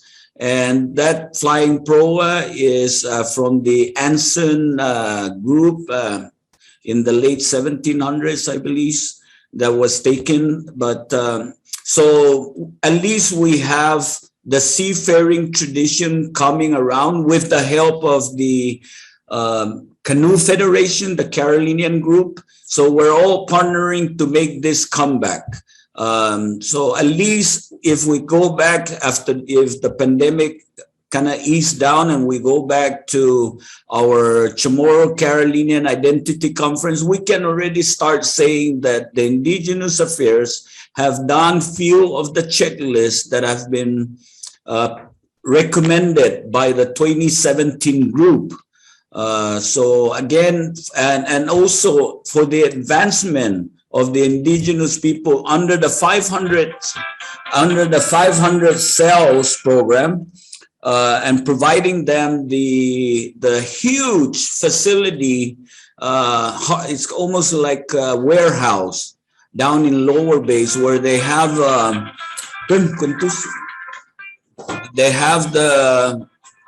the segment facility, where they're building all the segment facility. Now they're establishing courses that will also help in navigation, help in advancement of other areas, maritime areas. So it's a great partnership that we've been providing for, for the revival of our cultural practices.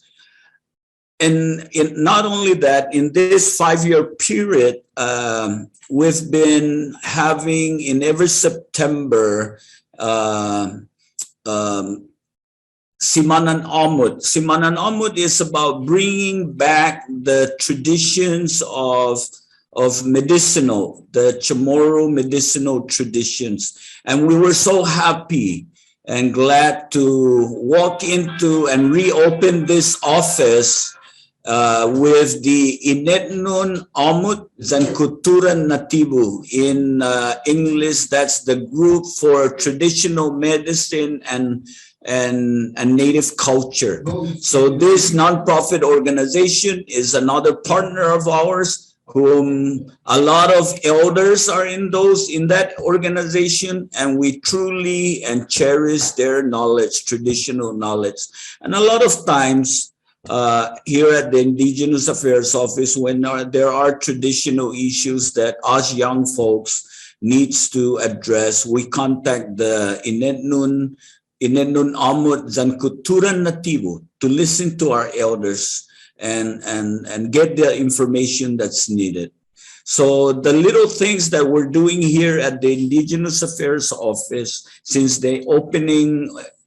our reopening in late 2016 until today, those are the few things that we have done so far. Now, the challenges that we recognize is really like what public school system has been saying, that in regards to language, the public school system cannot just do it themselves. We need to start our practices of language and culture at home. So that is the biggest challenge that we have at this moment. And this office is working with other departments and other nonprofits to continue promoting cultural practices. Again, I'm sorry that I can't say that we have traditional leaders like the Marshallese and the Palawans, but we do have certain individuals with specific traits and specific knowledge of our traditions that the Indigenous Affairs Office utilizes at times, and hopefully we can all get together and have an advisory council and more understanding on how we're going to navigate in protecting, preserving, and perpetuating the Chamorro culture and traditions. I will now yield to my colleague, John Tagabel. Thank you.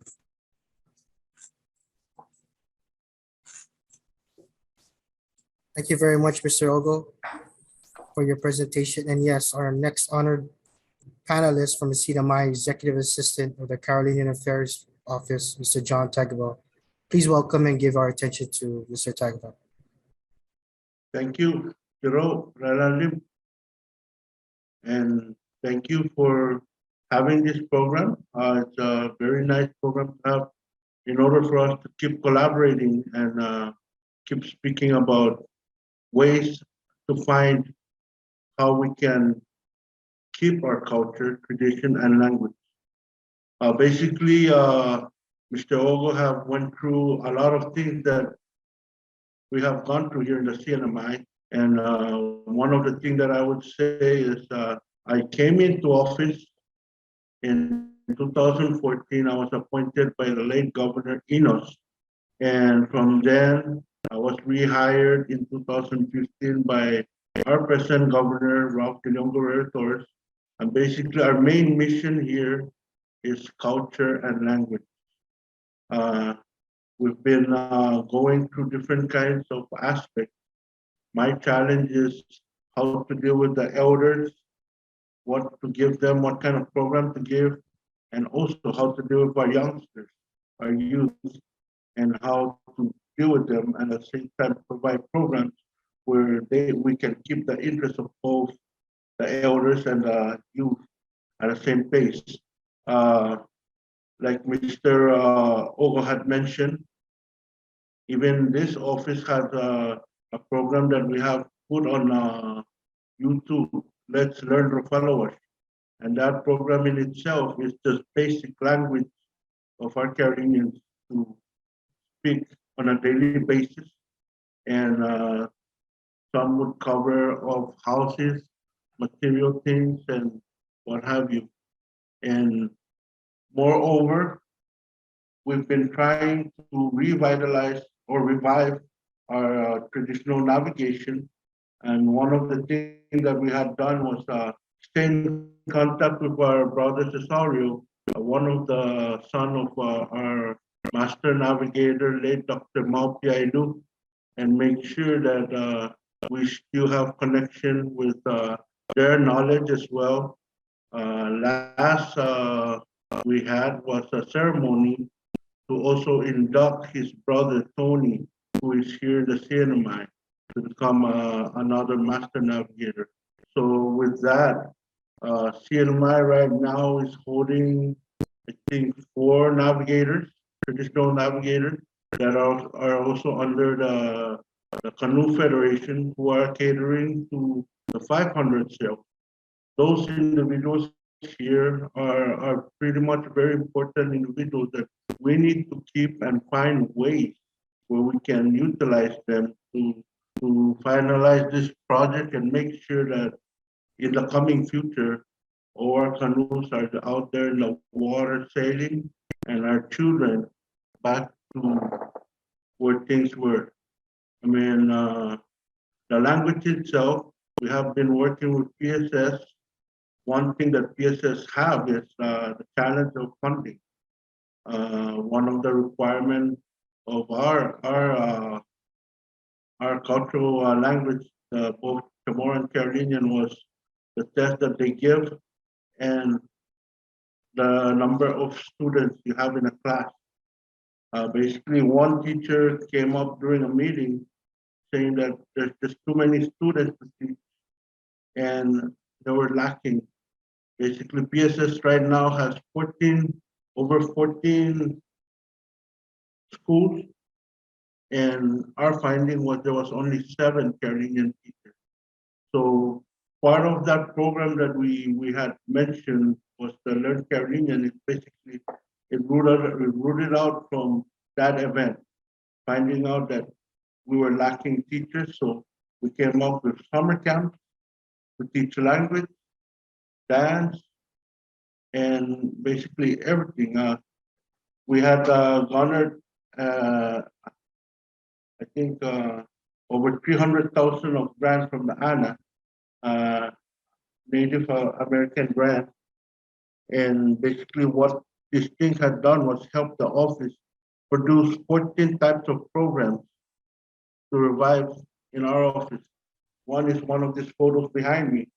It's called a tel. It's a basically traditional skirt that women and men wear on a daily basis or on special occasions.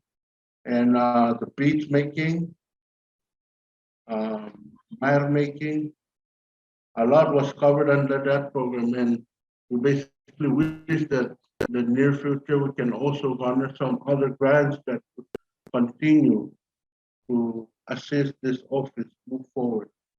Uh, Basically, our challenges right now, majority of our youth don't speak our language. They understand, but when it comes to speaking, our language is just nowhere to be found. So I'm really thankful for this program, and I hope that we can find more effective ways that we can move forward and basically find effective ways to cover this issue. So I'll use back to the host. Thank you. If I may, real quick, I'm looking at something here that in regards to cultural practices. Just real quick, I'll just bring up that since 2017, a few months after reopening the office, together with Carolinian Affairs, we established for the past 3 years prior to the pandemic, the Indigenous Cultural Expo. Every year we bring in traditional healers.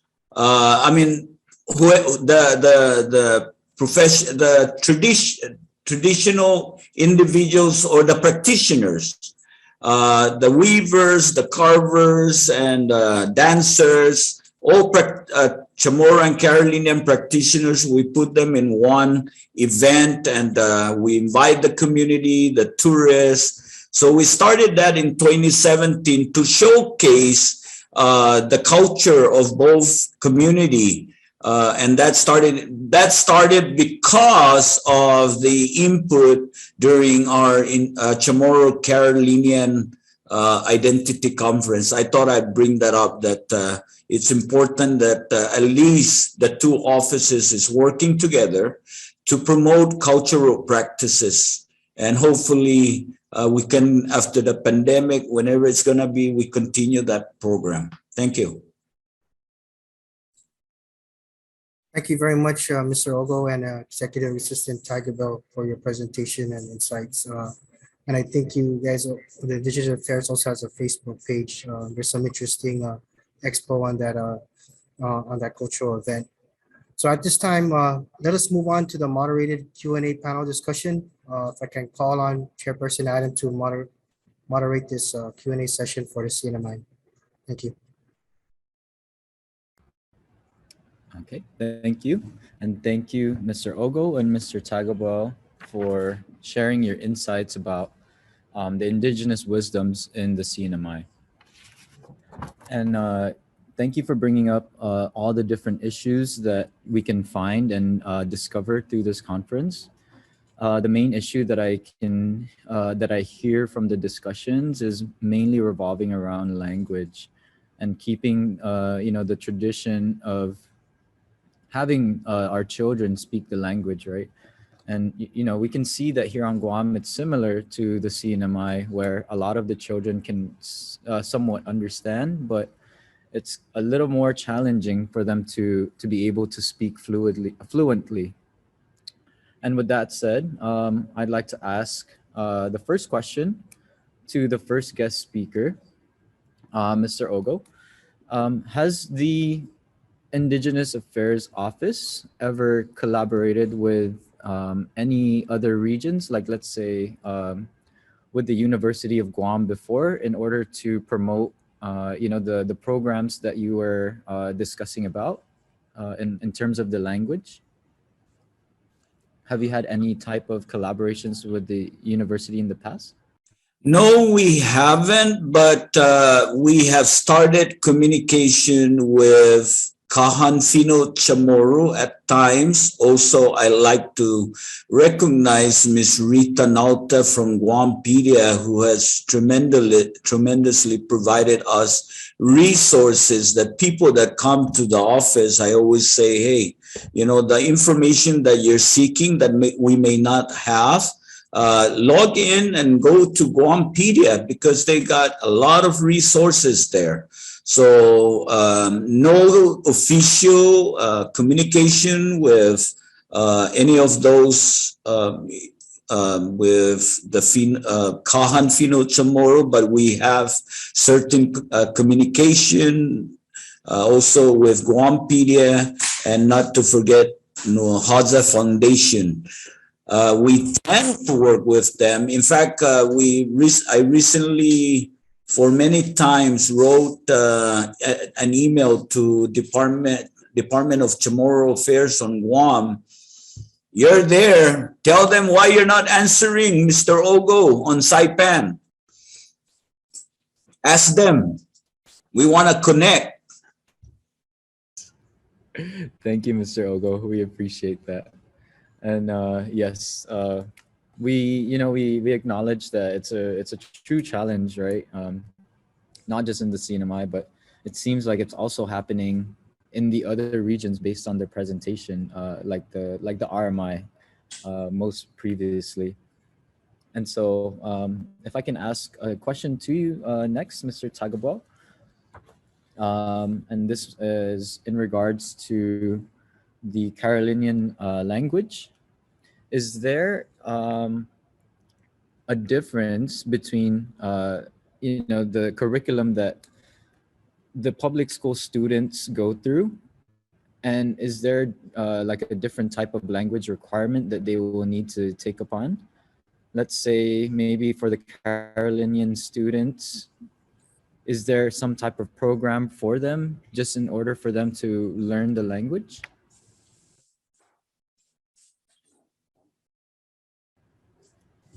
So from our information, basically what the PSS has provided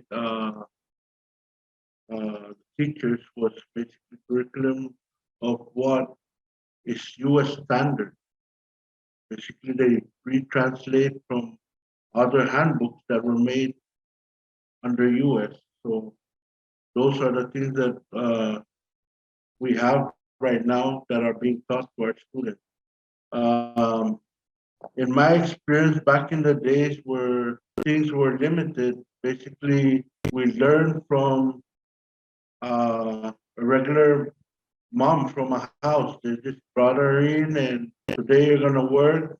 We start learning about things from objects, certain objects that they show you, and then basically from physical movements and hearsay, what you would call, to provide you with items with names, and basically that's where we go off from. But now they have like basic information where it's brought from the US standard and then retranslated, and that's how we're learning our Korean language now. Thank you so much, Mr. Tagabo. Now I'd like to pose another question to Mr. Ogo. And Mr. Ogo, you are the program manager of the Indigenous Affairs Office in the CNMI. Um, and in regards to this, um, considering the environment that we live in today, what type of subjects or fields of study should be prioritized, in terms of honoring the indigenous cultures? We understand language is a very crucial part, but is there a field of study that we can prioritize, in terms of preserving indigenous affairs? One thing that I was noting down is because our government and someone, I think the chief from YAP or the Ponapean mentioned about cash economy. And I was noting down that the Department of Labor needs to really understand the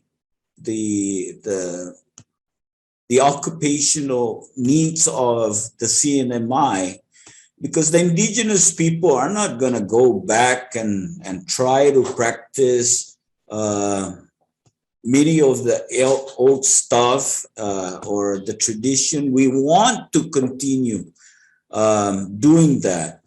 But the mindset of the people now is, where am I going to get my money? So we need to really study what are what is the demand for occupations in the CNMI, and focus into that and say that, do we need train more people for vocational jobs, train more people for professional jobs? We need to understand the balance that whoever when a person graduates here, the first thing they think, the material things, or how am I going to succeed in life? And our tradition is part of that. We need to practice our kids of the values, family values. However, the world calls for the advancement of our people. And that's why part of the Indigenous Affairs is to look into that. How do we advance our people? And we all know that in this society, money talks, and but at home, we need to instill the culture and tradition of our people. However, the reality of life is, whatever you do, you need to have something, not a voucher, because I don't believe in welfare economy. We need to get our people to think that we need to work a little to earn a little. Thank you. It's very insightful. Thank you, Mr. Ogo. And if I can ask the same question towards you, Mr. Tagabal, as the executive for the Carolinian Affairs Office. It's very true what Mr. Ogo has covered. There's no way in this time that we move on without thinking about how to make money. Even those individuals that came with those traditional canoes were thinking of how to eat, where to stay, and those things cost money. And basically, we need to rethink on how we do things, because right now, as we speak, every instructor that you would want to teach certain kind of program, of course, is going to want to get paid. Why? Because they want to feed their children, they want to pay for their bills, and this is just basic necessities. And this is how we are living today. If we don't get paid, I don't think we're going to get the services, right? So we're looking into that, and we're trying our best to make sure that it's an understanding that we just don't go out there, not like before. we all used to have like volunteers. They would come out and be proud of what they're teaching. But now they are very proud, but at the same time, they're thinking on how to feed their family. Thank you. If I may, I want to add on something. I'm sorry, no. I want to share an experience of mine. I was at a novena and I was talking to this 21-year-old girl, speaking to her in Chamorro, thinking that she understands Chamorro at least and respond to me in English. And pure Chamorro, I mean, I know both her parents are Chamorro. And she responded to me, it's like, Uncle Kuri, I'm sorry, I don't understand what you're saying. My father said it's Chamorro language is not important. That just really made me sad to know that parents are telling their kids that Chamorro language is not important. So that's what to make me think that to practice our language, to practice our weaving, our carving, in the household, it's not being introduced or not being spoken about. The only thing that is being talked about is your education is really important. So when that is being instilled in the mind of our children, then we gotta be responsible and start thinking that we gotta cater to that. But still, we need to study whether we need to, how do we bring back our culture and our traditions without affecting their livelihood? Thank you. Thank you as well. And this can be to any of the panelists. I'd just like to ask a follow-up question to that. And this is also going back to the subject of language. Is there any type of program currently in the CNMI that assists adults, in terms of relearning the language? Like for myself, I'm in my mid-20s. Is there any program or maybe some type of maybe assistance for individuals like myself in order to learn the language, either Chamorro or Carolinian? At the Indigenous Affairs Office, like I mentioned earlier, we were focusing on the kids. However, at one time we were in a discussion to utilize the either WhatsApp system or Messenger, where you have a smartphone. I will set up a scheduled date for certain young parents ages 18 and above, where I can set up a schedule with you and have a 30 minutes at the comfort of your space, and we'll just do a chat. But we start with the basics. That's an idea that I've been tossing out for the past 2 years, and hopefully it will catch up. I mean, let's use technology. It's available. Yeah, and basically that's one of the things that Indigenous Affairs and Caribbean Affairs focus on, is to make sure that the language is accessible to learn. And that's why we went with that program to put it on YouTube to learn more. So that way, anyone that is interested to learn about the language, it's accessible, but it's only basic. But we are still moving forward with other skills that we want to put online to make sure that anyone and everyone that's interested can get a hold of online, especially now with this COVID. I think people would have more time to access it. Thank you. Thank you as well. And there was also mention earlier about, the lack of, I guess, teachers, right? Of the teachers to the students. And I was wondering, how can the Indigenous Affairs Office and also the Carolinians Affairs Office utilize UOG in the near future, and assisting with the teachings of the language. Is there some way that we can provide research for you, or maybe collect data or information sometime in the near future of the progress of your efforts? Um, at this time, I'm thinking that I believe Northern Marianas College have introduction to Chamorro. I remember 2 years ago I was in a meeting for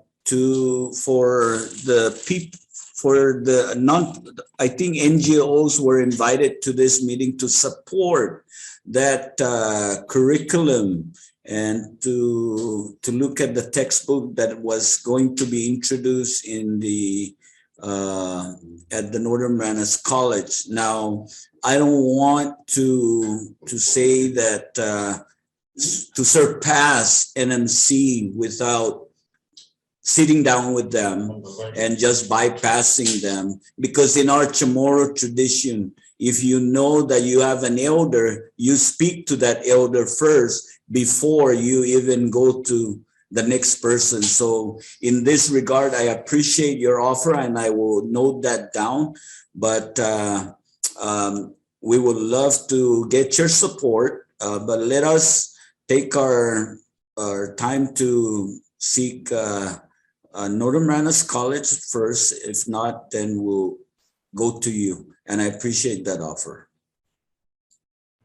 Thank you. Is there anything you'd like to add, Mr. Tagabo? Yes. One of the things that we've catered to was trying to work with PSS on trying to certify instructors and bilingual teachers. And one thing that we have found that brought a big gap between us trying to hold on to our bilingual teachers was the salary cap. So basically what has brought to our attention was that a bilingual teacher has a different salary rate or salary bracket compared to a math, an English teacher, and so on. So basically, one thing that the bilingual teachers do is, in order for me to be more successful, I'm not going to only teach bilingual. I want to teach further. Go and get certified to be a math teacher. And then once they get us stepping into the bilingual, getting the test and passing it, they jump to the other tests to make sure that, they elevate themselves with a better salary and a more stable way of living. And that's one of the things that really challenges us is the salary that we are paying our bilingual teachers. That's what we need to look at. Thank you. If I may, I want to echo on what Director Chief Tagobel has mentioned also in regards to PSS, and not about salary, but it's about our instructors at public school system. Unfortunately, not every grade level has a Chamorro instructor. So we had the opportunity to sit down with the Commissioner of Public School System 2 months ago. And we suggested, Director Tudela and I suggested that there are many and still many Chamorro non-trained instructors, Chamorro speakers and Chamorro that are able to write. So we're suggesting to them that before the next fiscal year starts, let's invite these individuals, check, give them a test and see where their weaknesses, identify their weaknesses, and have some sort of in-house training. I said, if Guam can do it, why can't we? And that's the uniformity that we want to have with Guam, is if they can have instructors, Chamorro class in Guam, why can't we? We discovered that not all grade levels, and in fact, some kids, my grandkids, I asked them, do they have Chamorro class every day? They said no. It's only certain hours, certain periods, but it's not every day. So there's weaknesses on that. And I know that budget is maybe an issue, but that's something that our office, John's office, have to continue to advocate for. And I remember in 2017 when John, myself, and Director Tudela, we all went to the commissioner at the time and pressed this issue. And every year we have a new commissioner here. Every year we go there and advocate for more teachers. Thank you. Thank you also, Mr. Ogo. And, as you mentioned, the university and the CNMI, we'd also like to consider them as a partner in the future. And we would be happy to work with them in the near future to assist, in the needs of the community. And we also applaud them for, all of their contributions to the needs of your community. So thank you to the University of the Northern Marianas. And at this time, we have a few moments to take some questions from the chat box. And one of the first questions that was posed is from Miss Karen Cruz. And the question is, how does tourism integrate cultural traditions and employment of cultural roles? Maybe I'll go ahead and start with Mr. Tagawal on this one.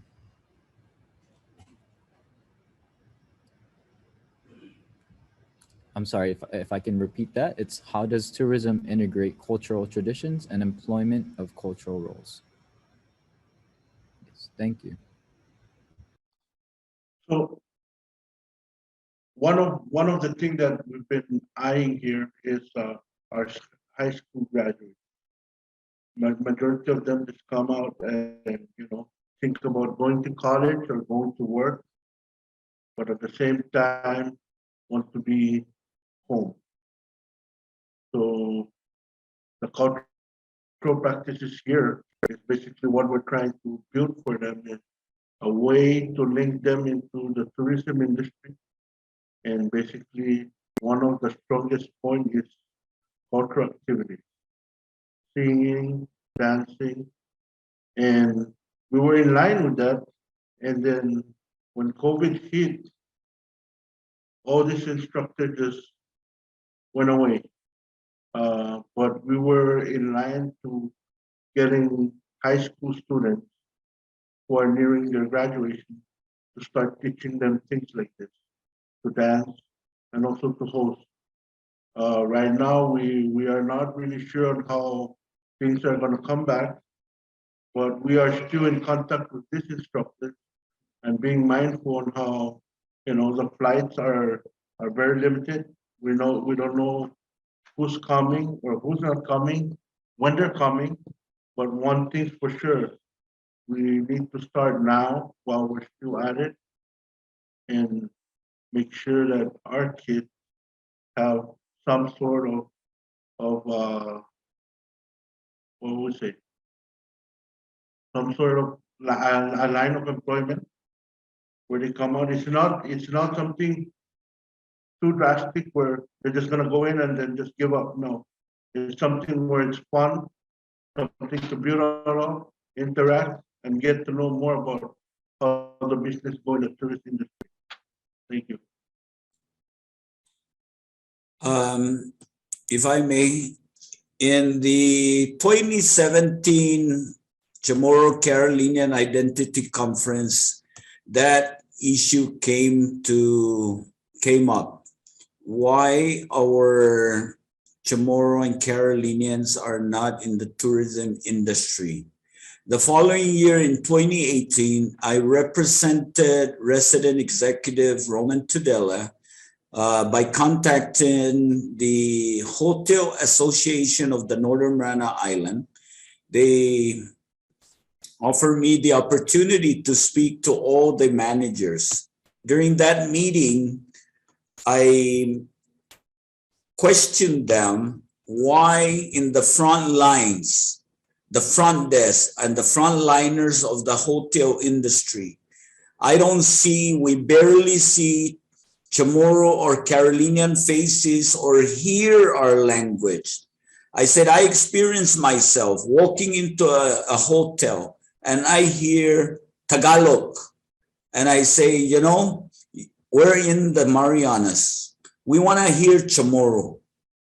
We want to hear that language, and we don't see Chamorro faces in there, you know, and that's one of the issue that I brought up during the Hotel Association meeting. The second is the complaint of our conferees that it's only Polynesian dancers entertaining in the hotels. So I brought that up that we need to inject the Chamorro and Carolinian dancers into their program. Well, their response was they have to come to us.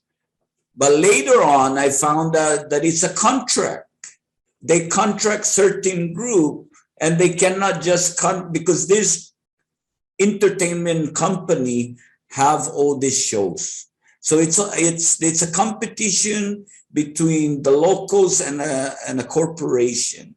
So we need to advocate more, and that's just the hotel industry. Now, entrepreneurs, we need to develop that. So under the 500 sales program, we are talking about having the segments. Right now we have 3 segments and we're building more. They're building more and we're supporting them.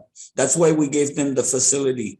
The more we build, and yesterday I was just in a meeting with the municipal council members trying to come up with a strategic plan. And I mentioned to them, one of our programs that I would like for all of us to brainstorm is let's start a group of canoe, a group of people that probably the Canoe Federation can teach and take those segments out and make money. So it's like an entrepreneurship program for tourists utilizing the flying proa. So that's in the discussion with 500 cells. Now another group yesterday was bringing it up, and you know, it's just time. So yeah, we're looking into getting our local people sailing the flying proa out there again with the help of the Canoe Federation. It's all about this team effort, getting everybody together, finding a common goal and making things happen. But again, the main thing that the Identity Conference recognizes, we don't see many Chamorro and Carolinian in the tourism industry. So both the Carolinian Affairs and our office needs to work harder. And again, short staff, but we're trying our best. Thank you. Thank you so much, Mr. Ogo. And it seems the same here on Guam, to be honest with you. But at this time, there's another question that I think is very relevant to your presentation, Mr. Ogo. And I'd like to ask both of the panelists this question. But I'd like to start with Mr. Tagabuel. This question is posed by Mr. H. Larry Regital. The question is, and it's on the chat box as well. The question is, prior to colonization, the Mariana Islands had strong chiefly system in place, holding traditions and cultural identity intact. Is there any possibility to reestablish a traditional council of some sort, or is this something belonging only to the past? And I'll go ahead and start with Mr. Tagabuel, and Mr. Ogo, you can jump in following that. Thank you. Thank you for that question. Last chief I've known for the Carolinian is our standing chief Akarup there in Manilaha Island. Aside from that, I've been working closely with Mr. Melvin Faisal, Director of Language Commission. under a project called Five Pillars. And basically, these five pillars is we're going out and doing surveys to reconnect clanship. So basically, this clanship is not only here inside, but it's basically spread out here towards the Micronesia. And basically, right now, we have done 3 surveys and basically did a showcase of how the clanship work and basically rounded off up to who's the highest chief in each clan. We haven't really pointed out to each clan who is the highest because the survey is still continuing. And then until we have the last member of each clan accounted for, then that's when we can say this individual is the rightful chief for each clan. But we are in that place, and me and Mr. Melvin Faisal and other Canadian members are working towards to reestablish that. Thank you.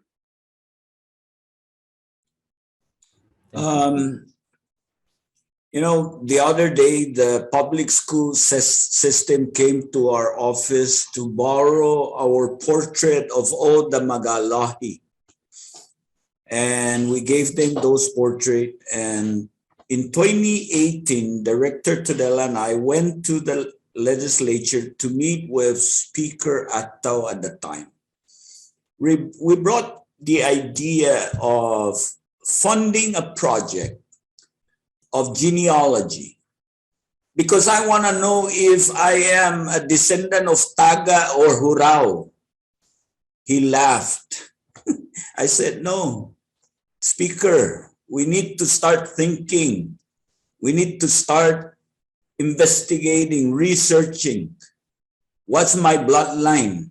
Am I a bloodline of one of the Magalahi, the chiefs? We need to start working on that. 2018, what, 5 years ago or 3 years ago? However, as long as the conversation has started, the interest is shown, and hopefully we can come back to that because I want to know if I am a descendant of someone. I know other Chamorros would love to know if they're from the Hurao Magalahi, So right now with our new government, we look at our governor as our Magalahi, but in reality, tradition calls no. But we just want to have someone that we can look at and say, Magalahi. In Guam, you call your governor Magahaga, no? So, of course, history. We once had chiefs, the Magalahis. And I would love to know if I'm a descendant of someone. Thank you. Thank you as well. And I think we have time for one last question. And I'd also like to ask this question for both of the panelists. And this question was also posed to the rest of our guest speakers. So the final question, I'll go ahead and start with you, Mr. Tagabo. And the last question is, as we hold this conference and we focus on indigenous perspectives, we'd like to know what does island wisdom mean to you? So I'll go ahead and start with you, Mr. Tagaba, and Mr. Ogo, I'll pose the same question for you as after. Yes.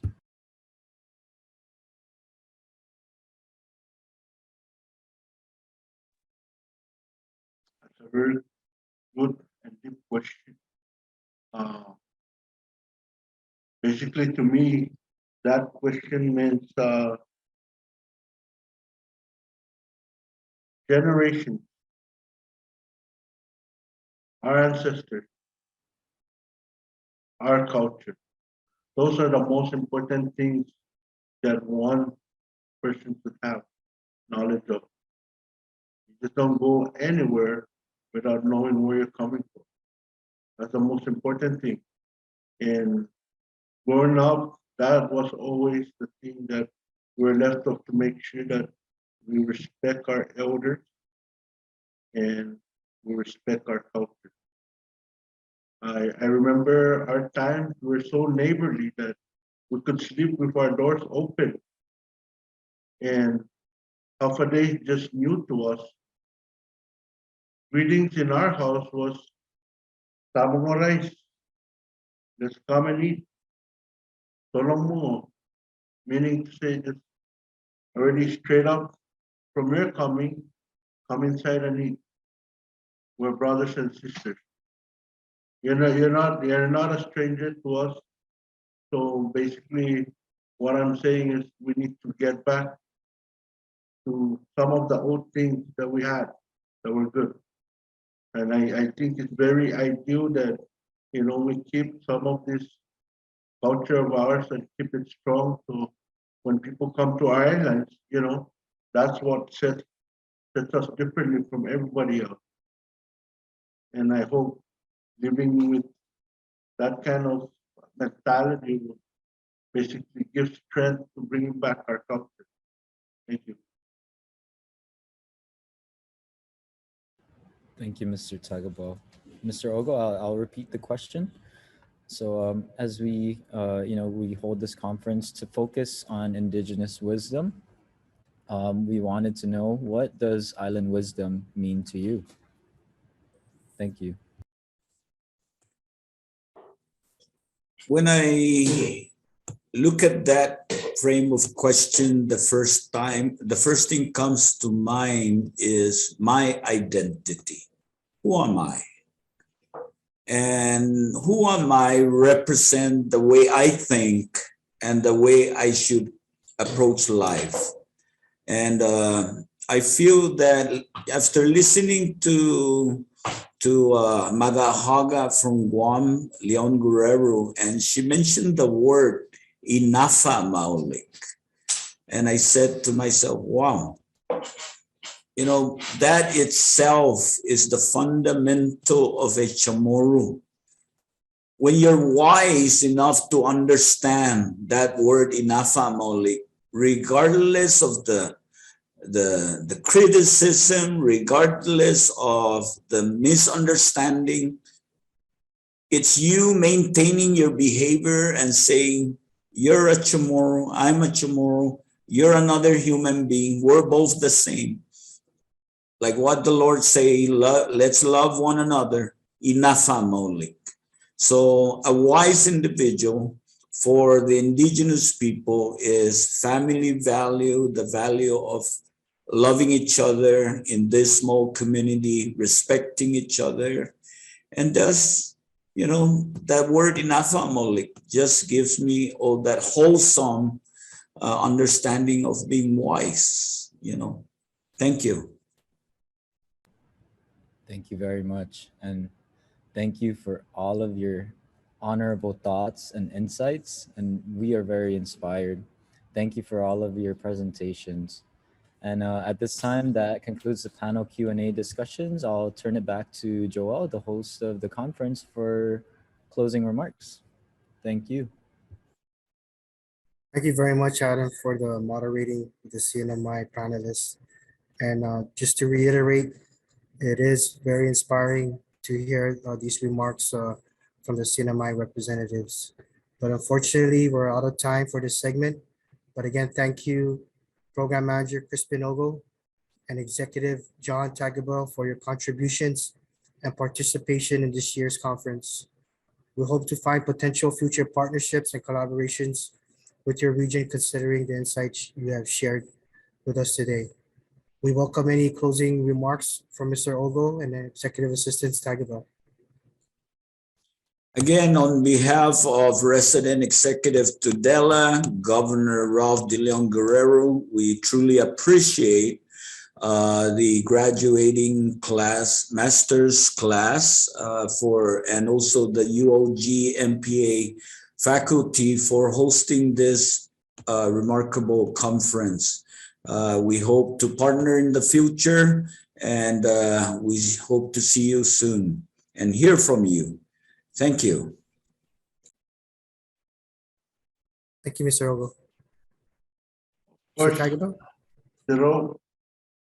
before I let you guys go, I really want to thank you. I'm very humbled by this, and I wish that moving forward we can have more of this so that our people and everybody in the Micronesia can be aware of things that we are facing right now.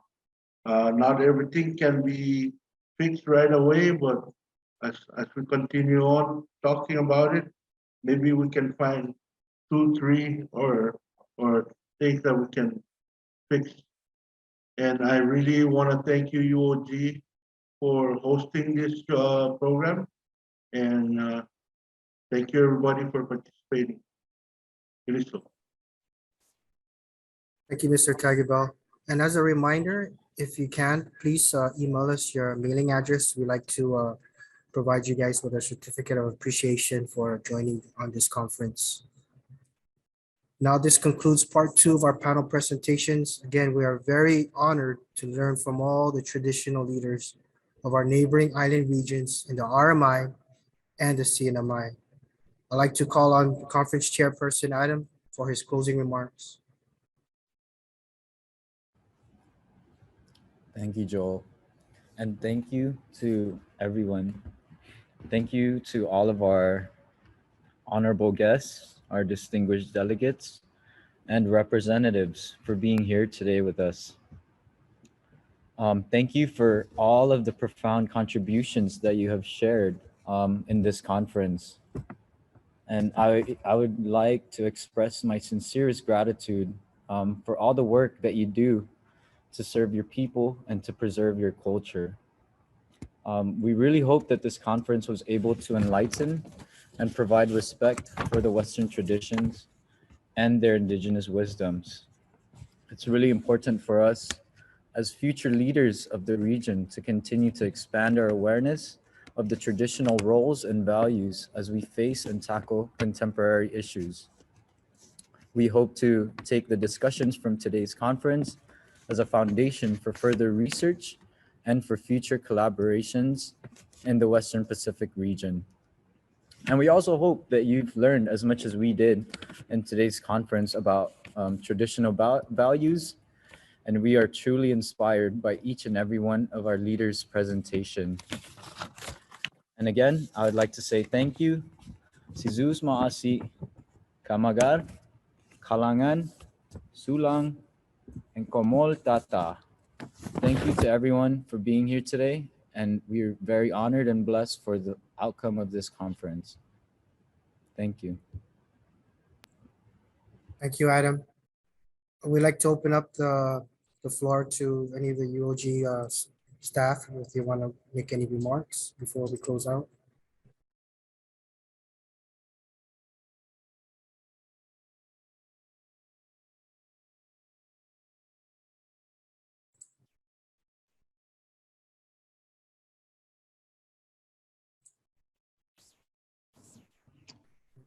Okay. Okay, we have a question with Dr. McNinch. Yes, Go ahead, sir. Go ahead, Dr. Can you hear McNinch. me? Yes, we can hear you. Yes, I just want to say, as chair of the Public Administration and Legal Study Division, I'm very pleased for our Masters of Public Administration students. There's an old saying that nothing makes professors more pleased than seeing their students do well. I'm extremely pleased for all of you students. And it's in particular, I want to point out the very strong guidance and leadership from Dr. John Rivera, your MPA chair, in helping with this conference, and also all of the hard work that went on behind the scenes with our students for this conference. And I just greatly appreciate it. And certainly Dr. Annette Santos and Dr. Anita Enriquez, and certainly Dr. Kreis, all of us are very proud of you students for this wonderful effort today. I learned a lot, and I certainly enjoyed these discussions very much. And for all of our friends in the region, your contributions really make a difference. And I greatly want to express on behalf of the university and our division that point. Thank you very much, students. Thank you, Dr. McNinch. So in collaboration with our Guam partners and traditional leaders from Micronesia, the fourth biennial 2021 Western Pacific Conference on Public Administration and Policy Solutions allowed leaders to openly express their indigenous perspectives and to discover powerful ideas and innovations by advancing their organizations and communities. We'd like to recognize once again, thank our partners, the Guam Small Business Development Center, SBDC, the Guam Ecosystems Collaboratorium for Corals and Oceans, EPSCOR, the Guam Green Growth, the University of Guam Center for Island Sustainability, Guampedia, Taiwan Economic and Cultural Office in Guam TACO, UOG Telecommunication and Distance Education Operations, Tadeo, specifically Brian Blas. And the university will collect this conference data and create future inventory projects with our partners. We'd like to thank everyone for their participation and hope to see you all at future Western Pacific conferences. This is Masi. Thank you.